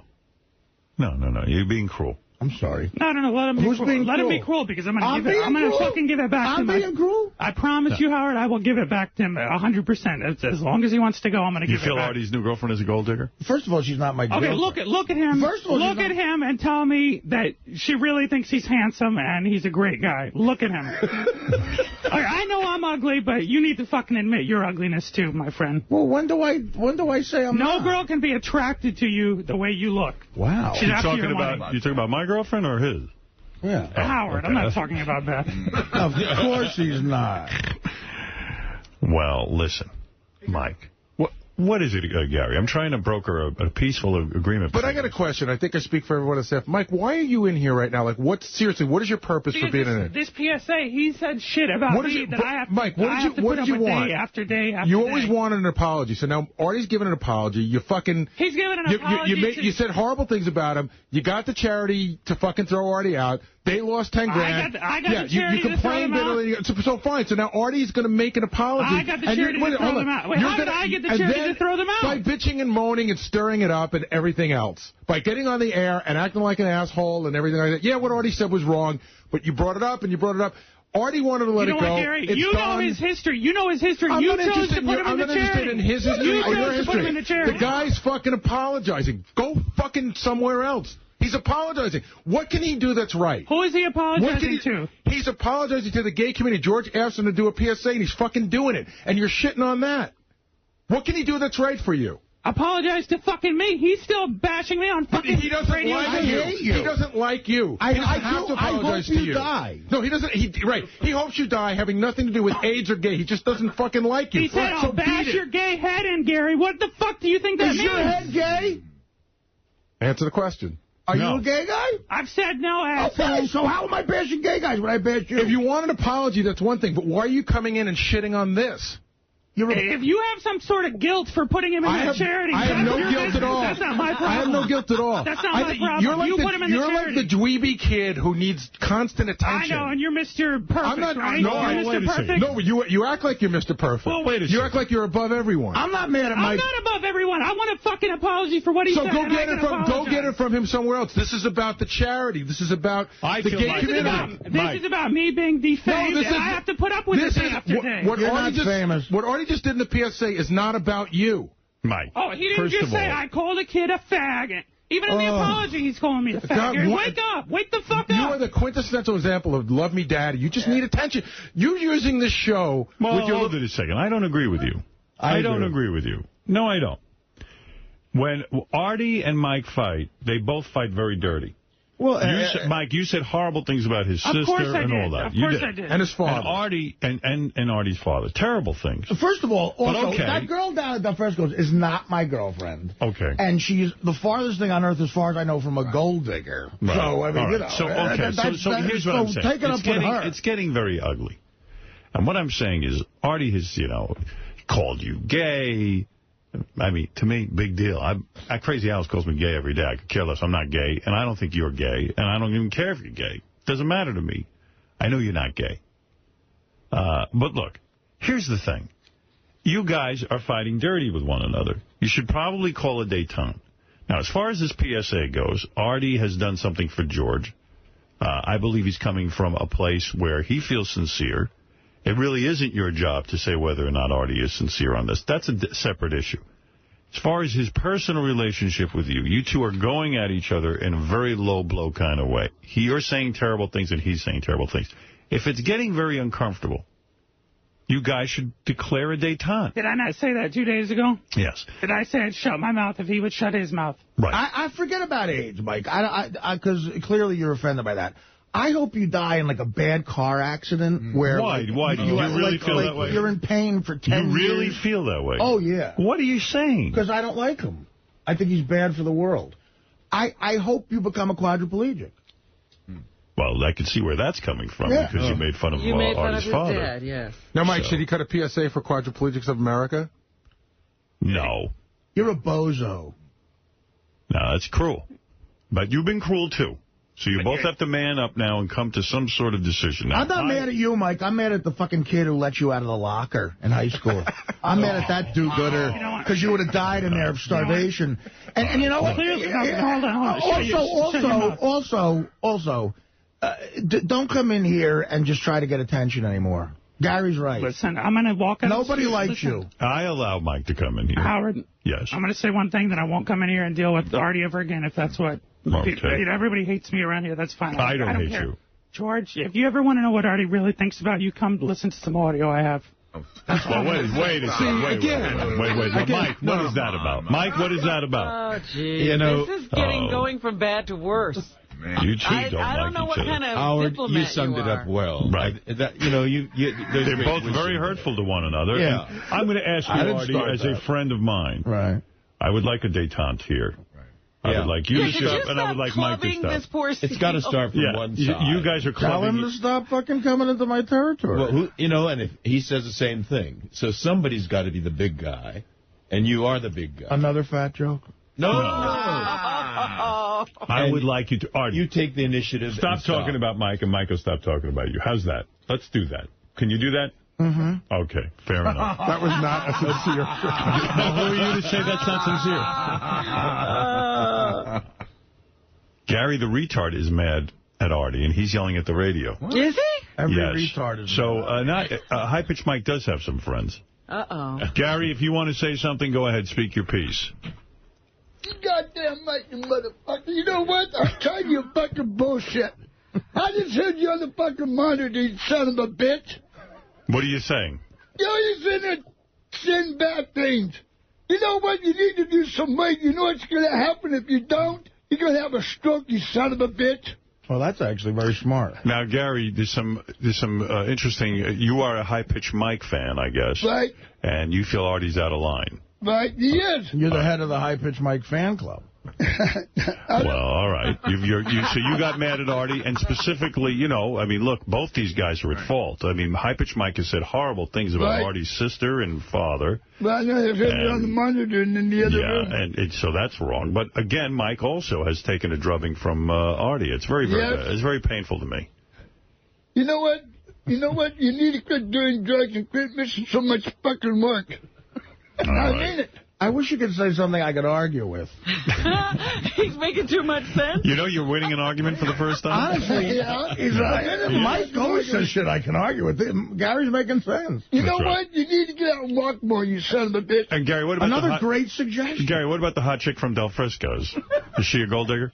I don't know. You don't know that, all right. I'm not sure about that. This girl has a lawsuit, I think. Well, I don't even know who is he talking about. We didn't name her. Who's he talking about? I don't even know. I don't even know where Del Frisco's is. I couldn't point her out in a lineup. I don't believe any chick from Del Frisco's is banging you, so don't worry. Right. I think it's okay. That's true. That's right. All right, listen. Thank you, Gary. You've made your point, and it's a good point. Thank you. Yes, you need to do something about it. You know what? Next time you miss work, I'm going to sit there and I'm going to laugh at you.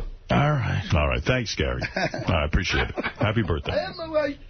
Oops. I have my right to say about you. Go back to the moon. What? Go back to the moon. Why did we take him back from the moon?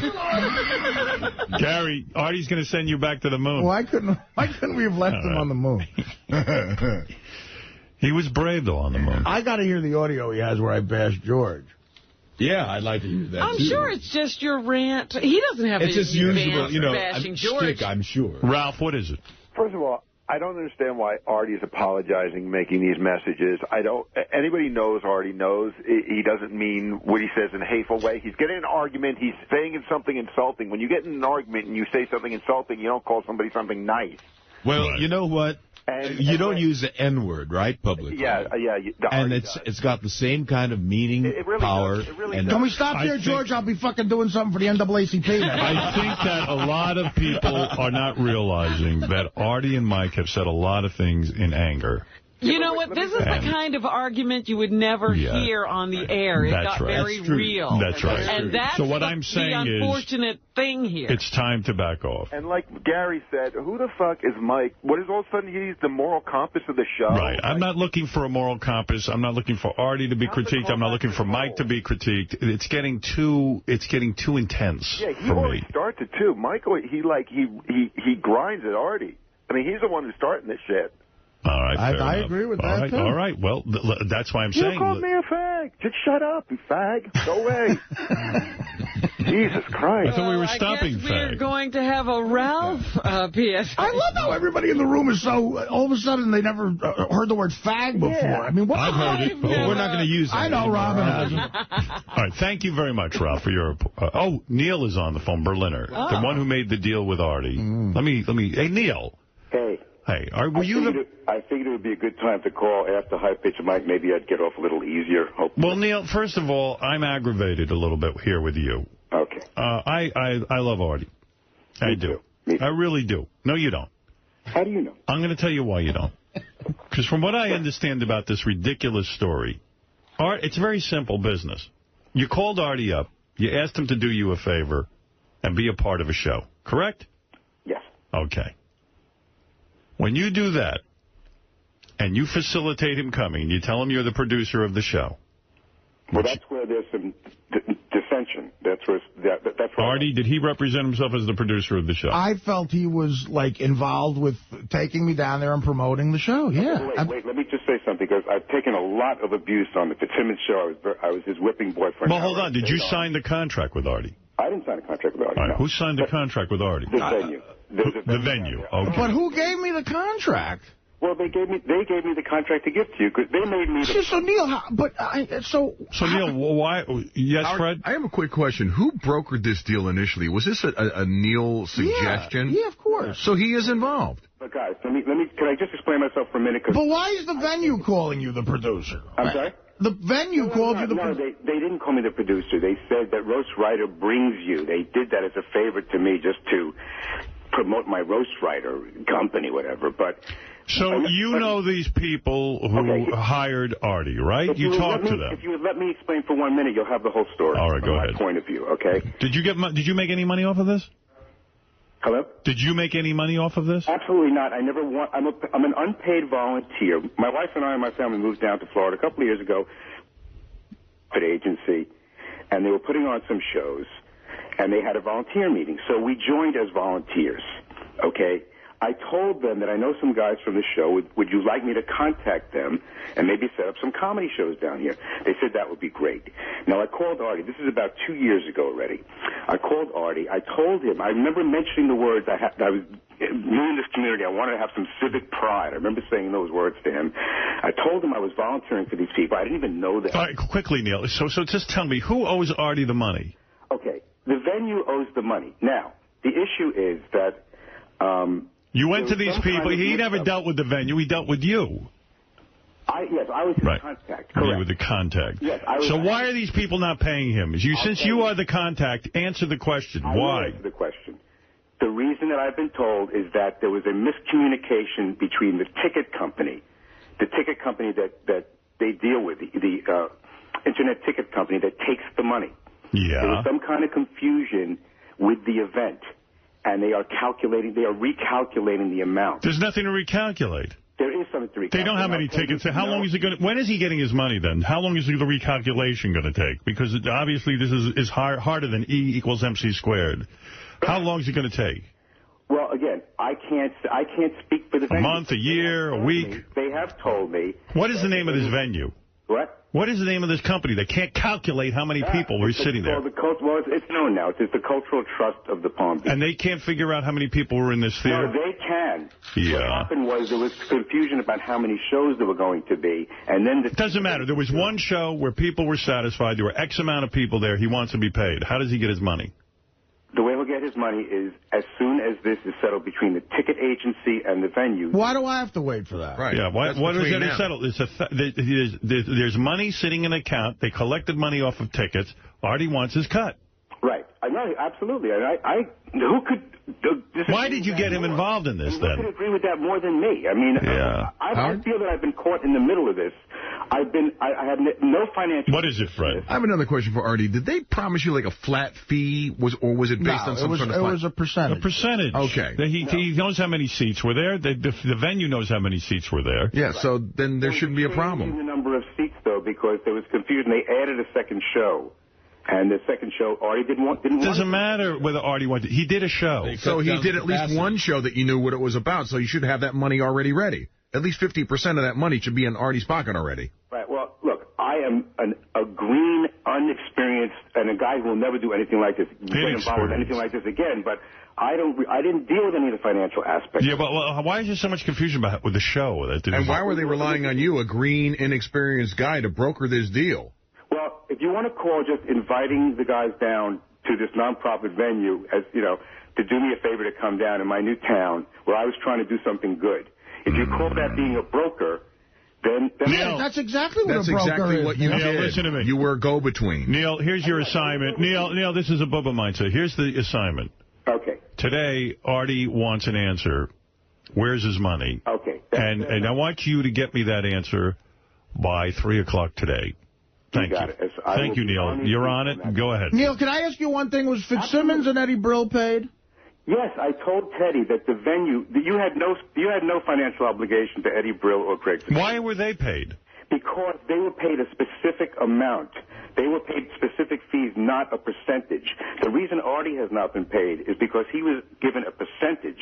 They don't know how many seats were in the theater that night? I'll tell you why there's confusion, Howard, if you just let me tell you. There was supposed to be one show. A second show was the venue wanted to add a second show and took reservations. Then Artie said he did not want to do a second show, which is absolutely his prerogative, of course. So that's why there's confusion. Did your contract say you were performing 2 shows? No. And why would they take reservations, Neil, before confirming with me I want to do a second show? They should not have done. I don't know why they did that. All right, listen to me. This is very simple to solve. They know exactly how many tickets were sold. Yes. Doesn't matter. There was no second show. Yes. No money had to be refunded. The fact of the matter is, he needs his money. You are now my ambassador, Neil. I want you to straighten this out, since you're the contact guy. And by 3 o'clock, Artie would like to know how much money he's getting and when the check is arriving. Okay, I accept that. All right, thank you, Neil. Goodbye. Bye-bye. You ever hear such nonsense? It's crazy. I don't know. Crazy. It's crazy business. All right. Carrying on. Let's move on. John Hine, Nardi, report back to me, please. Okay. All right. John Hine, immediately, what is going on the wrap-up show today? Well, Howard, today was all about Gary the Retard's birthday, so you threw Gary Palooza, which featured dead world leaders, a masculine-looking Hollywood starlet, and a rocket trip to a cheese-filled moon. Right. We'll talk about everything that went into Gary Palooza, the mysterious accents that Gary's doctor and Adolf Hitler used, how Gary knew 9 times 9 was 81 and realized Angelina Jolie might be a guy, why Imus couldn't stop talking and Abe Lincoln was a foot shorter, the effect Hitler's Jew spray had on Jason, and Gary's memorable trip in a streamlined rocket ship to the moon where he ceremoniously dropped the flag onto its surface. Right. I think Gary's moonwalk will be excellent Howard TV. I really, truly do. So. What else? Plus, George Takei kills on Conan. Steven Seagal's music fools everybody. Robin thinks Howard's wedding plans sound weird. Howard could have had Jenny McCarthy and Jillian Barberie. Artie's reading the New York Times Book of Knowledge. Richard eats Papa John's pizza and watches Halloween 1 and 3 on his birthday. Benji tries to get noticed brushing his teeth in the hall. Artie records a heartfelt PSA. High-pitched Mike gets in his face, and a bullshit Florida recount is holding up his money. And everything else that happened on today's show we'll cover on the wrap-up show. All right. Thank you, Johnny. John Hine, wrap-up show today at 11 o'clock. And let's go to Mutt, who has an update on Superfan Roundtable. Mutt? Hey there. Tonight I have Joey Boots back on the show. Excellent. Special birthday guest, Gary the Retard. Oh, yes. Very good. That's what he wanted. Yeah, he liked his birthday party somewhat, but he wasn't thrilled with some of the guests I invited. So we're definitely going to talk to him about that, and we're going to talk to the fans about Gary Palooza, how they think it went, and was it more fun that Gary didn't go along with the bit? We're not sure how it went. I think it's a good Howard TV segment. I think it was interesting radio, but I don't know, Mutt. You guys decide. And this week you said that your fans were fickle, backstabbing assholes. So I'm going to look at all the things... Only the fans that were going to resign during the April Fool's joke. Just because I made a bad call on Ralph doesn't mean you have to give up your subscription, for Christ's sake. But you did say you're quitting now. No, I'm quitting. Yes. The fans have forced me to leave. That they would leave me just for putting Ralph's ISDN line in. They were ready to leave me. Every week I have, fans that are pissed off like that about something about the show.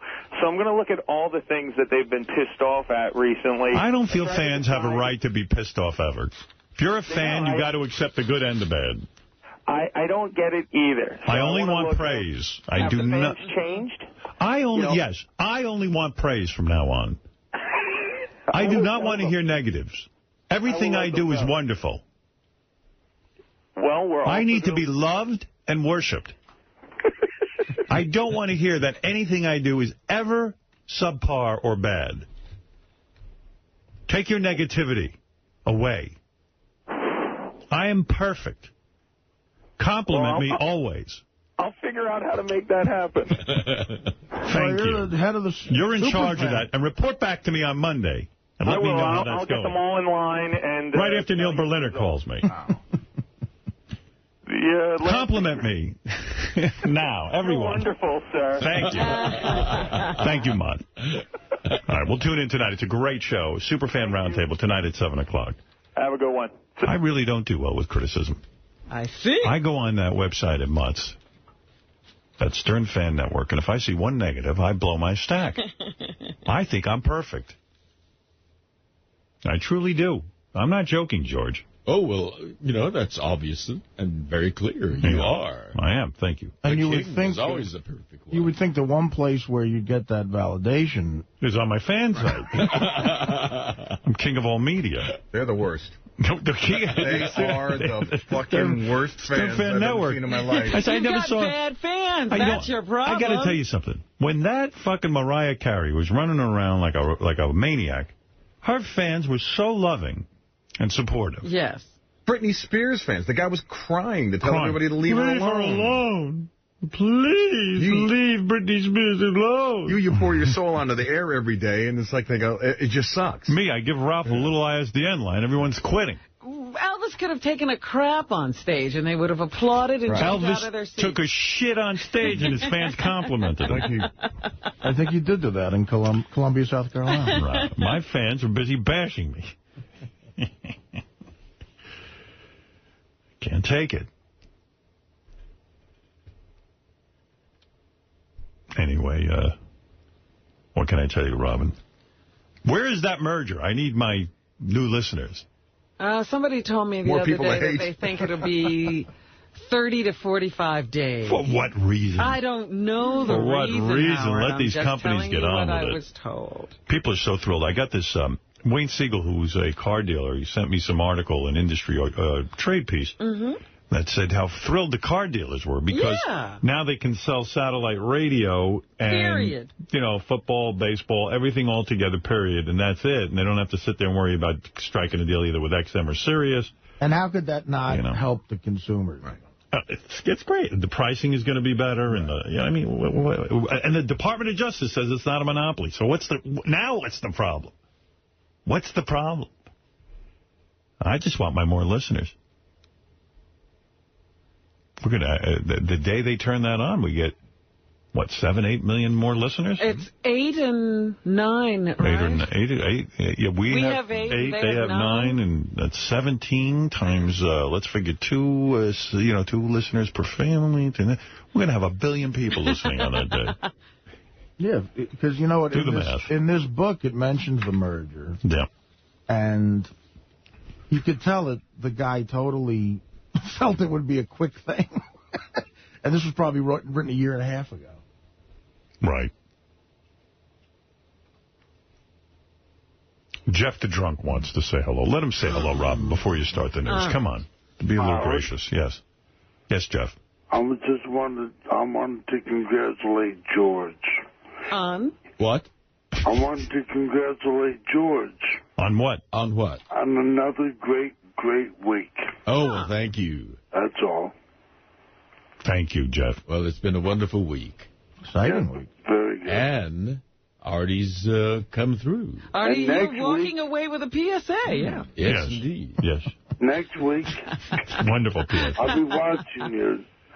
Yes. George, by the way, we should remind everyone, I've been a little bit busy today, but I should remind everyone that George is part of a new reality show, a talent competition. It's the Secret Talents of the Stars. George will be singing country music, right? Exactly. Yeah, and when is that going to be on? It's going to be next Tuesday, April the 8th at 10 p.m. on CBS. All right. And I'm going to need all your fans, Howard, to vote for me. Oh, we're voting for you. Oh, yeah. It's internet voting. The deal is done. Well, I feel very positive about it, very optimistic. Artie, it's internet voting. Will you be voting? Internet voting. Well, I just hope the Cultural Trust for the Palm Beaches isn't counting the votes. All right, let's go to Robin, who's carrying all... Thank you, Jeff. Let's go to Robin, who has all the news. Come on, Robin, don't let me wait. I've got some meat and veggies, so let's masturbate. You may not bang me on the first date, but you might as well have some fun. I can feel up your titties, should that be okay? A little dry hump. All right, good. Thank you. Oh, listen to this. What is this? What? You doing a show? I'm doing a show. What are you talking about? Yeah, Howard, tomorrow. It's a funny promo. Let me hear it. Where is it? It's on JD page 1, and it's first column in yellow. Let's see what Robin's up to. Try to keep secrets.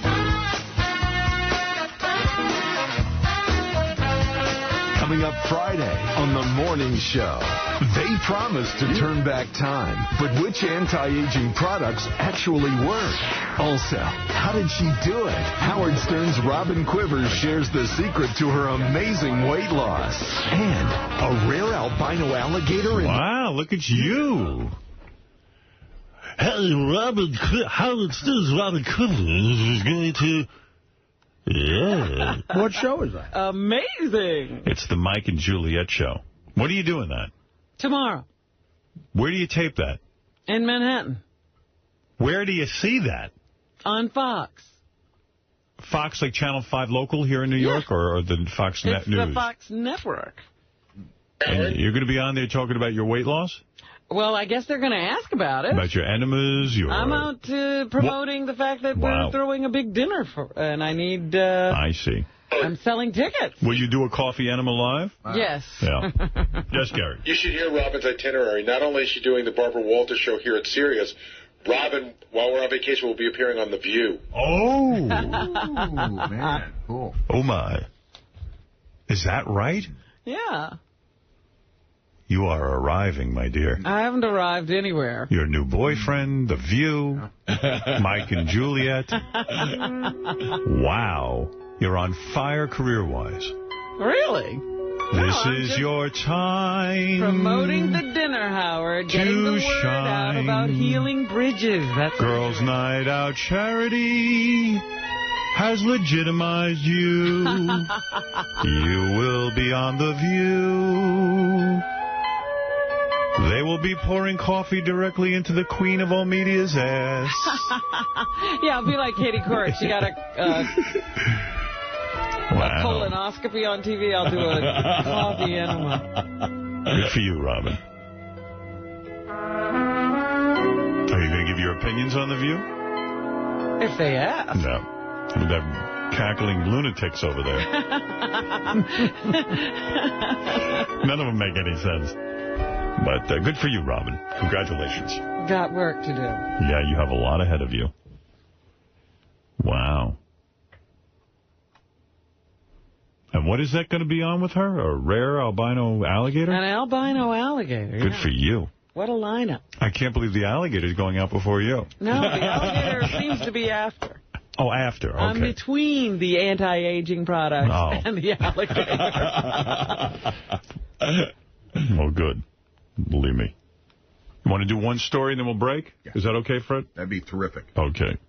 Did you hear about that pack of third graders who were planning to do something to their teacher? Nobody knows what. But they got together and developed a plan. They were even bringing weapons, including handcuffs and a steak knife, to school. They were upset with the teacher because she disciplined one of the students for standing on a chair. Hey, Robin. What? What if The View sends you to the moon? They put you in a rocket ship. You know what? I don't think I'm getting in the spaceship easily either. Whee! Don't fall for Hitler either. Robin, we're putting you in a rocket ship to the moon. They were going to knock out, handcuff, and stab the teacher.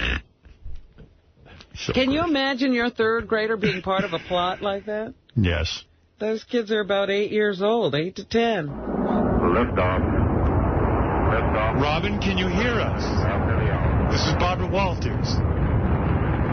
Where's Mission Control, Barbara? Hold on. Is that Mission Control or Baba Booey? No, that's Mission Control. Here's Mission Control. Hello, Mission Control? Hey, it's Mission Control. Do you know you're the first black woman on the moon? Why is Mission Control in a trailer? Because my mother died. Do you live with your brother at Mission Control? My brother played Nintendo. You mean Xbox? Yeah, whatever. Is there cheese on the moon, Robin? I see a bunch of cheese. You afraid it'll bite you? It's got all this paper stuff all over it. Paper. Well, unwrap it. I don't want to pick it up. Robin, what else are you doing? Oh, so that's the first story? The third graders. You're not shocked that third graders could get together and plot the taking down of a teacher? No, I am not. Nothing not shocks you. Nothing shocks me.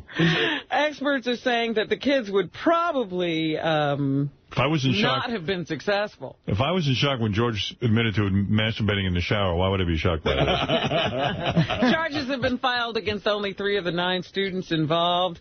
Experts said children that age are certainly imaginative and capable of creating elaborate games, but they think that they would have actually not gone through with the attack. It probably would not have been successful.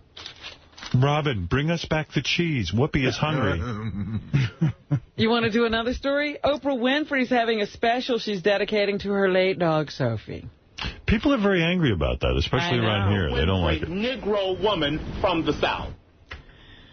Artie robbed a bank in the 3rd grade. Why would I be shocked by that? It was 12th grade. Sophie, Oprah's beloved dog, died last month. Yeah, Oprah's dog died, and she's doing a whole show about dogs. The program is set to air tomorrow and will investigate abuse at puppy mills and will be broadcast in memory of her Cocker Spaniel who died from kidney failure. She says Sophie gave her 13 years of unconditional love. She was a true love in her life. And this is a show for anybody, anywhere who loves a dog, has ever loved a dog, or just cares about the basic right to humane treatment. I feel who gives a shit, who gives a fuck. All right. I feel I love my dog, you know, but I wonder, like, what the appropriate amount of time is to play with the dog. Like, I like the dog to just be there in the room and hang out with me, but my dog really demands attention. Really? Like, she wants you to pet her and play with her a lot, and I'm wondering, like, should I put in 10 minutes a day doing that? Like, Beth does it a lot. The dog loves her. But, like, should I spend 10 minutes a day? Fred, your dog... What is the right amount What's of time? the right amount of time to, like, be playing with your dog and stuff? I mean, I only have so much of an attention span for that. Right. Well, I mean, especially your dog, it's really tough. It was easy for me because I'd take the dog down to the dog run and spend me about a half an hour, 45 minutes. I walk my dog. That dog also needed it, too, because it had a lot of energy. And I walk my dog on the weekends, you know, when I'm around. During the week, it's hard. Right. You have little contact with the dog during the week? I do. I spend 10 minutes a day maybe playing with her. But that's all I got. I'm busy. Well, why have a dog? But I love having a dog. I like when she hangs out. I like when she's in the room. You like when you like the dog? Yeah, I like that. It's more about you. Yes. Yes. But you You're have not to, really there for the dog. But you have to do the playing thing. That's what bonds you to the dog. You were saying the other day. But I play with the dog. But how long should I play? Maybe not enough. Not 10 minutes, 15 minutes? I think it might require a little more time than that. What does she like to do? She likes to... lick her balls. She likes me to rub her belly. Yeah, but does she like the ball? Does she like to chase the ball? Does she do tug of war? She does that stuff. I do that with her every day. Yeah, you do that, You do tug of war with her every day? Not tug of war. I don't agree with tug of war. What do you do then? I'm against tug of war. Really? It teaches the dog that you're not the boss. The dog can't win the tug of war. You got to win it. Right. You got to be the dominant. But, I mean, you can introduce the dog to that, and then you can instruct the dog at some point to let go. I spend 10, 15 minutes a day. Beth can lay on the floor and talk to the dog for a half hour. Right. But that's why the dog likes her. Yeah. I like when the dog watches me play chess and watches me watch American Idol. If the dog could just enjoy watching you, then you'd have plenty of time for the dog. That's right. But does the dog actually watch you play chess? Yeah, she sits with me while I play. And is she on your lap when you play? No. On the floor. She snores. Farts. And doesn't that throw you off? No. She's there to cheerlead. Bianca the cheerleader. Yeah. I like it. I like the dog around. Yeah, well, that's why you have a dog. Yeah, but I don't know how much time to actually put for playtime. I don't know the answer to that question since I'm not a dog owner. No. What about but Beth seems to know? Oh, Beth knows all this stuff. Really? Yeah. She's like a dog expert. Well, why don't you ask her? I don't want to talk to her about it. You're afraid that if she tells you and you still don't... Then you're going to have to do it. Yeah. Yeah, well, that's the thing, right? If you open up that can of worms, then you're going to have to do it. Very late. Yeah. But this proves my theory. Which is? Dogs suck. No. How dare you. George, tell him. Well, I do know dogs take a lot of time. Do you have a papillon? I had. She's gone. How much time did you spend with the papillon? Well, actors have between engagement time. So, I spent a lot of time with her. Yeah. Her name was Lorraine. Lorraine Blanche. Lorraine Blanche. The White Queen. The White Queen, yeah. The White Queen. Listen, we got to take a break. Anyway, Oprah insists that any new addition to her canine brood, Beth will love this, will now be adopted from an animal shelter rather than a breeder, thanks to the effects of this special. She adds that she would never, ever adopt another pet now without going to a shelter to do it. She's a changed woman by this show. She's changing all the time. Yeah. I just got a message, by the way, from another charity, and I'll be cutting a PSA apologizing for just saying dogs suck. Can't say anything around here. Yeah, the dogs suck. How about bag dogs? No, Artie, I'm not don't say too much because that's tarnishing what you already did. That's right. Let's take a break. We'll be back. Dogs suck? I don't think these words. Go ahead. Yeah. All right. Hey, let me mention something real quick, Robin. We did this test show the other night. Everybody had an ISDN line from their house, and a lot of listeners have been writing me and saying, Howard, you did the wrong thing. You didn't advertise it. You didn't advertise it. I said, no, that would have been too much high expectation. And that wouldn't have been a test. So people said, we want, hey, we're subscribers. We want to hear the test show. We'd like to hear everything. And I got a lot of letters, including email today. Guy said, look, I'm a huge fan. I've heard everything you guys have done for 20 years. Why shouldn't I hear the test show? So, okay, the test show replays this Saturday at 7 o'clock Eastern Time, 4 p.m. Pacific Time, only on Howard 101. So that's this Saturday if you happen to be around or you want to take that. Yeah, yes, congratulations. You laugh at everything your boyfriend does. Yay! You love it. You never used to laugh at that. You never used to laugh at it. Hi, you've reached Girls Night Out. No one's here to take your call right now. To leave a message, please press 0 followed by the pound sign. Thank you. Right. The girls are out. Had to leave a guy to take messages. Why did you have Jason's voice? Why don't you have Anne Marie's voice on there? She has a beautiful... I didn't even know somebody was making a message. Nobody's thinking about anything. So your group of girls who have gotten together and named themselves Girls Night Out now have an answering, like an official phone number. Who pays for the phone number? Me. Is it in your home? No. You pay for Girls Night Out. There's no Girls Night Out treasury where everyone chips in? Eventually. I told you, it's a very young organization. We are still getting all of that together. Where is the GNO phone located? The actual phone. You'd have to ask Jason, the head girl. Oh, Jason. Jason, where is the GNO phone located? GNO phone is located wherever you are. It's a voicemail service. So there's no... It's just a phone number you call, and it's a voicemail service. Who has access to the messages? Does Robin? I'm Robin Watts. I have all the information to access the messages, but no one else has asked me for it. So you monitor all the I've been monitoring all the phone calls, yes. Well, somebody has to be the recording secretary. I set the whole... You've reached Girls Night Out. No one's here to take your call right now. To leave a message, please press 0 followed by the pound sign. They give you all the girl jobs. Hey, man, it's very manly. Really, Girls Night Out has its own phone number? Does it really? Yeah. But Robin pays for it. The number is 646-435-1548. Why are you giving that out? So people can call and donate. This isn't a secret. What is it? All right, then what's the number? If you would like to call and donate to Girls Night Out, the number is 646-435-1548. Or buy tickets or whatever. Or go to healingbridges.org. We're raising money for poor people. What is it?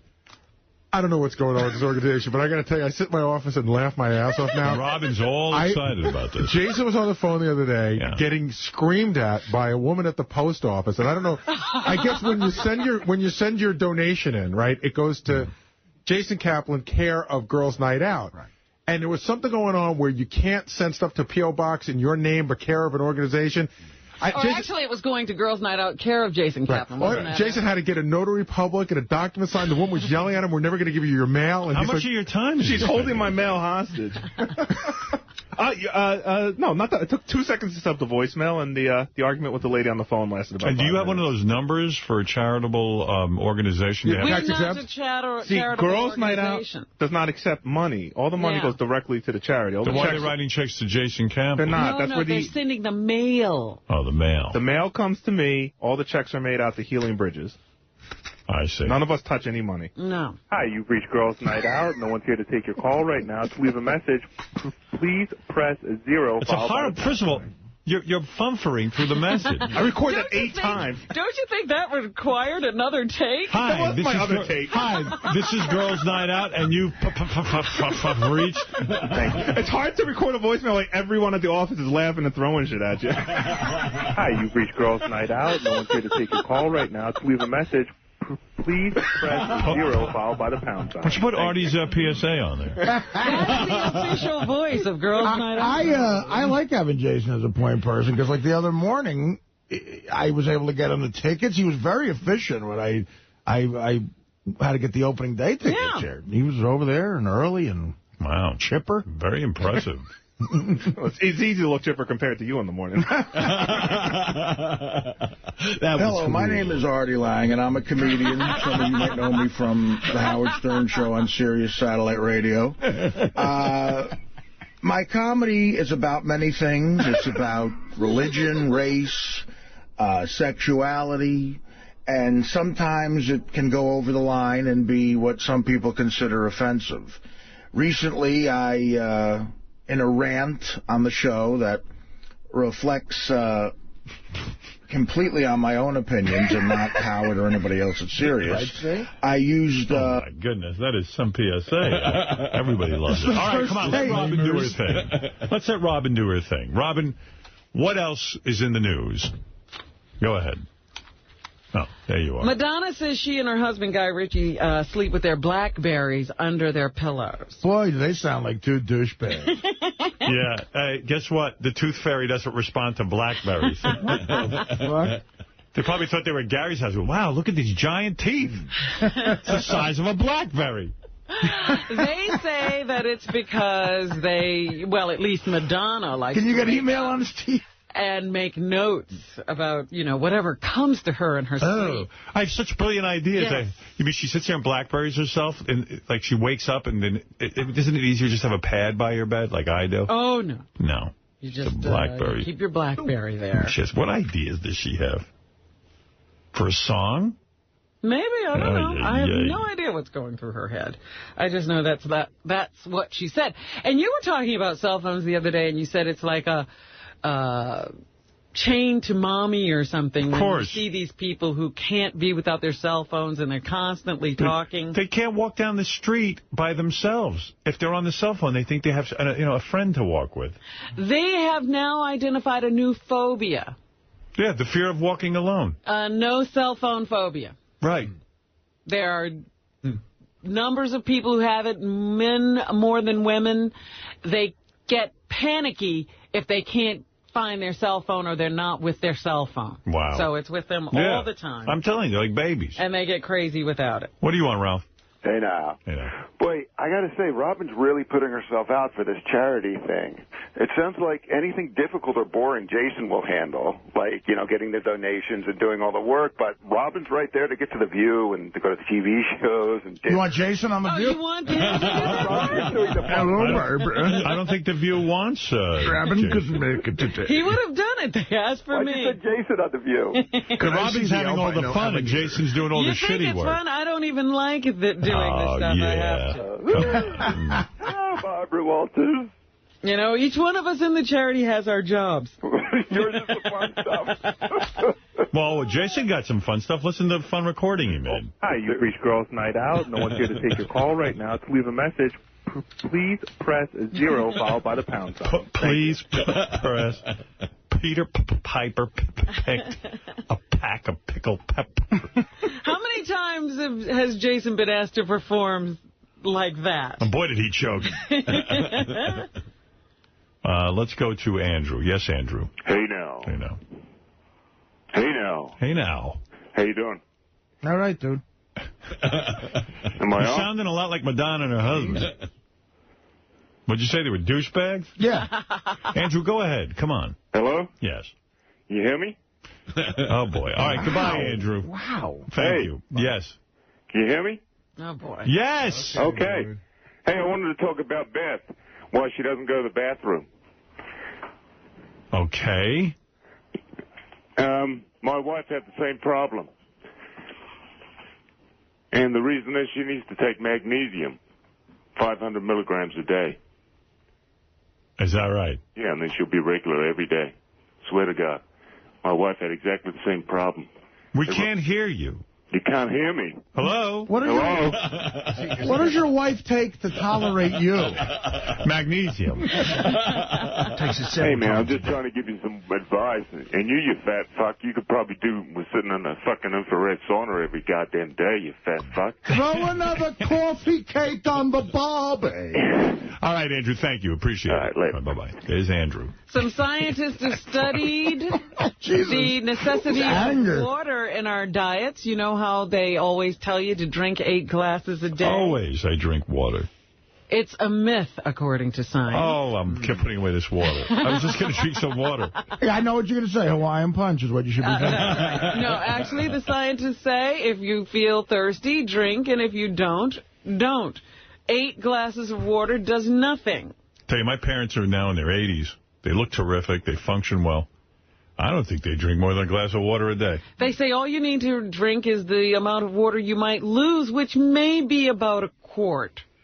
From, like, exercise or something. So, I mean, you might lose a little more if you exercise. Right. But you don't have to replace any more than that, according to science. Well, people have gotten crazy with this water, especially the women. I see them. You know, they think if they drink the water, they're going to lose the weight. They drink it.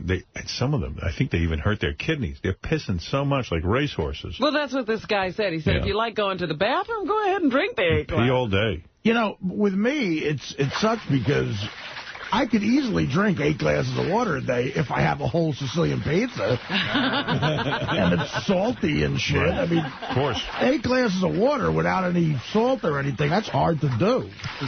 What else, Robin? There are a few states who are thinking of lowering the drinking age. Why would you do that? I love those states. Well, you know, you're asking people to go and fight a war and vote at You don't the want them age drunk of 18. fighting a war. I say... If you're old enough to fight, that's how the drinking age got lowered in the first place. Remember the old... it was 18 at one time. Now it's 11, I believe. After the Vietnam War. And then it went back up because... car accidents were rising. That's what I'm worried about. Yeah. But I'd rather they give the drinking I'd rather they lower it to 11 because 11-year-olds can't drive. I'd rather they raise the age for the soldiers to go. 50. 50. That's right. Yeah, to what? I mean, we're not all as healthy as you, George. That was one of the things. Past that point. That was one of the things that Jesse Ventura said on the Larry King show the other day. He said, now we have the chicken hawks. This is the age of the chicken hawks. Right. George Bush, he said, actually had the nerve to say we lost Vietnam because we got out too early. Yeah. That's amazing. And so he said, why didn't he go over and help out? Or why didn't Sixth Deferment Dick Cheney lend his skills to the Vietnam War? I keep since asking. we got out too early? I'll tell you why. Because they had too much life to live. Because they are fortunate souls. These guys didn't fight in any wars, and they don't know what war is. And they're going to send everybody off to these wars. I mean, it's ridiculous. To say Vietnam, He says, how does a man who never served become the Secretary of Defense? Right. At the very least, you should have given service to the government. Country, yeah. They actively avoided service. Yeah. Right. And now they're all gung-ho about war. That's right. When the band says, hail to the chief. Seinfeld was unhurt after a car accident. Did you see that? Jerry flipped his car. Listen, I know Jerry makes a lot of money, and when you make a lot of money, you can spend it on anything you want. But this guy, I'm reading about him, has 70 cars. Mostly Porsches. Yeah, and it's bordering on insanity, I think. I thought it was interesting. He's Jewish, and these are all German cars. Well, come on. I mean, that aside, 70 cars, what would you do with 70 cars? And do you believe this? He has, all these high-end Porsches. One car costs $700,000, and it's not street legal in the United States, so he can't even drive it. Yeah, he likes to just look at it. But he lives in Manhattan. Well, no, he also has a place in the Hamptons, and they say I know what Robin's leading to. He was driving in the Hamptons. His brakes failed, but did you see, what was he driving, Robin? He was driving a Fiat. A Fiat, but a 1967. Yeah. He's got all these brand new cars. He's driving an old car, and guess what? The brakes completely went. Even the emergency brake didn't help. Nothing. And he crashed the car up. Well, luckily, he did something heroic, I guess, or maybe he was just being stupid, I don't know. But he swerved, he turned the car so quickly that it just flipped over. And it rolled completely over and landed on the driver's side. But he did avoid traffic because he was just about to enter an intersection. His wife actually was talking to the press and said he's fine. But it was a while ago. I bought an old Corvette, and you're driving around and you realize, you're in an old car. That was an old Corvette? Old Corvette. The problem where the guy jumped in? That's when I got the new one. When the guy jumped in the car? No, that was the new one. Oh, okay. But I had an old one first. And I said, I see things leaking out of it. It's an old car. I said, I can afford a new one. I'm going to get a new one, a brand new, comfortable car. Those classic cars are great looking, but they're old cars. Yeah, they're good to look at. What the brakes, who the hell knows what the hell was with that car? I tell that to girls. I say, I'm good to look at, honey, but, not to drive. Jerry usually used the Fiat to get around town. And that was the one that... Howard, I'm catching a lot of shit from the Howard TV guys that I'm not sincere about the gay thing. Did they film it? No, but if with George's permission, because we're both going to be in L.A., to prove my sincerity, I am willing to have a threesome with George and Brad. Nice. Oh, that's very nice of you. Well, that performance last time I was here was very believable. All right, I think there's a grain of truth in that. I'll tell you all about it. The tortured gay man. Want to play? I'll play with you. What would I be? Would I be the Lucky Pierre, the guy in the middle? Anything else, Robin? Al Roker didn't tell us this yesterday, but he has been tapped to be the host of a new Celebrity Family Feud. Celebrity Family Feud. Yes, I bet that'll be good. People who make American Idol have decided to put together a summer show that would be a celebrity version of the Family Feud. Wow. Al Roker hosting. All right. Did you see the big deal Mark Cronin made? Yeah, our old buddy Mark Cronin, who wrote for the Channel 9 show. He started his comedy career with us. He made a deal worth upwards of $200 million to sell his company to Endemol. Yeah. See, everyone called me and said, hey, Mark sold his company for $200 million. I said, no, the deal could be worth upwards of $200 million. Means it was worth 49 cents. Oh, stop. They must have gotten something. He did very well, and congratulations to Mark. Wow. Did very well. That's the guy who put out all those, Flavor of Love, Surreal Life, Rock of Love, that End of All, which makes what? A Fear Factor. Fear Factor, and also, isn't it the one with Howie Mandel? Yes, Deal or No Deal. Yeah, they're a big company, and they decided that they wanted to get into the comedy market, the comedy reality market, and they bought Cronin's company. He also wanted to do Who Wants to Fuck Artie Lang, and I turned it down. You're crazy. You would have been rich. Could I have gotten part of that money? Yes. I doubt it. It'd be like the fucking Neil Berliner deal. You could go worldwide.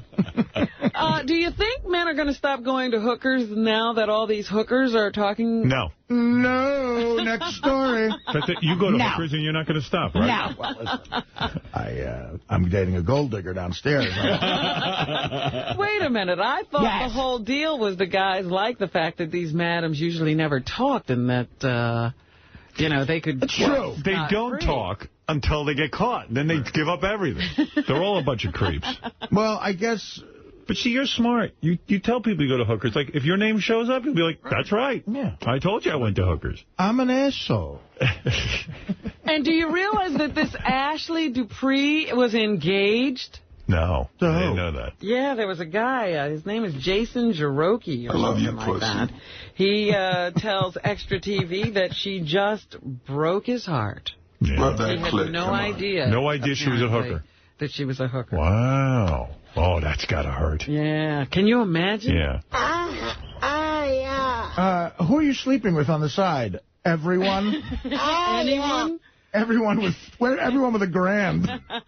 Can you imagine? I mean, if you loved someone. Oh, I mean, if I found out that Beth has been hooking on the side, I'd be very, very upset. It would be very embarrassing. Is there any way the marriage or the relationship could continue? Yeah, I mean, you could look at it the positive way. It's flattering. She's not charging me. Right, that's she really loves you. She really loves me. Those other guys have to pay. Think about it. It's like the old Rodney joke where he says, my wife cut me down to having sex once a month. And he's like, I'm lucky. I know a couple of guys she cut out completely.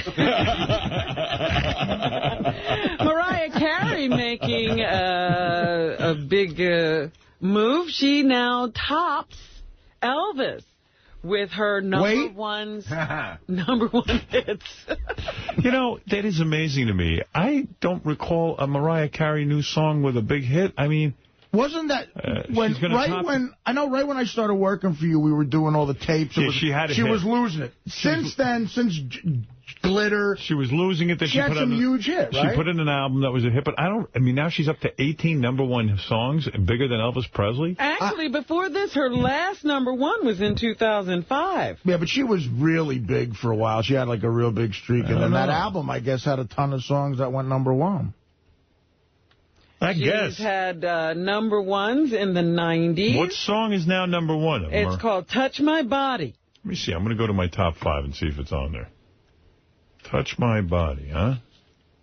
Yeah, #1. You're right. Touch my body, put me on the floor, twist me around, touch my body, put me on the bed, touch That's from the album You Want to Shove a Pen in Your Fucking Ears. That is horrible. Yeah, she's usually better than that. Are you going to be singing that years from now like an Elvis tune? The #3 song is Madonna and Justin Timberlake. Madonna's on the top of the charts. Yes.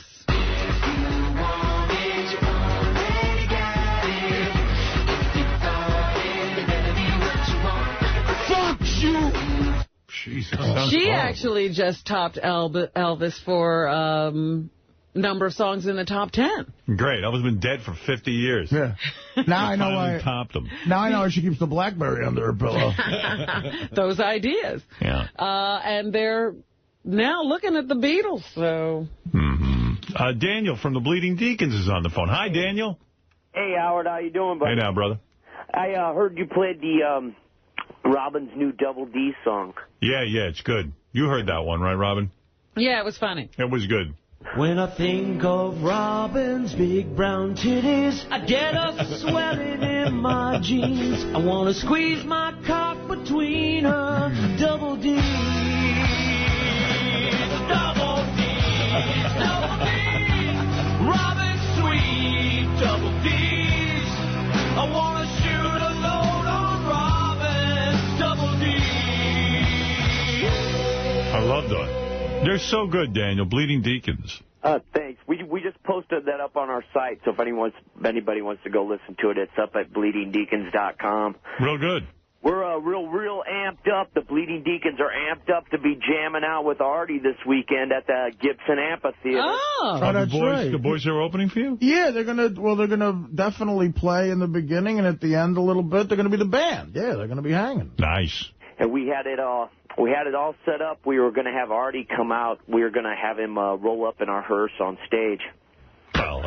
Jesus. Yeah, but the hearse won't make the on-ramp. It won't make the turn to get it on stage. So. All right, Daniel, thank you. I'm sure a lot of fans are looking forward to seeing you guys. Thanks. Yeah, that's Saturday night at the Gibson Amphitheater. There's still tickets, and they'll be doing double Ds, I believe. Yeah, we're probably going to come down there to the Jimmy Kimmel show, raise some hell down there on Friday night. Oh, well, all right. What are they doing down there? You're going to be on the Jimmy Kimmel? I was going to mention that at the end of the show. I'm on Jimmy Kimmel. I'm on Jimmy's show tomorrow night, Friday night. Oh, good. Yep. Yeah, okay. All right. So, all right, Daniel, thanks. All right. See you then. The Bleeding Deacons, very good. They do a lot of the songs about Robin and other people. Yeah. All right. Robin, anything else? Yeah, Chris Rock probably doesn't want this to have to revisit this, but he's going to be testifying in that trial of Anthony Pellicano, because he wound up in one of those schemes where a woman claimed she was having his baby. Don't you remember he told us that on the air? Yeah, he told us that story. Craziest story ever. He was out one night and got lured into a trap with pussy. And they started trying to blackmail him. She claimed she was pregnant, so he has to go testify. Was that you just saying they baited the trap with pussy? Yeah. Wow, look at you. Remember, we are on satellite. He was telling that story. He goes, the sex is so crazy that at some point you don't even know if you had a condom. That's crazy. That is crazy sex. NBC thinking of a year-round, like having a fall season, a spring season, a summer season, and a winter season on TV. Not for the viewers, of course. It's so that they can sell more advertising, more opportunity for advertisers to get into first-run programming. Right. So, yeah, they're spreading out and having a season all year round. New TV at the change of seasons. New concept. They're also looking at more product placement inside of shows, so that you won't even know when you're getting a commercial. A senator's husband was caught in a hooker sting. Again? Yeah. U.S. Senator Debbie Stabenow. Her husband was seen going into a room, spending 15 minutes, and then coming out. He was then approached by the cops who were watching, and he admitted to paying $150 for oral sex. What state does she represent? Michigan. Michigan. Yeah.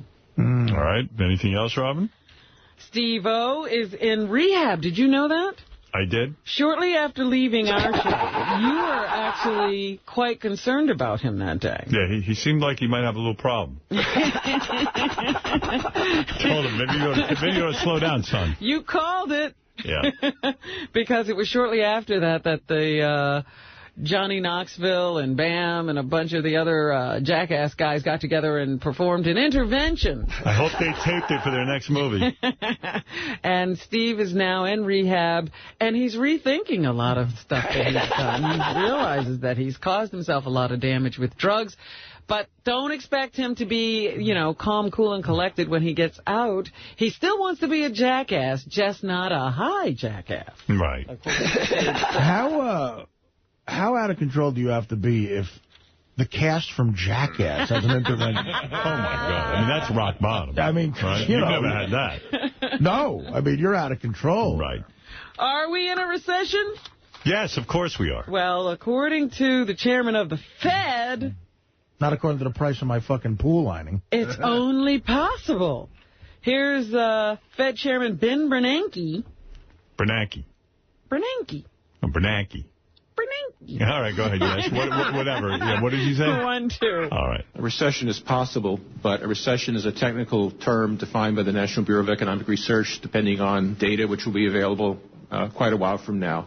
So I'm not yet ready to say whether or not the U.S. economy will face such a situation. Show us the fucking money. He's still got to look at the numbers. He's not sure yet. Right. Yeah, we don't know if you're fucked yet. Let's look at them. Meanwhile, there's a big fight going on in the Democratic Party about how to pick a nominee this year. A lot of people are calling for Hillary Clinton to stop her attempt to become the nominee. President Clinton, they say, had a meltdown at a political meeting this weekend where he was yelling at the delegates, the superdelegates, about being turncoats and accusing Bill Richardson, who backs Barack Obama, of being a Judas. That was one of his best pals, is Bill Richardson. They watched the Super Bowl together. Well, and they claimed that he told them several times he was going to be on their team. You see what happened? He saw that Obama was getting a little bit of a lead, and he bailed on his friends. That guy's something, huh? Yeah. Wow. Obama! Meanwhile, Hillary Clinton is comparing herself to Rocky now in the Keystone State. The guy who really could compare himself to Rocky is Obama. Well, that's sort of what Obama says. Yeah, he's right, because think about it. He came out of nowhere and suddenly is beating the front runner. Right, so she's a little confused. Maybe she didn't see the movie. And I hate to break the news to her, Rocky lost. That's right. Yeah, don't compare yourself to him. It's not the greatest thing to compare maybe yourself Barack to. is Apollo. Right. That's what she's hoping. So here's Senator Barack Obama, who's now saying that Al Gore will be on his team. Obama! I will make a commitment that Al Gore will be at the table and play a central part in us figuring out how we solve this problem. So he's saying that he'd team up with Al Gore. People are wondering, will Al Gore be vice president again, or will he take some other cabinet position in someone's administration? Can he be vice president again? Are you allowed to? What are the rules on that? I think so. I don't know. Wait, let me look it up on a central knowledge. Yeah. There you go. We have a reference book now. Librarian Artie has a book. What are we looking at here? Presidency, Gore? Vice presidency. Vice presidency. I don't think there's a term limit there. All right. Meanwhile, while Artie's researching... Well, he's looking. John McCain is wondering who he should pick as a running mate. He says there are 20 possible candidates. 1-5. I think it's like 20, but I can't talk to you too much about it, obviously. One of the factors he'll consider when choosing a running mate is his age. And I'm aware of the enhanced importance of this issue, given my age. All right. So he's considering that. He's taking that into account. Meanwhile, Barack Obama had trouble with a pushy fan. You know what? Just take it. Just take it to the... I won't be smiling because you've been wearing me out. No, because... You've been rude about this. No, that's not genius. The guy kept asking him to take a picture with him, and he said no, and the guy was just not letting up. That's, every celebrity. Yeah, I mean, at some point you accept no, but I think this guy was just a little bit too aggressive, no? I think so. Yeah. Although, just take the picture. You're running for president. That's what your job is. You walk around and just shake people's hands and take pictures with them. That's really what it is. Yeah, I think he just lost a vote there. Maybe. Jimmy Kimmel reached a landmark. Did you see that? 1,000 shows. A lot of people said it wouldn't happen. I said it wouldn't happen. Here's Jimmy saying he hadn't thought about the future of talk shows. I was so concerned about making it alive to the end of the week when we started. It was so stressful and so overwhelming to me that I never even stopped to think about, will we be on the air for a long time? Good for Jimmy. He also had Eva Longoria, Parker, and Kid Rock on the show. Kid Rock will be outside, and Evil Longoria. Parker will be there with... Did you say Evil Longoria? Evil Longoria. This is for his special, actually. I am Evil Longoria. Her new last name. All right. And he says he's happy to be more successful than Arsenio Hall. One of the people at work here sent me an email that Arsenio has like 1,200 and something. So once I'm able to pass Arsenio, I feel like it's all gravy from there. So he's on his way to his goal. American Idol said goodbye to another one of the contestants last night. I bet you don't know how to say her name. I do not. It's Ramiel... What? Nalube? Yeah, something like that. I don't Nalube? Ramiel. Ramiel? I don't know. Anyway, here's her swan song.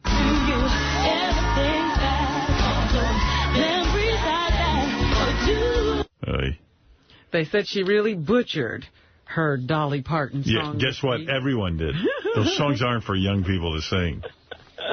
And so she had to say goodbye. Okay. Here's Mick Jagger from Shine a Light explaining why Martin Scorsese shot the film. He shot this movie because he wanted to show this intimacy, and he wanted to show an audience intimacy. He wanted to show a band interacting on stage and how they work together and how they, relate to each other.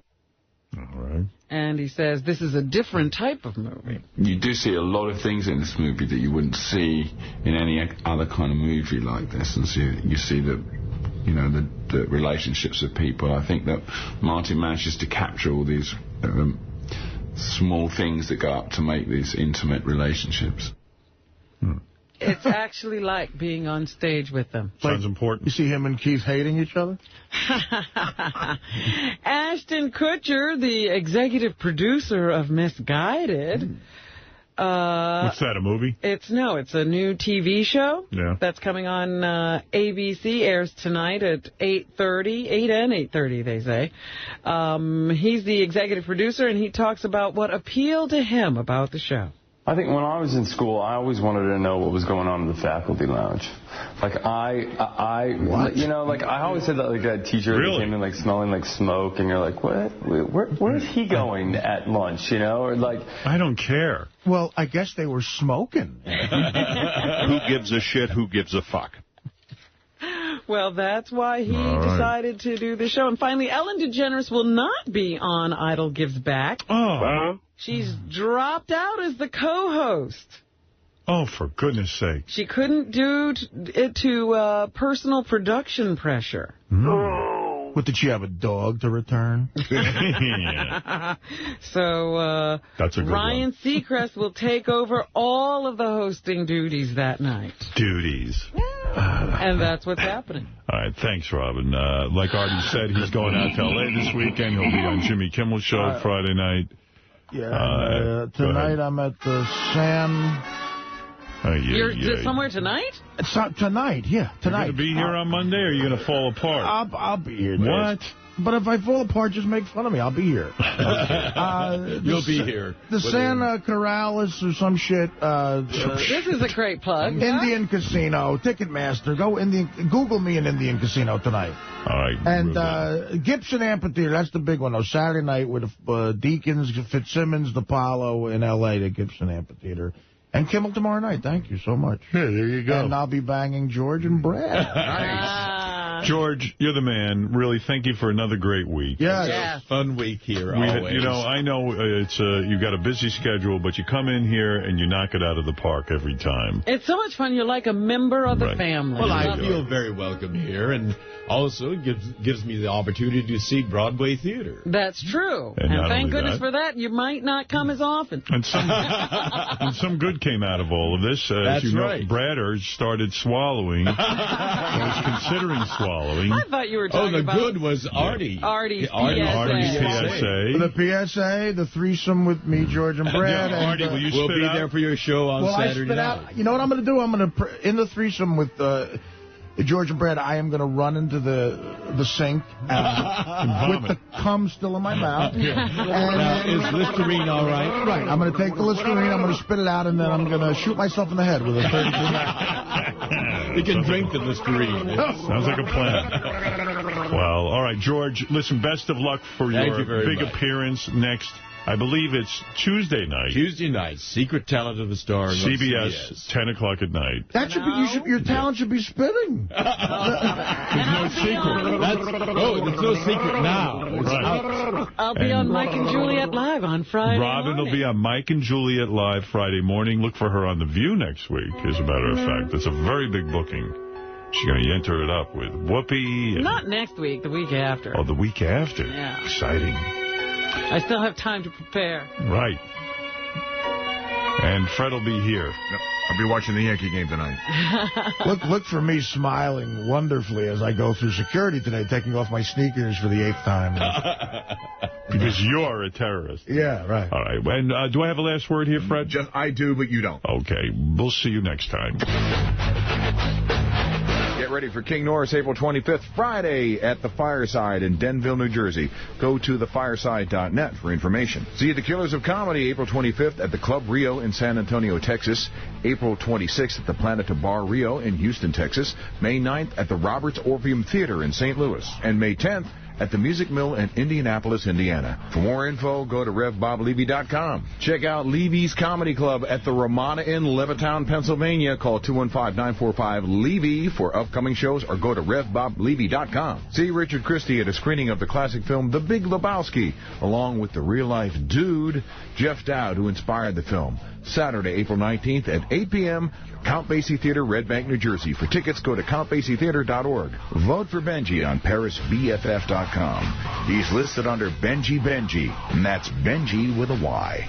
To book Benji and his naked lesbian bachelor party strippers for all your party needs, go to DialADancer.com.